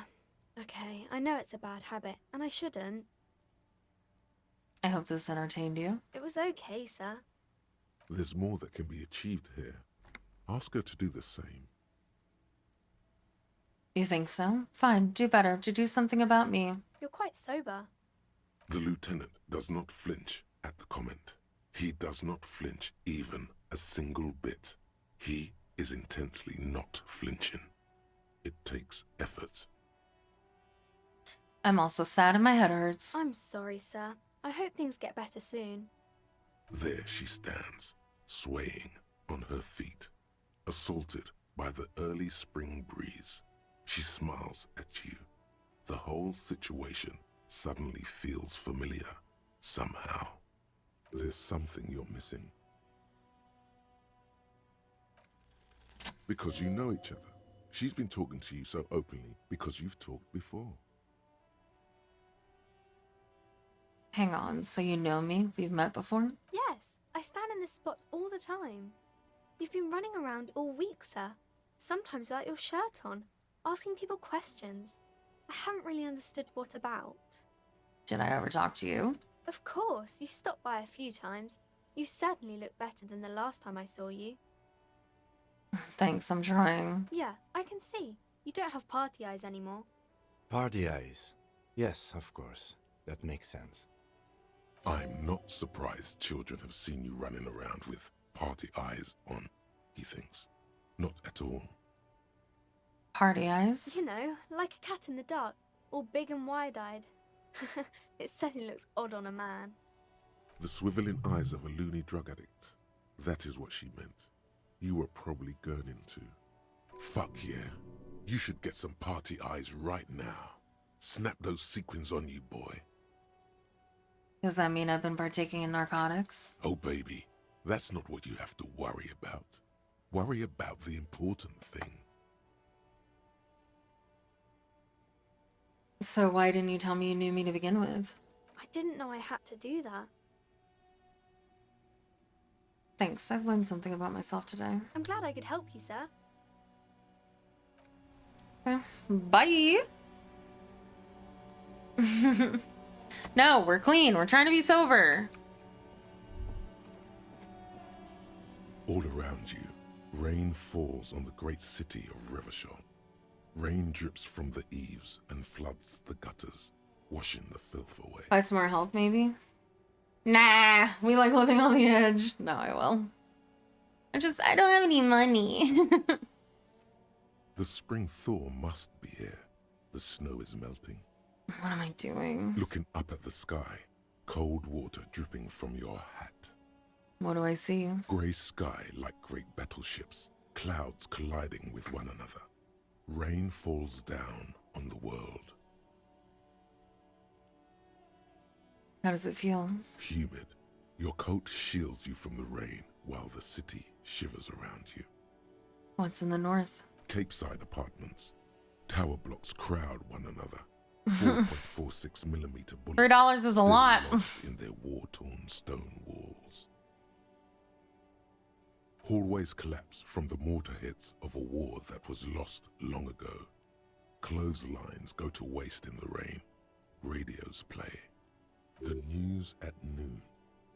And closer to here? A yard. Rain falls onto the roof of a woodshed. The lingering odor of decomposition mixes with that of damp soil. The great gates of the industrial harbor are locked. A chill runs down your back. You shudder like an animal trying to shake water from its hide. hide. Clench my teeth to stop shuddering. Behind the gates, heaps of supply crates, red and blue metal shipping containers, slick with rain. The Greater Revachol Industrial Harbor is an artificial mountain range. Immense wealth resides within, and immeasurable poverty in its shadow. And beyond that? La Drusienne, King Dries passenger harbor. Cruise ships flanked by dock arms. Cranes watching over the mouth of the river distributary.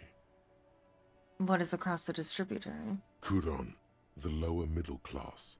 Distributary after distributary cuts the city blocks in half. 7-story buildings trail off into the rain. What is beyond the Couronne? A silvery curtain of rain over the houses. The class divide. You have never been there. They don't need the law east of the river. What is in the south? A traffic jam. Rain thrumming on the roofs of motor vehicles. Inside, drivers watch water streaming down their windshields. The statue of a king shudders. He too is cold. The canal bridge has been raised. The road ascends. A raised motorway loops above the ghetto. Beneath its concrete columns, a sea of rooftops, woodwork, and tar stretches northward. 4-story buildings as far as the rain can fall. The snows melt in Jamrock.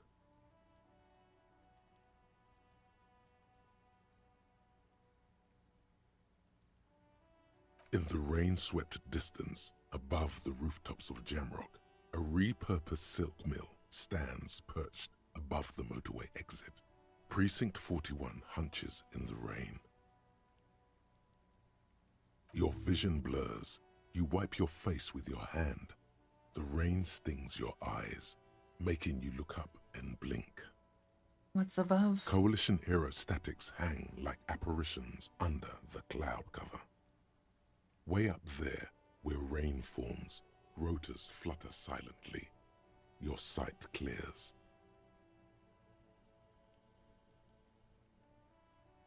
What is in the west? Sheets of rain over the water. A flight of stairs leading into the ocean. Wave after wave washing the coast of Martinaise, with its motorboats and gently swaying reeds. The ruins of a half-sunken sea fort crumble on an inlet beyond the Bay of Revachol. Ghosts rise into the sky. What is down the shore? Urban coastline, rain dripping off Eternite-covered roofs. Cinder blocks left over from half-finished construction. A defunct research and development building, once seized by revolutionaries. An old wooden church stands on stilts above the water. And beyond that? Coal City, end of all lines. Who are you, ghosts? The skyscrapers of La Delta, the financial district. Faint golden light seeps from the office windows. Will you ever go there? Will I? No, you are just one of the hundreds of thousands who watch them rise across the bay from Martinaise every day. Your hair is an oily mess flecked with ash from neighboring coal plants. Smokestacks rise somewhere in the distance. This rain will not let up anytime soon. At least we are dressed for it. Let's keep moving.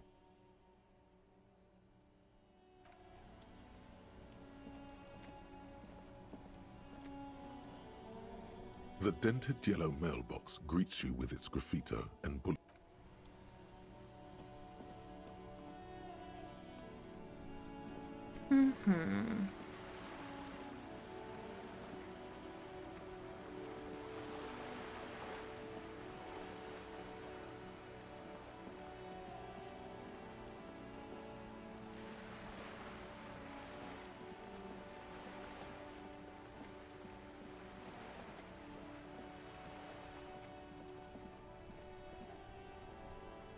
We are still waiting for a replacement for the bull you sent sinking.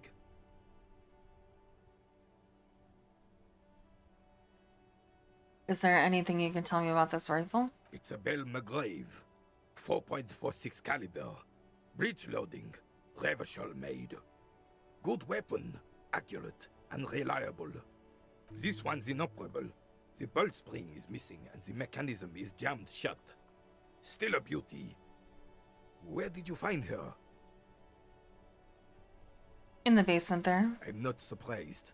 There are probably lots of forgotten wartime weapons lying around here. Back in the day, everyone had something stashed away. As for the rifle, I don't know what else to tell you. These BM-446s are an antique. No one uses them anymore. The ammunition is impossible to find.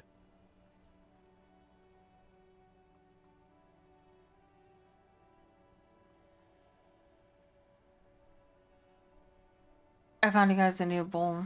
What is this? Are you mocking us? This isn't for pétanque. Now, no need to get angry again, René. I'm sure the officer tried his best. It's not like there's a bull kiosk here in Martinez. I'm very sorry, it's the best I could find. The best, huh? This isn't even a bull. But fine. I guess you did attempt to right your hooliganism. Consider it forgiven. Yay! I found your guard booth. Yes. The Debardeurs Union pays me to stand vigil during the nights. Not out of any political allegiance, mind you. I'm an old man. Don't sleep more than a few hours every night anyway, and money is tight. He feels like he has to justify himself for some reason. You must have seen something on the night of the murder. Your booth looks right into the yard. Yes, it does. Unfortunately, I wasn't working that night. Been on a 2-week leave since last Monday. So who was working your shift that night? No one. The bus has been unmanned since last Monday. There's no other guard. It's just me. No one has been guarding the container yard since last Monday. Yes. It's not actually an issue. I mean... Look, officers. The container yard doesn't actually need a guardsman. Never had one before, René. Monsieur Claire had that booth built specially for him. It's mostly decorative. Mostly decorative? The possibility of someone being in there is enough to discourage any ill-minded individuals.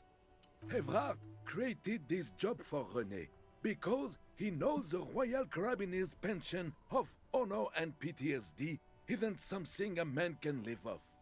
A decorated Kingsman collecting tear reflects bad on the whole neighborhood. His words.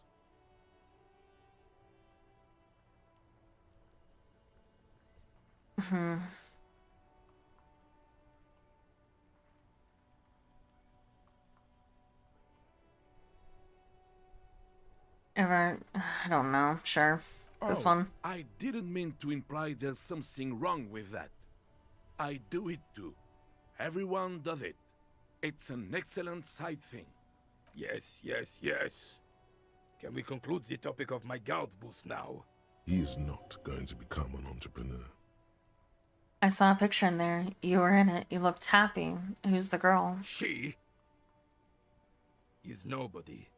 This is none of your concern, and I refuse to discuss my private affairs with the RCM. The lady is Jeanne-Marie Beaulieu, and she sure as hell wasn't a nobody.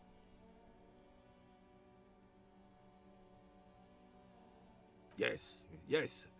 Like I said, I would be up anyway, so might as well keep an eye out. It keeps my senses sharp. I saw the statue of Felipe III near the roundabout. Ah, yes. King Philip III on his steed. A reminder of what Revachol once was. Oh, absolutely. At the mercy of a cocaine-snorting tyrant who emptied the treasury so he could sleep on a bed of gold. A superpower, feared and respected. A testament to what this country can be under the leadership of a true king. Someone who knows how to rule. Let's talk about something else. Right. What is it about this old soldier that makes him stand so proud? Still, Damn. all you see is an old soul. Anything else I can assist you with, officer? Nope, thank you. Oh, that's Kim. Yes? I was like, nothing.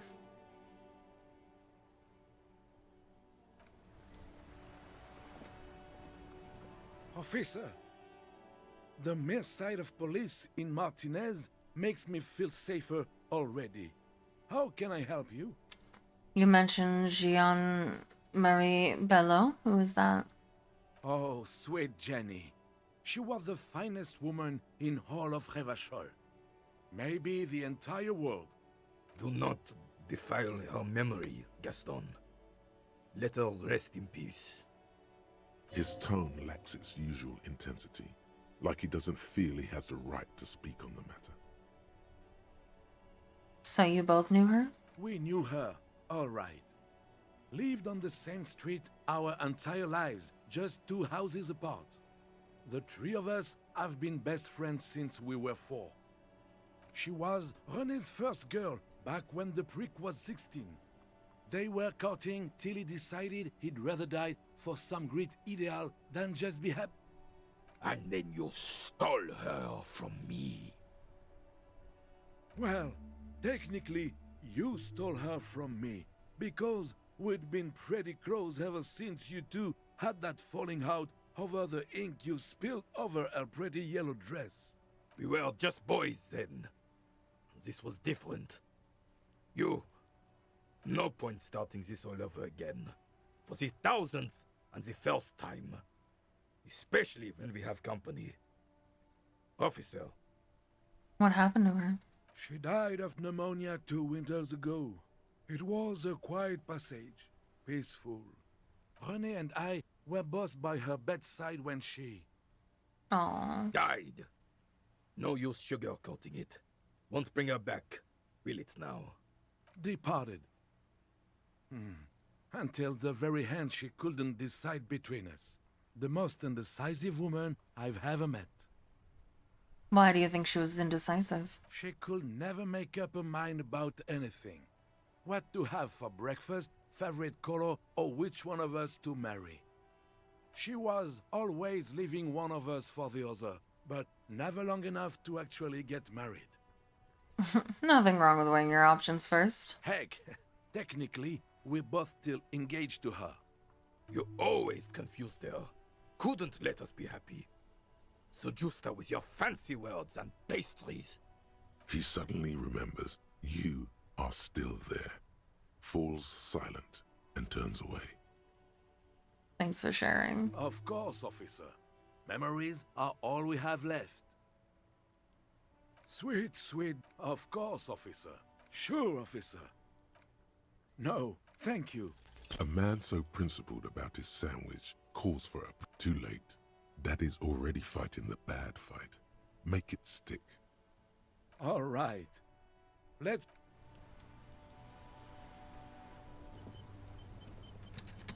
Alright. So let's go this way.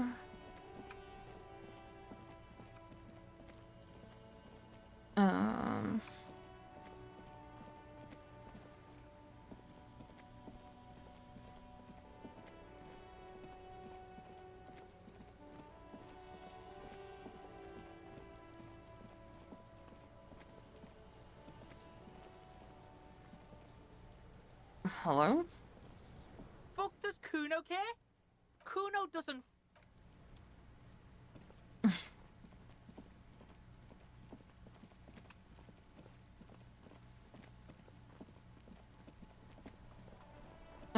Looking for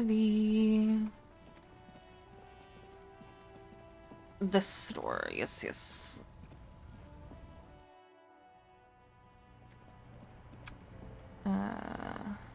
A small cabinet on the wall is filled with various medicine. Okay, here. I hope Saint Baptiste makes you feel better. Okay, here. I hope Okay, here. I hope Saint Baptiste makes you feel better or something. Okay, here. I hope Saint Baptiste makes you feel better or something. Okay.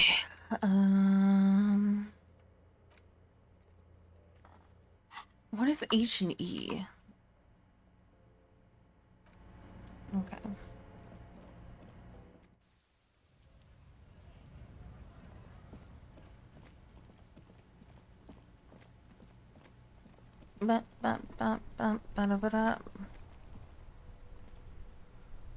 Inside, you see a set of steering levers, a radio microphone, a pull-out. This is Precinct 57. How may I assist you? Okay, so In the cabin, you see.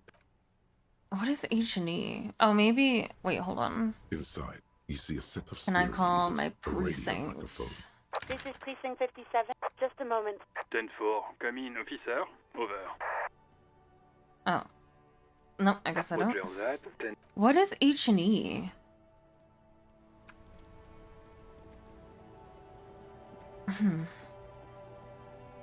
I guess I'll go talk to what's his name before he leaves for the day.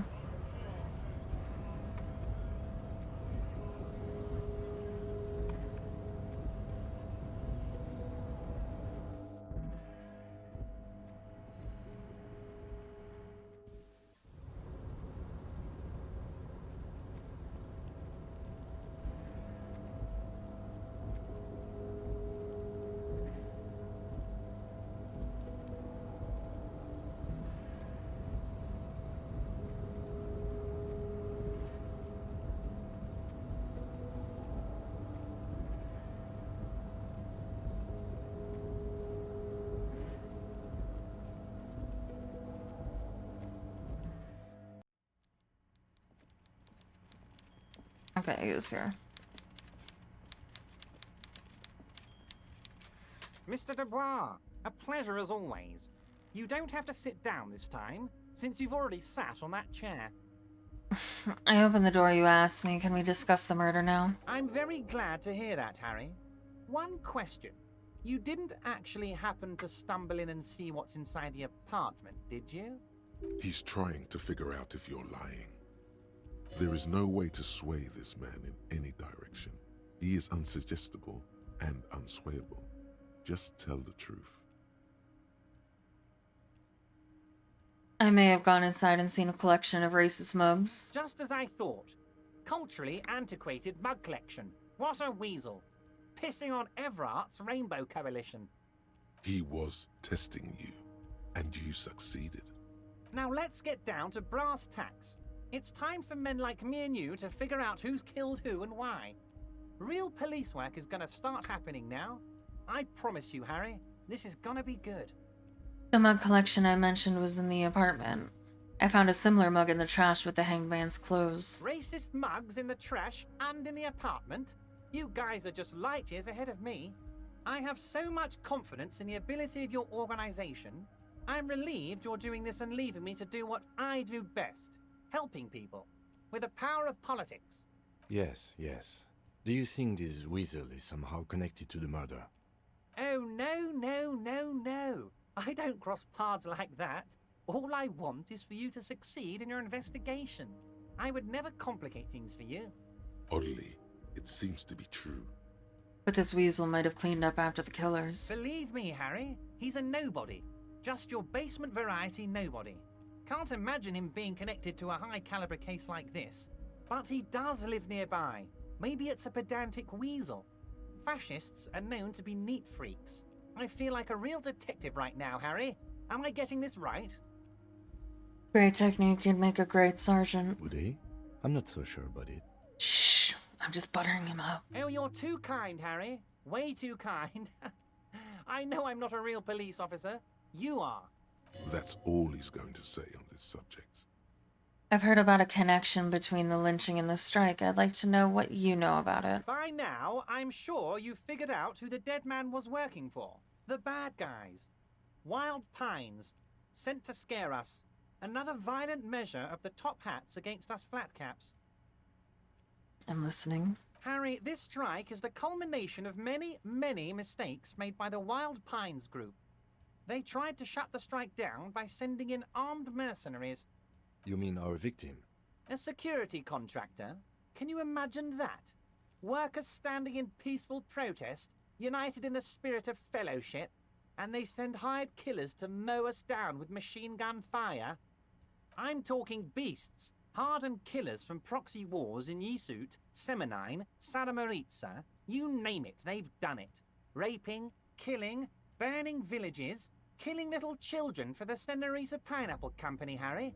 Everything they did there, they brought over here. They want to turn Revachol into a third world slum.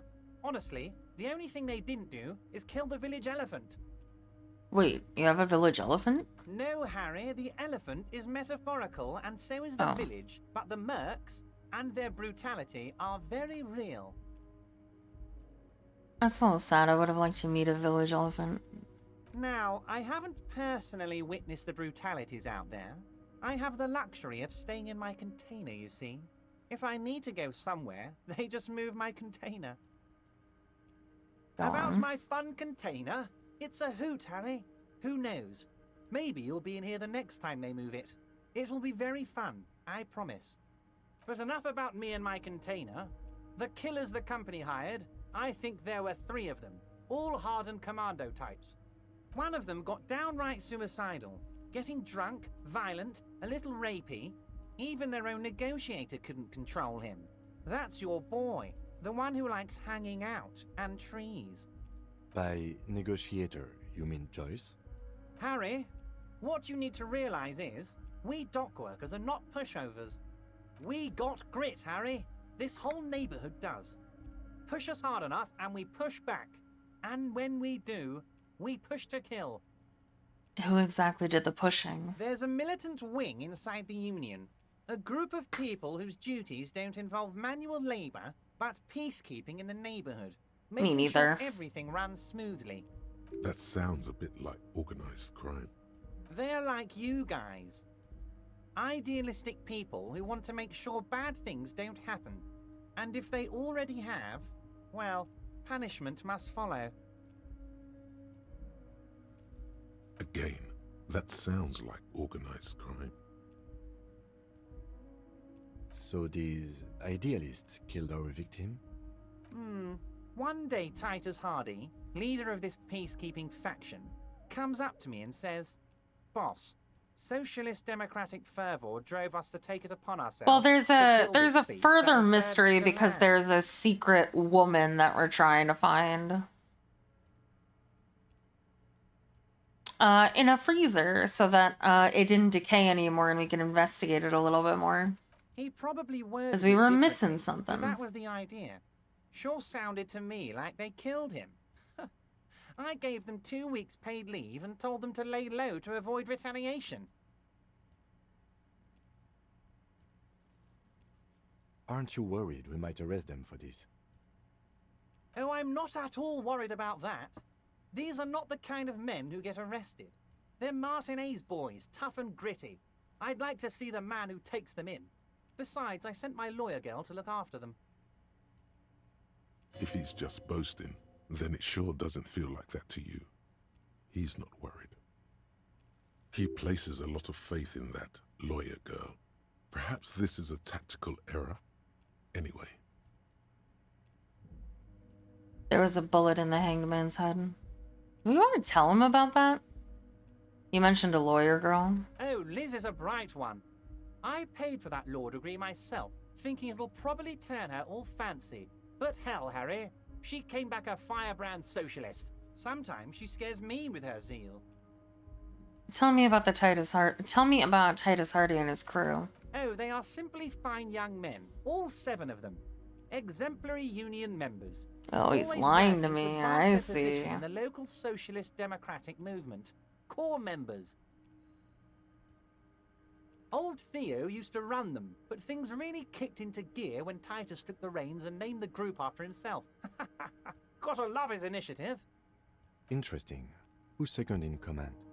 They're almost all of them great guys, born leaders. Whatever happened, I'm sure they only had the best interests of Martinez and Revachol in mind. Work with them. Hell, interview them. But don't fight them.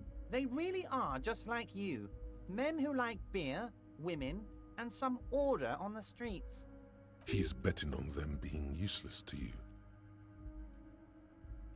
How do you know the mercenaries were hired by the shipping company? No, we'll keep it on the Hardys just so it flows better. Everard, I met these Hardys. Can you ask them to cooperate with me? But of course! It's the least I can do for my good friend Harry. I'll do it right after we've concluded this talk. You can now go and tell Titus about this. See what he has to say. Also, Harry, here's 5 real. I don't need it. I only wanted you to help me with the Hardy Boys. Oh, I wasn't offering it to you, just holding it out there.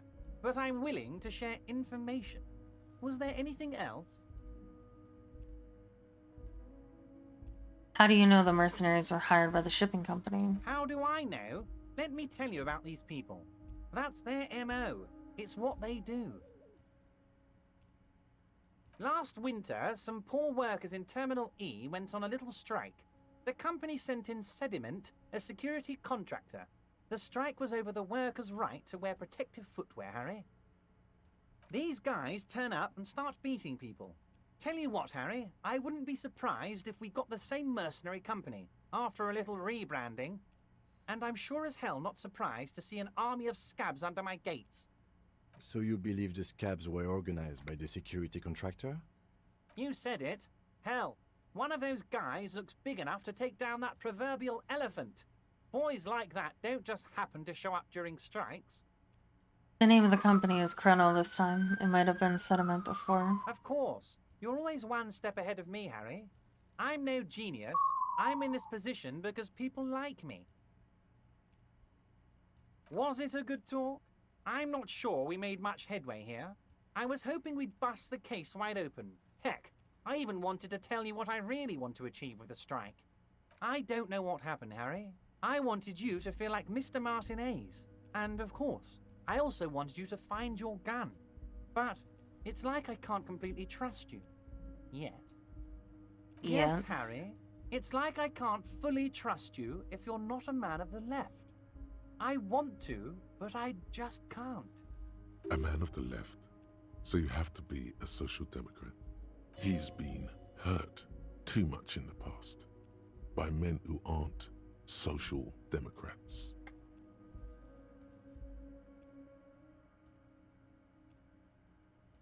This is another corrupt scheme, isn't it?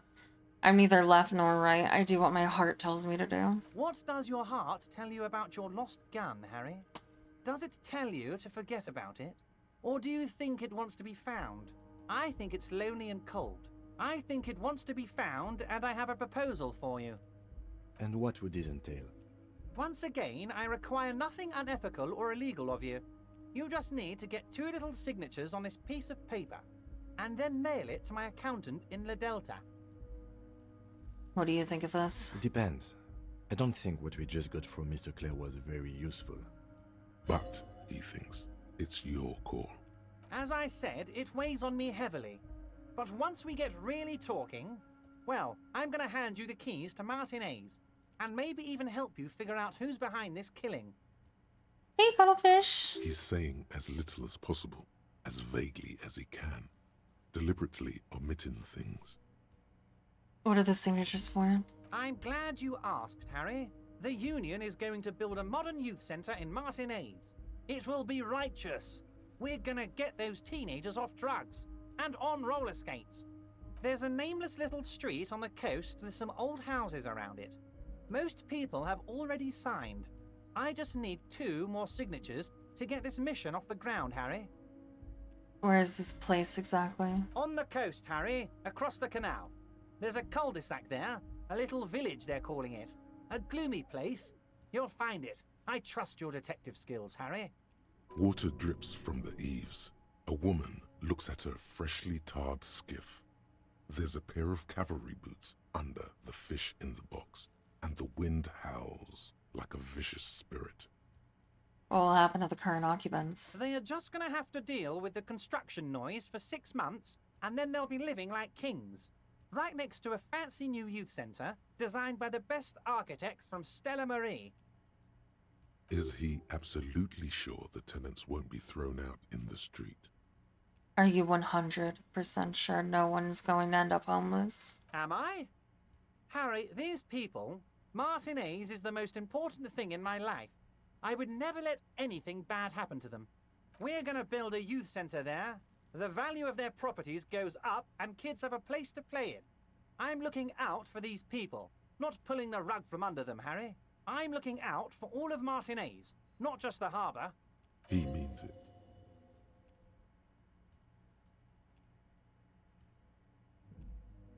I don't believe him.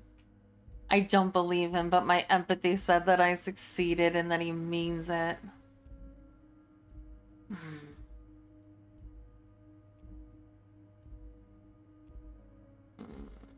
I don't believe him. I don't. I really don't.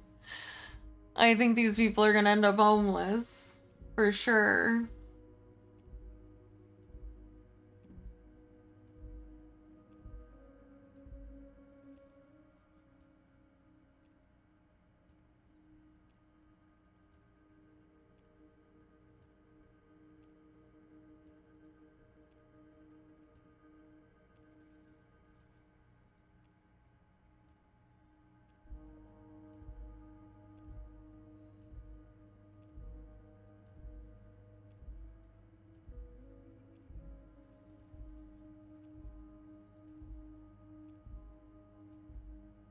Fine. You bring joy to my heart, Harry. Such a pleasure to be working with you. Here. I don't trust him. You need to get signatures from Isabel Sadie and Lillian Carter. The cul-de-sac is right past the pawn shop and across the canal. I hear there is some trouble with the waterlock, but they should fix it by Wednesday morning. Once you have the signatures, mail this to 13022 La Rocca in La Delta. Then we can talk about your gun. Most certainly, Harry. By all means, Harry. See you soon, Debardeur. Just kidding, but not too much.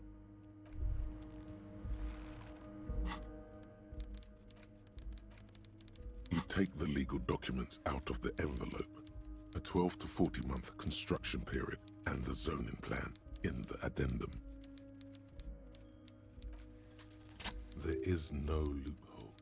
The simple truth is, the current residents are going to lose their street access, and for the next 12 to 40 months, their lives will be dominated by constant construction noise right next door. Look, Kim. These people are gonna have to move away. Can we do something about it? I should have seen it. Evrard probably has eyes on us, but we could try to get other people to sign this instead of those listed. Or you could forge their signatures yourself. By the time he finds out, we'll already be gone. However, we'll need access to the coast before we do anything. Evrard won't believe you got villager signatures if you can't even get to the village. You can try a forgery as soon as we can cross the waterlock. The youth center cuts into I the ocean knew it! like the bow of some great modern ship. Apparently, it's going to cover most, if not all, of the street and the square between the existing houses. It's 3 stories tall. It's going to be awfully close to the already existing buildings, almost wall to wall, practically integrating them into the youth center. This is either an ominous or cool architectural choice. Hard to say. My money is on cool. Looks like a cubic pyrite. Damn it, I knew it.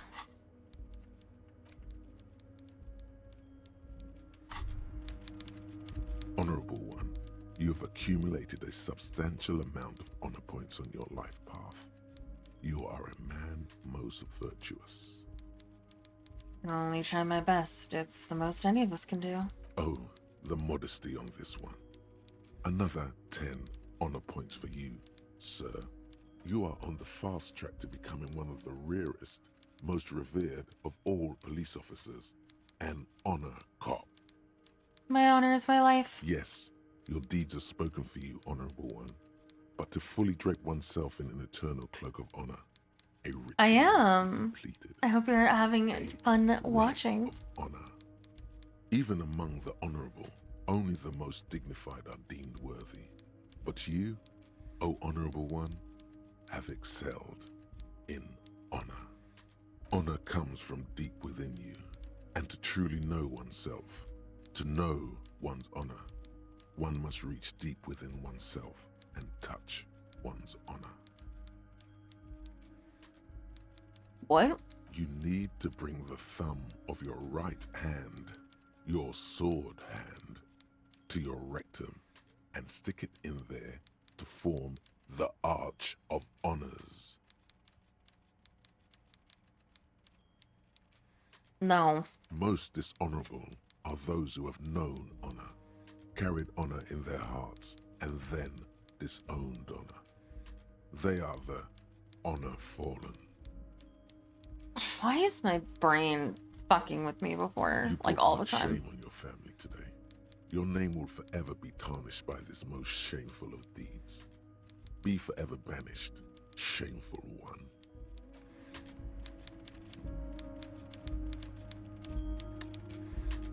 Okay.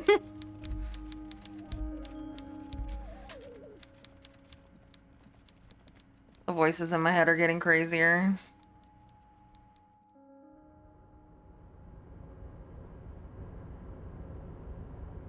I have to go back and get the body because I think we're gonna go to sleep. Maybe. Blah, blah, blah. I don't know using HE coordination. What does that mean?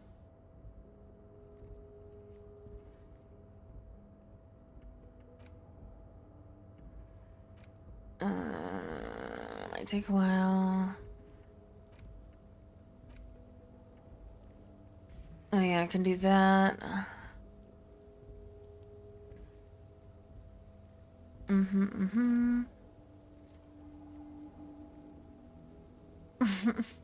Probably through many attempts.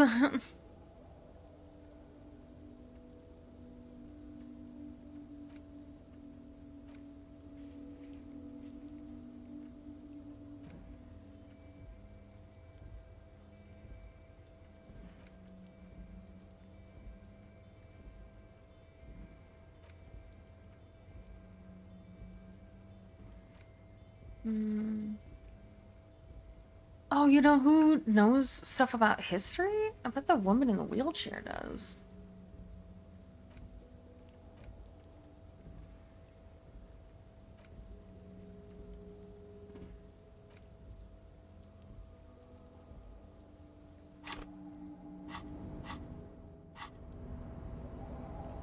She knows about history, I think. No. Oh, can I talk to... You're back before the cargo container. Its Damn it. drawer has not... Help! I can't help. There we go.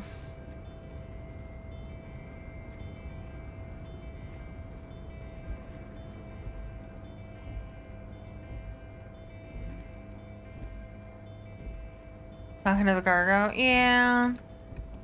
Sometimes you just need to talk to things to get them to open up, you know?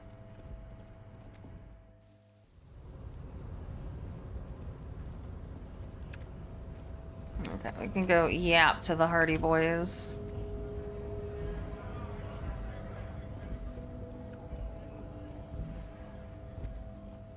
Maybe go talk to the old woman again?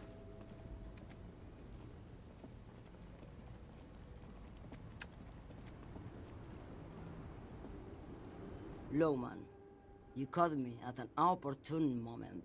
This awful weather keeps me awake. You can entertain me with your questions. Are you the lady driver? Did you just call me a lady, Herife? She clearly doesn't think she's a lady. Don't repeat it. I was told of a woman driver. You're the only woman here. I'm not that either, Herife. I've gone too far from it all to remember what was between my legs. It doesn't work like that on the long haul. So you're not the driver everyone is terrified of? I'm only terrifying to small children, and to those who used to know me. Yeah, it's not her. Believe me. Okay, I'm not believing you, drama. Why are you scared of the people who used to know you? Because they can no longer recognize the person I once was. You said long haul, that's... The big ones, the trucks. There's no women and men there. It's all just... In the middle of this town, there's a ghostly motorway. It takes all the people where they want to stay. Kasumi? You feel very cold suddenly, as if standing face to face with a terrifying adversary. Then the feeling dissipates, and all you see is an aging woman. In the background, a quiet song seeps from her cabin into the air. You don't hear any vocals. Then who's the female driver I was told of? How should I know? Do I look like I spend a lot of time with the other communers sniffing around when I have my movies to go to? I had to waste a lot of time on this first island because I kept throwing up at the crime scene. I think I've been just about everywhere that I can go before day 3. Oh, Sim.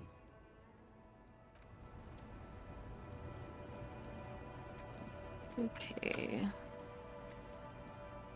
So let's go back to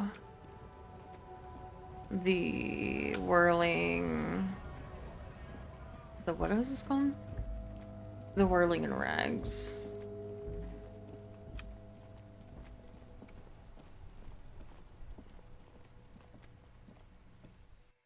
And...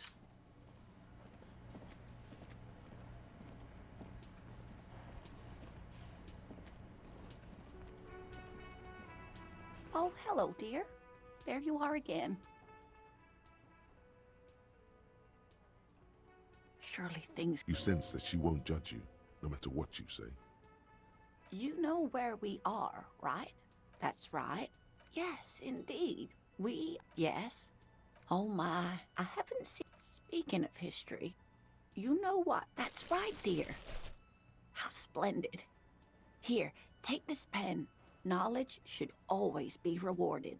Her relief is outside. I can tell that this is taxing for you, so I'll just ask one more question. What regime are we living under? What God, mode I of don't know. government? Yeah, I did die twice to the ceiling fan, so... Oh, sweetie. Revachol. But they still have cops. Oh, dear. But we should... You were doing... A sigh. But... She means this sincerely. A defeat, it has something... I'm just a poor woman. Someone... No. Of course, but thank you, sweetie. You did make me forget about my worries for a while. There's really no point in manipulating anyone.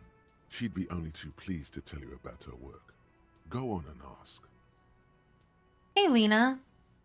I'd like to hear about some of the cryptids you've studied. Could you just tell me about a couple of them? I'd be delighted. Thank you so much for the follow, Ree. Re6988 just followed. One cryptid, not a couple. One. This won't turn into some kind of cryptid extravaganza. Okay, Kim, just one cryptid, promise. He nods and assumes a waiting posture. Ooh, tough choice there.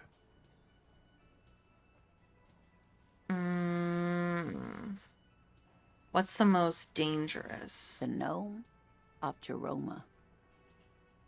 What, the gnome of Jeroma? Oh, yes. None of its victims survived. Grieving relatives never even found their bodies because the gnome's venom dissolved organic tissue. What did the cryptid look like? It was, reportedly, a small creature with webbed fingers and a protruding forehead and a gangly little thing. Quite scary to look at. A couple of campers found it when it was already dying. They heard an odd wailing in the woods and followed the sound. They were scared and wrapped it in tarpaulin to suffocate it. It still took the gnome of Jeroma an entire day to die. If the body of the creature was found, why aren't there detailed illustrations of it in science textbooks? confirming the existence of this very little species. Alas, the first scientist who got his hands on the creature's corpse put it in a jar of formaldehyde, thinking that would detoxify the gnome's venom. Instead, all the venom leaked out of the creature's teeth and into the surrounding liquid, dissolving the creature itself. A poetic end, perhaps, but a real loss for science. Alas, always alas, and then it was gone. Isn't that overly convenient? No, it's a perfectly good explanation. Stop being so skeptical, Brain. No. Seems very convenient that it just disappeared and nothing like it was seen again. I understand your skepticism, but that's what happens with things that are rare and stand out. Their disappearance is most memorable, and they are least likely to be found again. What's the biggest cryptid? Hey, you promised you'd only ask about one cryptid. But Kim, don't you want to hear about another cryptid too? The lieutenant pauses thoughtfully. Ah, fuck it. Let's have more cryptids. Hell yeah! Well, the biggest cryptid is, of course, the horrible giant of Kokonur. The giant lives in the most arid parts of the vast Kokonur Desert in South Samara, casting a strange light across the barren wastes. Wait, what do you mean strange light? Mirage or psychogenous luminance. And how big is it? No one knows for sure. It is like an awful mountain appearing from below the horizon and expanding to cover almost a third of your field of vision. Is it dangerous? The towering luminosity of Kokonur is a bad omen in local folklore. Some say it's a fata morgana, others, fate unimaginable.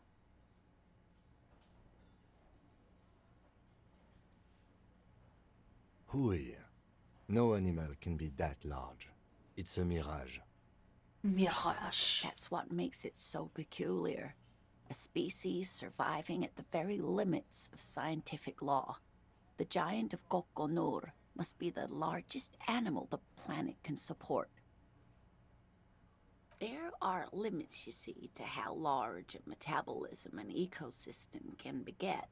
Some say a gravity anomaly below the Kokonur Desert might allow the creature to grow to these gargantuan sizes. Great. This is great shit. You need more. Gravity anomaly? Digging it. Digging this parascientific stuff right here. What's the tiniest cryptid? Cryobacter catlensis. Chirobacter catlensis? Yes, a unicellular bacterium that was discovered in one of the northernmost points of Kotla on the Boreal Plateau by renowned geologist Caitlin Mijanou some 70 years ago. What's so special about it? The bacterial colony Mijanou found had remained alive while frozen in ice for longer than anyone could reliably estimate.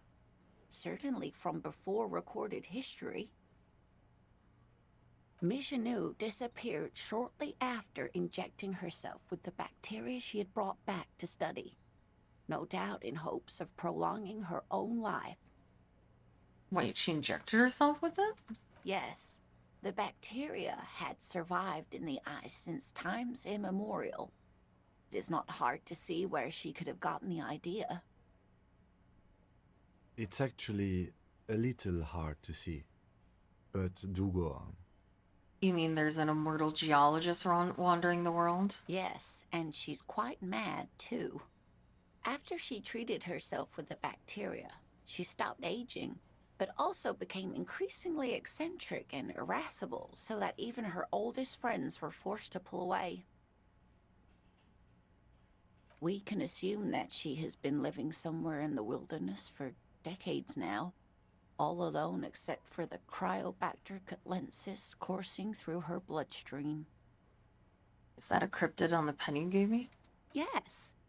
It's the kind green ape, half war story, half undiscovered species in the genus Homo. War story? Yes, it was reported by soldiers in South Safra during the war.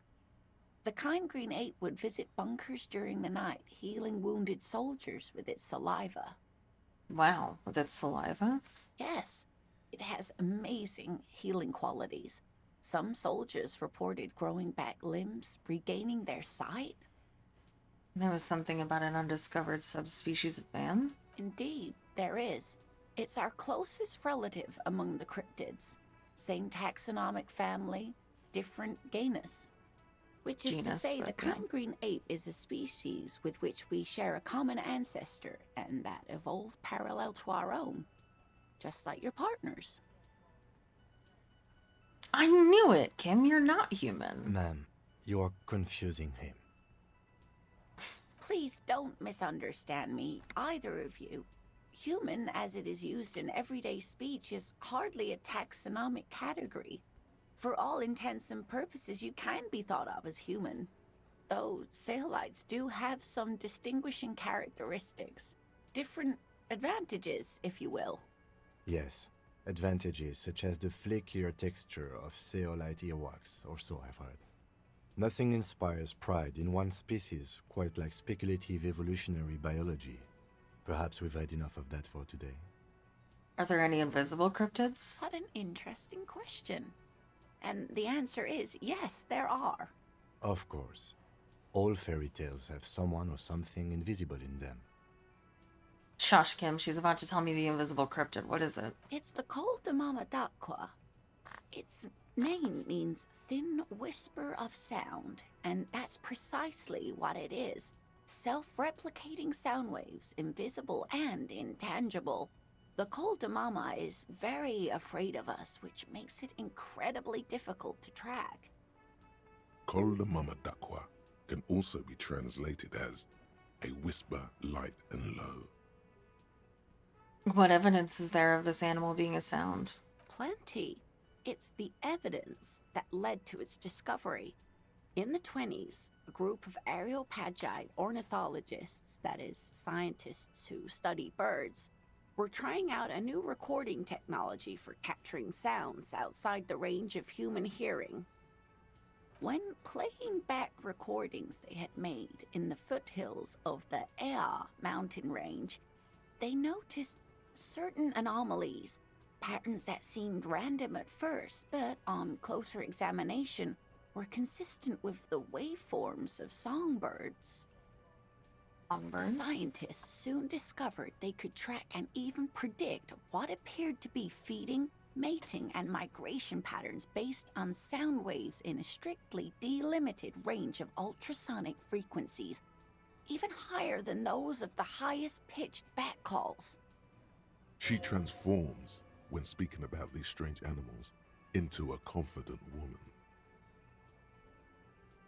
They realized that they had discovered a new species and called it the Col de Mamadaqua, after the Paracanassian name for the voice of God, which is said to be very silent. Go on. They grew quite obsessed with these little birds. Even though they couldn't see them, they could distinguish among individual birds and even began to name some of them. Name them? Sequester, Time, Joscan. Those are but some of the Mamadaqua they followed individually.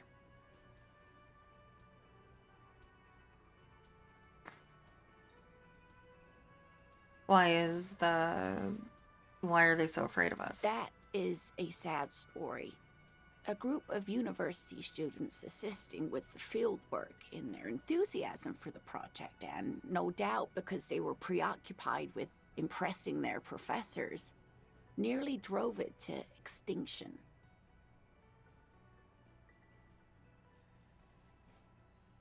Extinction? They tried to communicate with it and had no other means but sound. So they started sending out sound waves at frequencies they thought might match the Mamadaqwas. And what happens when a sound wave meets another sound wave of the same frequency, dear? This lady really should be a teacher. She's really good at the explaining things thing. Psst. They cancel each other out. Psst. They cancel each other out. Exactly.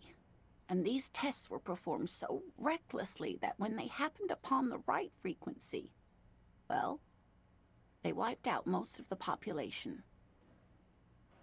Great regret washes over her, a wending cloth. After that, the corpuscle appears to have migrated elsewhere. There have been recordings of anomalies similar to those spotted in Ea, but they've been few and far between. It's impossible to confirm the presence of any stable Koltamamadakwa population anywhere. Of course. A common thread in these. Disappearance and unfalsifiability. I like the story, though, ma'am. I'm glad you did, dear. Could it be here? Right now? It could be. As I said, it could be everywhere. And we wouldn't know any better. It could be ringing all the days of our lives and nights. Yes, that's another translation. They're both quite lovely, aren't they? Although the low part is a little ironic. The Koltamamadakwa makes, or rather is, such a high-pitched sound that other animals, including humans, can't hear it. It could be everywhere, all of the time, and we wouldn't know. Fine, I'll bite. How can an animal be a sound? Many scientists have asked the same question. Some have claimed that it isn't itself a sound, but a tiny corpuscle that emits sound waves. But there's no evidence to support this theory. Interesting. What about what? Man, I just can't get enough of these cryptids. I'm glad you like them, but I'm not really one to tell you about all of them.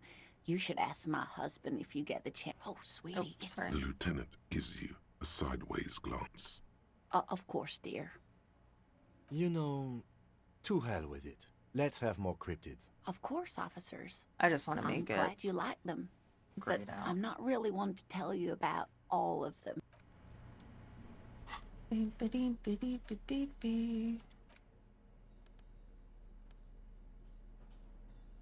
I got a pen.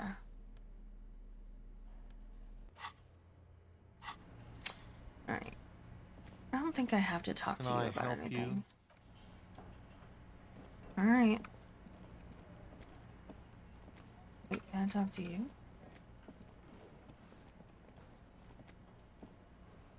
Okay. I've got nothing to say to you. Alright, buddy. Looks like the circus left town, but the clowns are still here. Yep.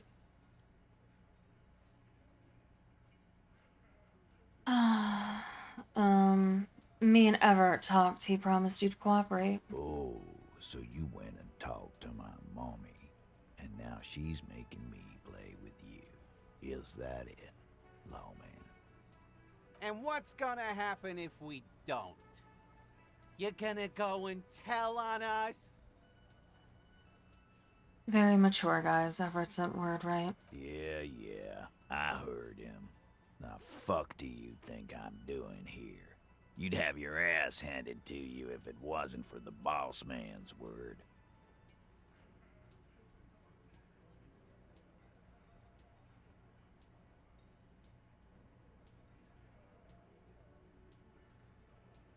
Let me state this very clearly, Capo. Hello, officer. I'm Titus Hardy, and these are my boys. Hardy boys. How may we assist you? Explosive laughter follows. To his men, Titus Hardy is a golden god. They want to laugh at his jokes even before they leave his lips. This guy is a born leader.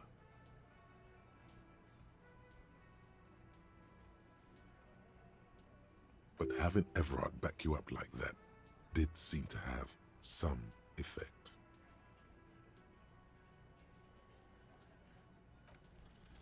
As you look around this room full of sweaty men, swearing, drinking, spitting out tobacco, does this look familiar?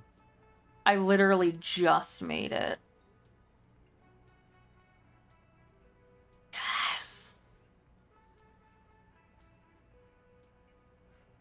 Where have I seen this before? You believe the place was called Precinct 41. It was also filled with, almost exclusively, men. Sitting on desks, talking shit, and wasting time. I get it, Titus. You guys really are the authority around here. Huh? You must be. You're just like real cops. Drinking beer and sitting around with your dicks in your hands. You got a problem with beer now? Not quite there yet. Push on.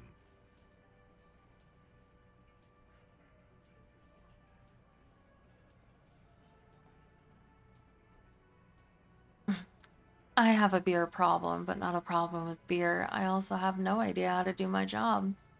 Like you. Speak for yourself, buddy. I've been running this outfit for 10 years now. You should have seen Martinez before it started. It was like jam rock now. They didn't see shit, man. Kids getting shot. We had 3 shootings a week. Fucking graffito everywhere. You cops haven't shown up since the 30s. Congratulations on the graffiti removal. All I see is you sitting around talking about Monica's titties while there's a rape victim. So what? What do you want from me? We took care of that fuck. Don't let him drink that. One more push. Quick. Just don't antagonize him. You have this already.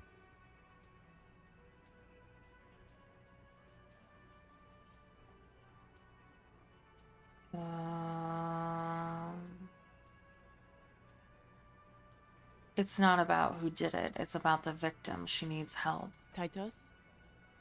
She stops mid-sentence. That's it. You got him.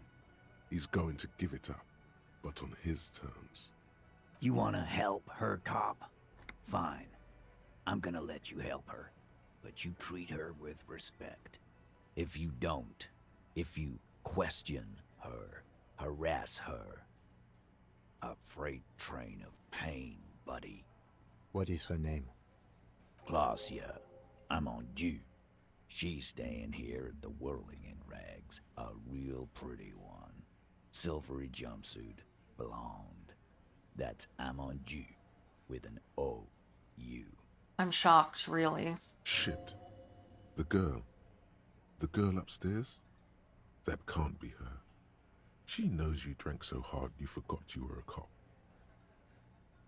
Alright, let's try to keep our composure.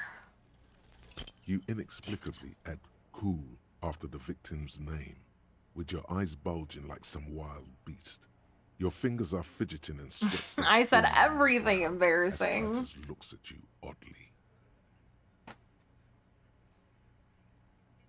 Don't mind me, just panicking as usual. I don't understand what's so cool here. Nothing.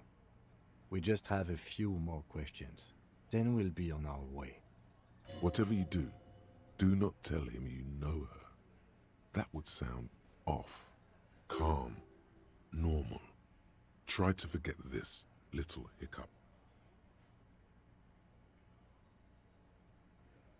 So, what was her relationship with the mercenary? No. What is your relationship with her? I know her.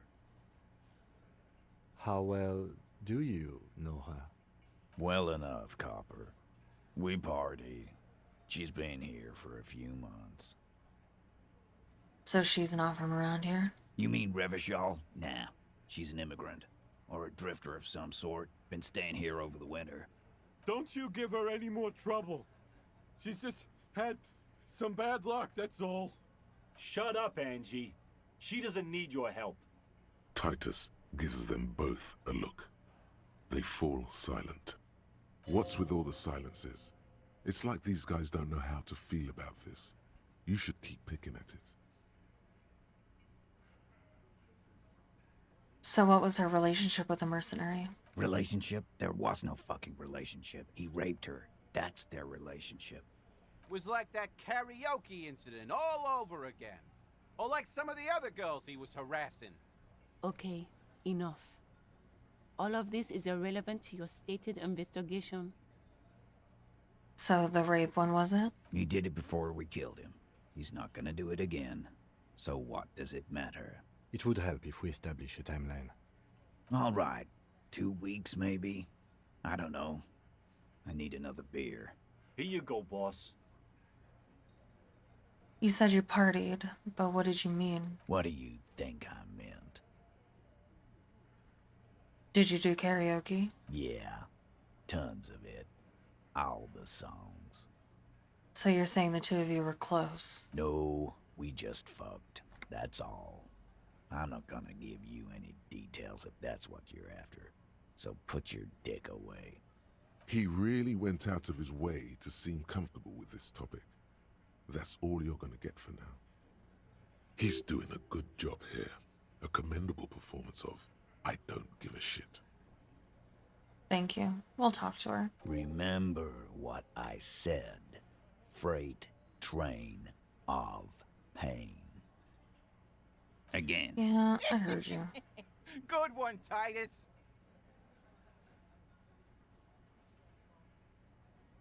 So how does the bullet in his head factor in? I don't want to tell them about that. About fucking time. Again? Seriously. Yeah, whatever. I don't know why.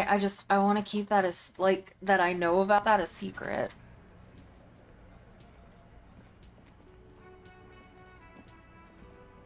Maybe I shouldn't. I don't know, but I don't want to tell him about it. Officer, what was that? What was what? You looked strange when he mentioned the assault victim's name. Do you know that woman? Yes. Is there something I should know before we talk to her? Whatever you do, don't say the first thing. She knows I didn't remember being a cop. Okay, that's manageable. I met her in the hallway after I woke up. Understood. You were not in good shape on Monday. That's it. This is unprofessional. Not sharing information with me is unprofessional. His opinion of you has lowered considerably. What?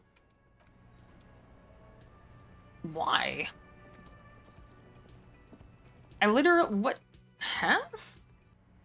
I figured it would go without saying that I didn't do that. I need to tell you that? The door is closed. Who is it? Tired. Controlled. This is the police. Can we come in? Come on up. The door is open. I'm drying my hair. She's been in the shower for 2 days.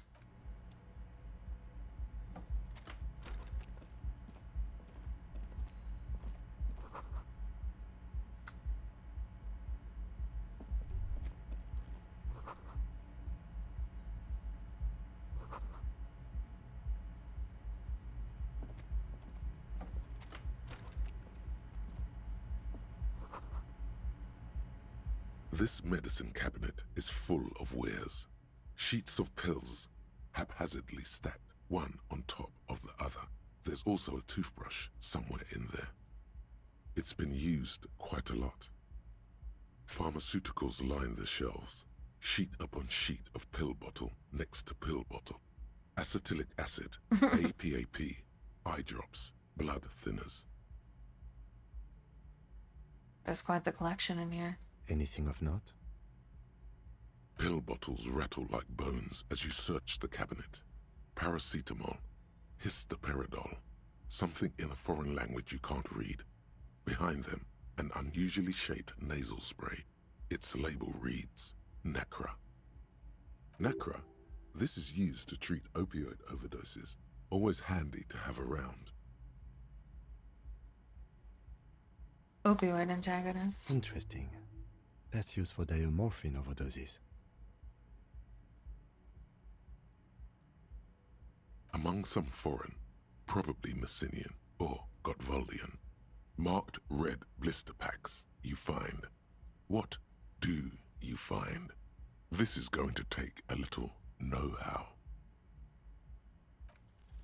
A bright orange bottle with Preptide stamped on it, in sunny, happy letters. Jackpot, baby. That's the stuff you're looking for. Your palms begin to sweat just holding that little plastic container. Lieutenant, I also see a brand called Preptide. Preptide, a euphemism for pharmaceutical amphetamine. Prescription speed. The fuck are you waiting for? Let's get super fucking preppy. Nope. I'm getting sober. You can't tell me what to do. Voice in my brain.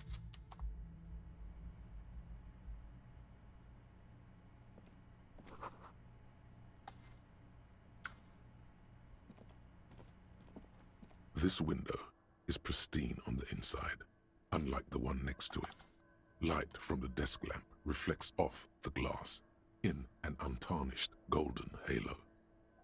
Smooth as ice. There are spots of mud and rain on the outside, even smudges.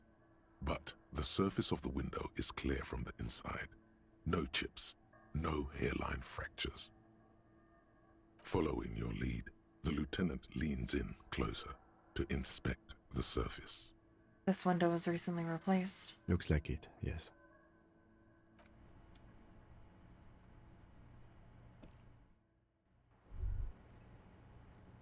Oh, hello.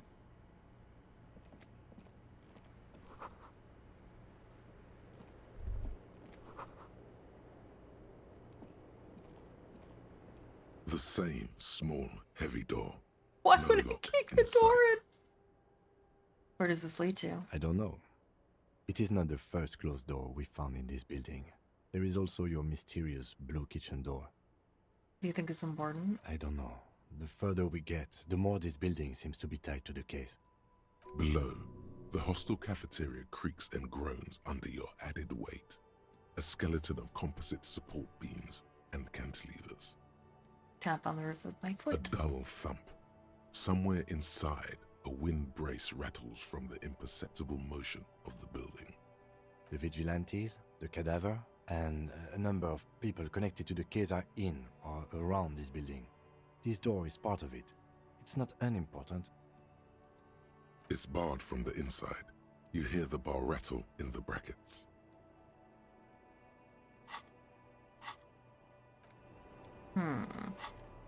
What if I put the crowbar in my hand?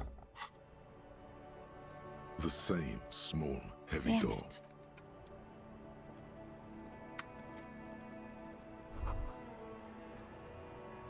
Just as you look at the flowers, a gust of wind raises them from the roof, picking them up in the air. The wind brushes Oh them my off the god. roof. They're gone.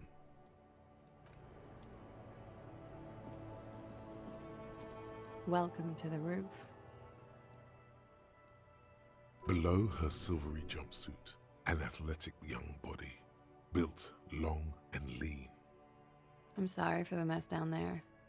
The cleaning lady hasn't come by in days. I'm beginning to wonder if she ever will. Is there a cleaning lady? I think I need one. Oh, yes. Legends of room number 1 have made their way around the building. They say a portal to hell has opened in there. It has. They also say it's why the cleaning lady quit. I'm Kim Kitsuragi. I'm a detective from Precinct 57. I see you've already met my colleague. Have I ever? Have you grown accustomed to your role as a police officer? Once a cop, always a cop. Like riding a cop-a-cycle. Miss, we are investigating the murder of the man down there. The people who put him there have asked us to talk to you. Huh. I see. Be careful. Ask something else first. When you go there, use words like, I hear you have been through something difficult. What is your name, miss, for the record? Clausier Amondou. Same name that Titus gave you. It sounds Oranese, as does her accent. Are you from Orange? Right, sir. Vredefort, Republic of Oranje. Oranje, I guess sorry. you could say I am an Oranese expatriate. What is Oranje? A bad memory, officer. A bad memory of what? Of lilacs and lightning. Parks, glass. Duraluminum. Vredefort is a conference city. It's always autumn there. A night. At least it was for me. What's so bad about that? Nothing. If you're no longer there. How old are you? I'm 28. What do you do, miss? Something stupid. What's that? Oranese lit. Oranese lit? Oranese literature. It's what I studied at the university. What is Oranese literature about? Fear of failure, fear of death, how it sucks to be Oranese. All national literatures are... Only the name of the nation changes. If that's true, then Revacholian lit would fit you like a glove. Oranese lit. What do you do with it? Nothing. I do nothing with it. How do you make money then? Money is very important. Cool. I've made more money by just being than I have with Oranese lit. Being what? Many things. A roller skating instructor, a secretary, Miss Oranje 37. It's the world's most tired smile. Of course she won a beauty pageant. She's very symmetrical. Could we take a look at your passport, please? I'm afraid you can't, officer. Why is that? Because it's buried in a sealed plastic bag at an undisclosed location on the coast, along with cash and airline tickets. Thank you for your candor. Why? They say so in your tourist brochure. Keep travel documents away from your person when west of the river. Okay, then. How do I know I have your real name? If I were to lie to you, I would come up with a more mainstream name than Clausia Mondu. It's a weird name. She seems to be telling the truth, sire. Okay, then. Okie dokie. Thank you. That's it for the record. The record. So official. Nice room you've got here. Yeah. It's pretty deluxe. What are you doing here in the whirling in rags? I'm wintering. How long have you been staying here? About 4 months. I came in November. The bills downstairs concur. Why here? Here in the Whirling, here in Martinez, or here in Revachol? Here in the whirling. Because it's the funkiest building in Martinez. And because all the other buildings are bombed to hell. You have quite the collection of prescription drugs down there. Thank you. I've put a lot of time and effort into it. Technically, possession of narcotics is legal in Revachol, but you should still reprimand her. No, don't listen to the stiff. Be cool. I always heard you RCM guys were cool. You are. Where does the door lead to? I have no idea, officer. That window is new. It is. The lieutenant makes a note in his notebook. He finds the answer unsatisfying. Okay. Yeah. All right. They tell us you've been through something difficult. Something difficult? I've been through at least half a dozen difficult things. Which one do you mean? Were you sexually assaulted, miss? By sexually assaulted, you mean raped? Yes. It's a bit early in the morning for raped, isn't it? She sounds positively buoyant, vivacious, totally unbothered. Actually, it's evening, miss. Is it? It is evening. Time flies, man. So, were you? Yeah. I'm gonna go with not raped. I don't want to say that shit about him. By him, she must mean the victim. Tell them it's not my style. They'll have to, if they want to jazz up the charges, they'll have to get someone more, rapeable. By they, she means the Hardy Boys. Are you saying that you were asked to tell us you were assaulted? Not explicitly, but I understood what they meant. It wouldn't hurt to spice things up a bit. Some assault and battery. Sexual assault, maybe. It was clear the latter would be spicier. I just asked you to spice things up for us. Pretty much. Warming them. Are you sure you weren't raped? I'm 89% sure. Does that mean you're 11% not sure? You know how it is. Do you? Actually, I don't. Maybe you don't. In conclusion, officer, I'm gonna go with a mild to medium not raped here. It sounds like something happened and you don't want to acknowledge it. Let me make this 100% clear then, officer. I was not sexually assaulted. Would I be as flippant if I had been? What did happen between you and the victim? We partied. Where have I heard that before? I mean, I know where I've heard that before. A lot of partying going on. From Titus. About her and Titus's relationship. That's where you heard it.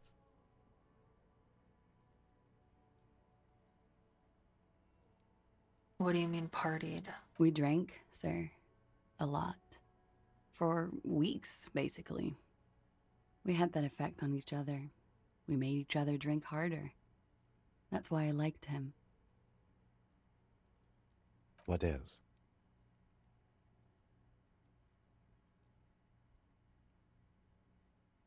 Stimulants. Speed also has that effect, making you drink harder. And then drinking harder makes you do more speed. It's quite the combination. We also had sex.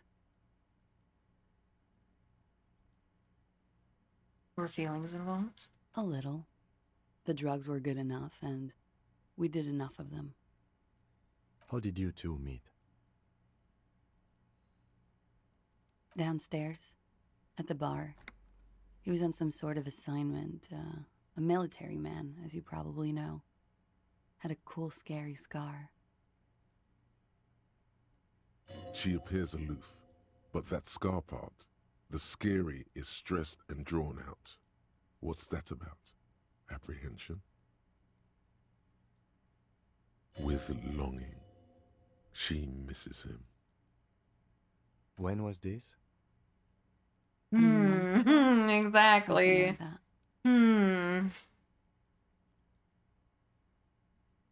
It must have been hard for you seeing him there. Oh, yes. I've had a great view. From the roof, out of the bathroom window, in my dreams. So did Titus kill him because he was jealous? You called us, the RCM. Yes. Jackpot. The call reporting the hanging, that was you? I made it. And I would appreciate it if you didn't tell everyone. In Martinez, they call it snitching.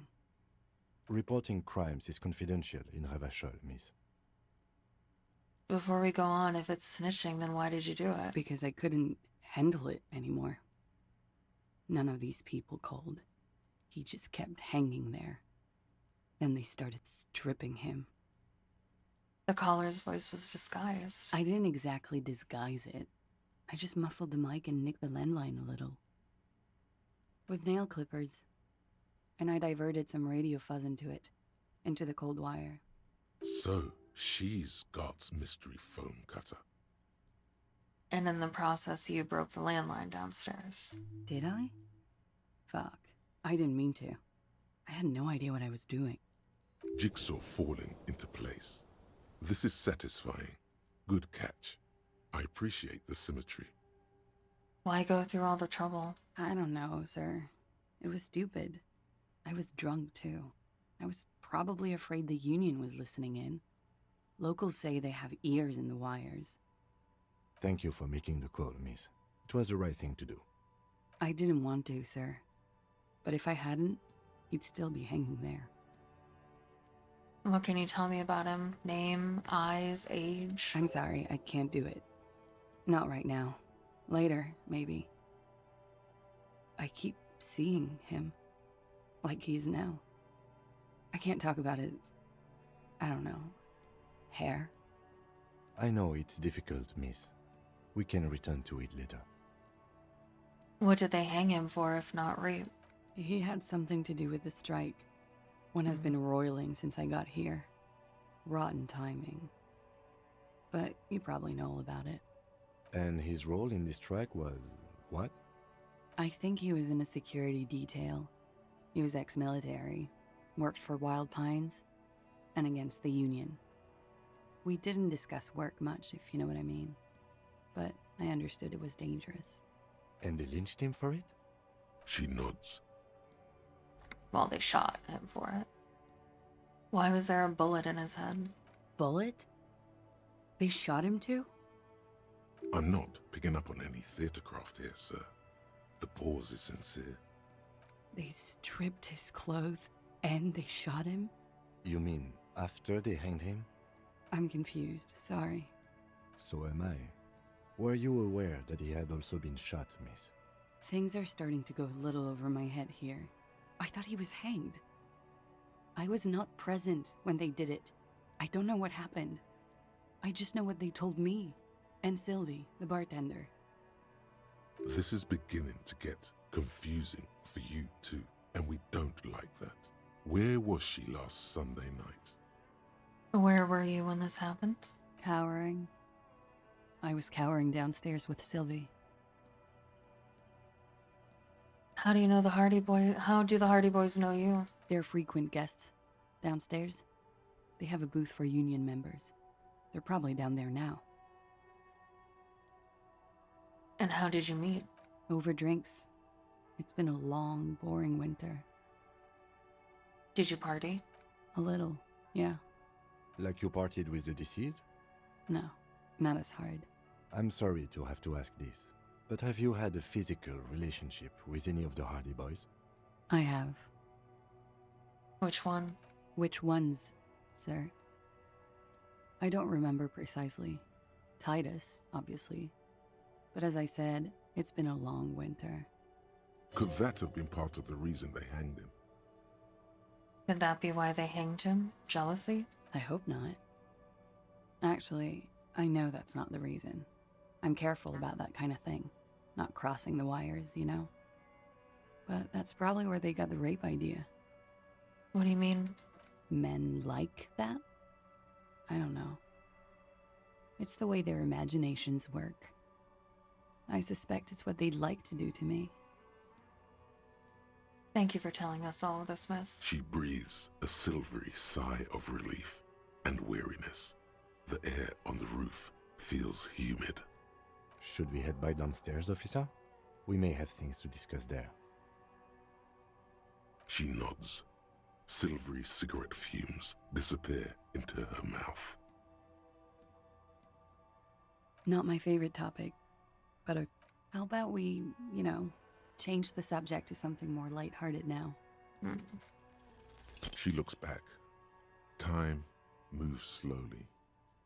The triangles of her face rearranging into a weary smile. Don't worry. We will protect you from her beauty. We will consult you through the reefs and sounds of her persona.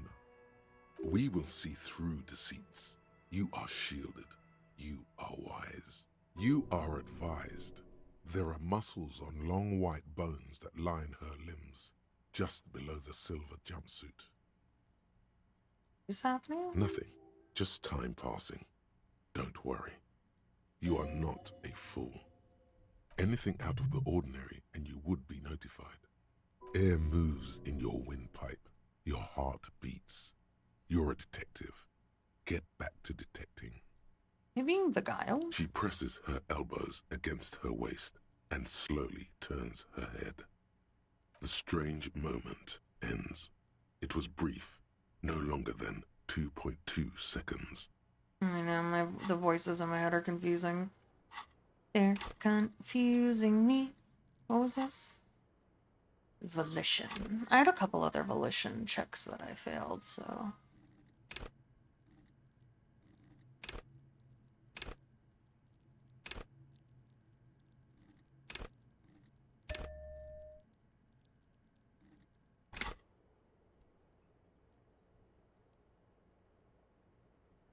Not my favorite topic, but how about we, change the subject to something more lighthearted now? Just like the last Damn time. it.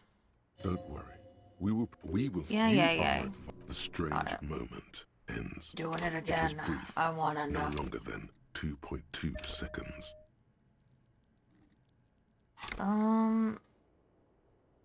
No. Not my favorite topic, but okay. How about we, change the subject to something more lighthearted now? Soft, light Yes. brown eyes look back at you, directly into the space behind your eye sockets. You see the smoke rise from between her painted red lips. She's beautiful. I have bad news for you. What? You know these guys? Who? Me? Yes, you. He's talking about you, you boring stiff. You too.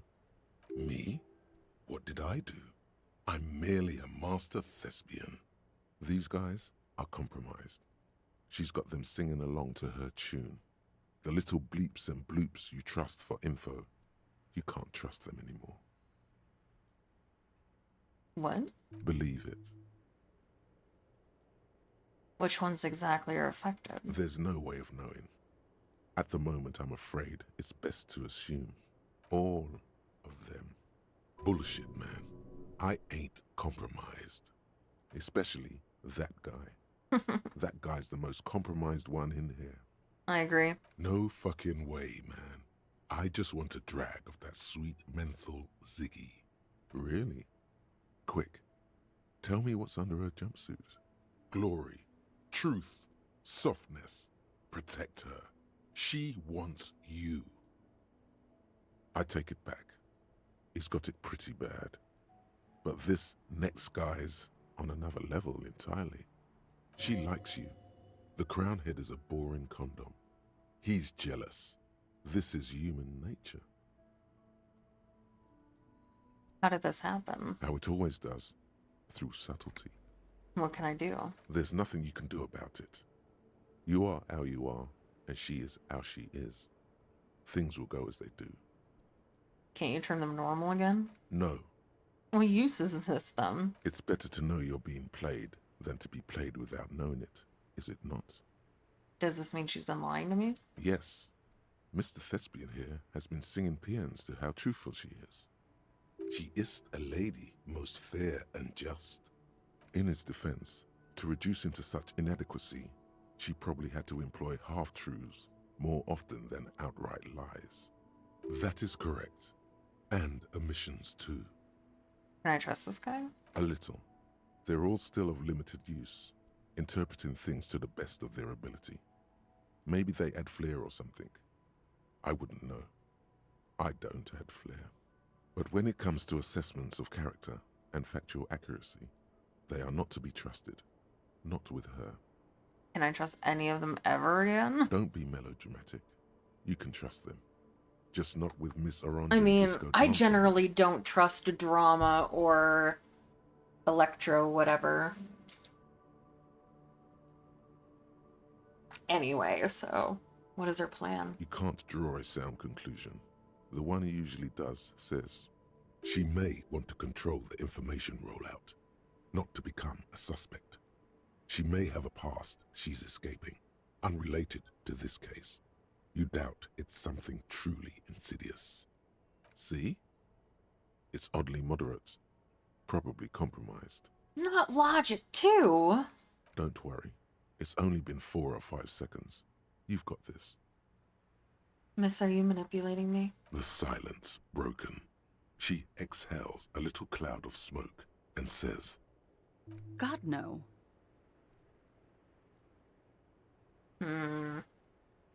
I noticed your room is close to mine. I have a personal question. Yes. You're just one room away.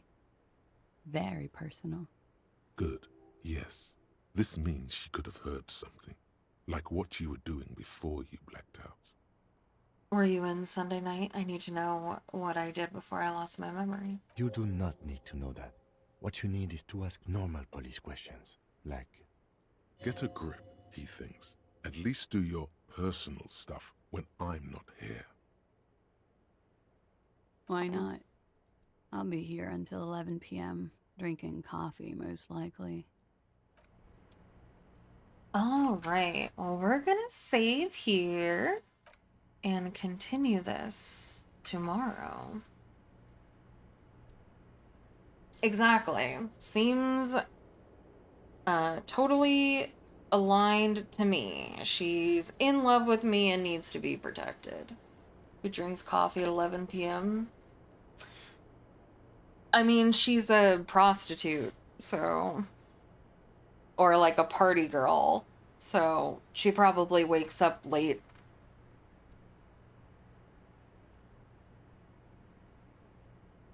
So her 6 a.m. is 11 p.m. But yeah, thank you so much everyone for spending your time with me. I appreciate it so much. Thank you, thank you. Thank you. I am a detective. Thank you for noticing. Thank you, Mr. Cuttlefish, for the follow. The Mr. Thank Cuttlefish you. just followed. Yeah, I stream every single day, 8 a.m. to 2 p.m. except for Fridays, EST. We will be continuing Disco Elysium tomorrow, same time. Same bat time, same bat channel. I have a lot of work to do tonight, so that's basically what I'm gonna do. So thank you so much for joining me. I appreciate you all. Yeah, as soon as I close the game, I start yawning. I pray to the chair that it doesn't claim me. I have so much work to do. Please, yeah. Join my community Discord and all of the other fun things that I do. There was a short that went out during stream, so if you're a follower of my TikTok or my main YouTube channel, you can go and see it. It was pretty funny. I think so. Anyway, I'm learning to edit my own shorts, so if you have any you know, critiques or anything like that, I would be more than happy to hear them. And I'm off. I'm gonna go make some dumpling soup for dinner. So thank you all. Have a wonderful rest of your nights. Appreciate you all so much. And if I'm not going to see you tomorrow, I hope to see you sometime soon. Bye. We're gonna raid Cynical because we are gonna be a part of the collab on 2 Sundays from now. And also a reminder that I will be doing a collab next Friday on Valentine's Day at 6 p.m. EST. I will probably at everybody in the Discord because I don't know if I'll be streaming it myself, as it'll be outside of my thing, but I'll ask the organizers before if they intend to, like, if I can get a download of the stream, so I can get some clips from it, as well as like direct people who are in the later time zones, or if I can record the stream, their stream, but not stream myself, if that makes sense. So I can upload it as a VOD. We'll see what they end up going with. But yeah, show my girl Cynical some love. She just started her stream. She's playing Halo. And she's doing a partner push, so give her some love. Thank you so much, everyone. Bye.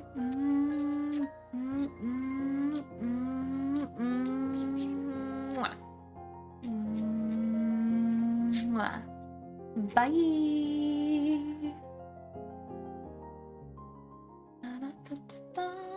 Read Cynical.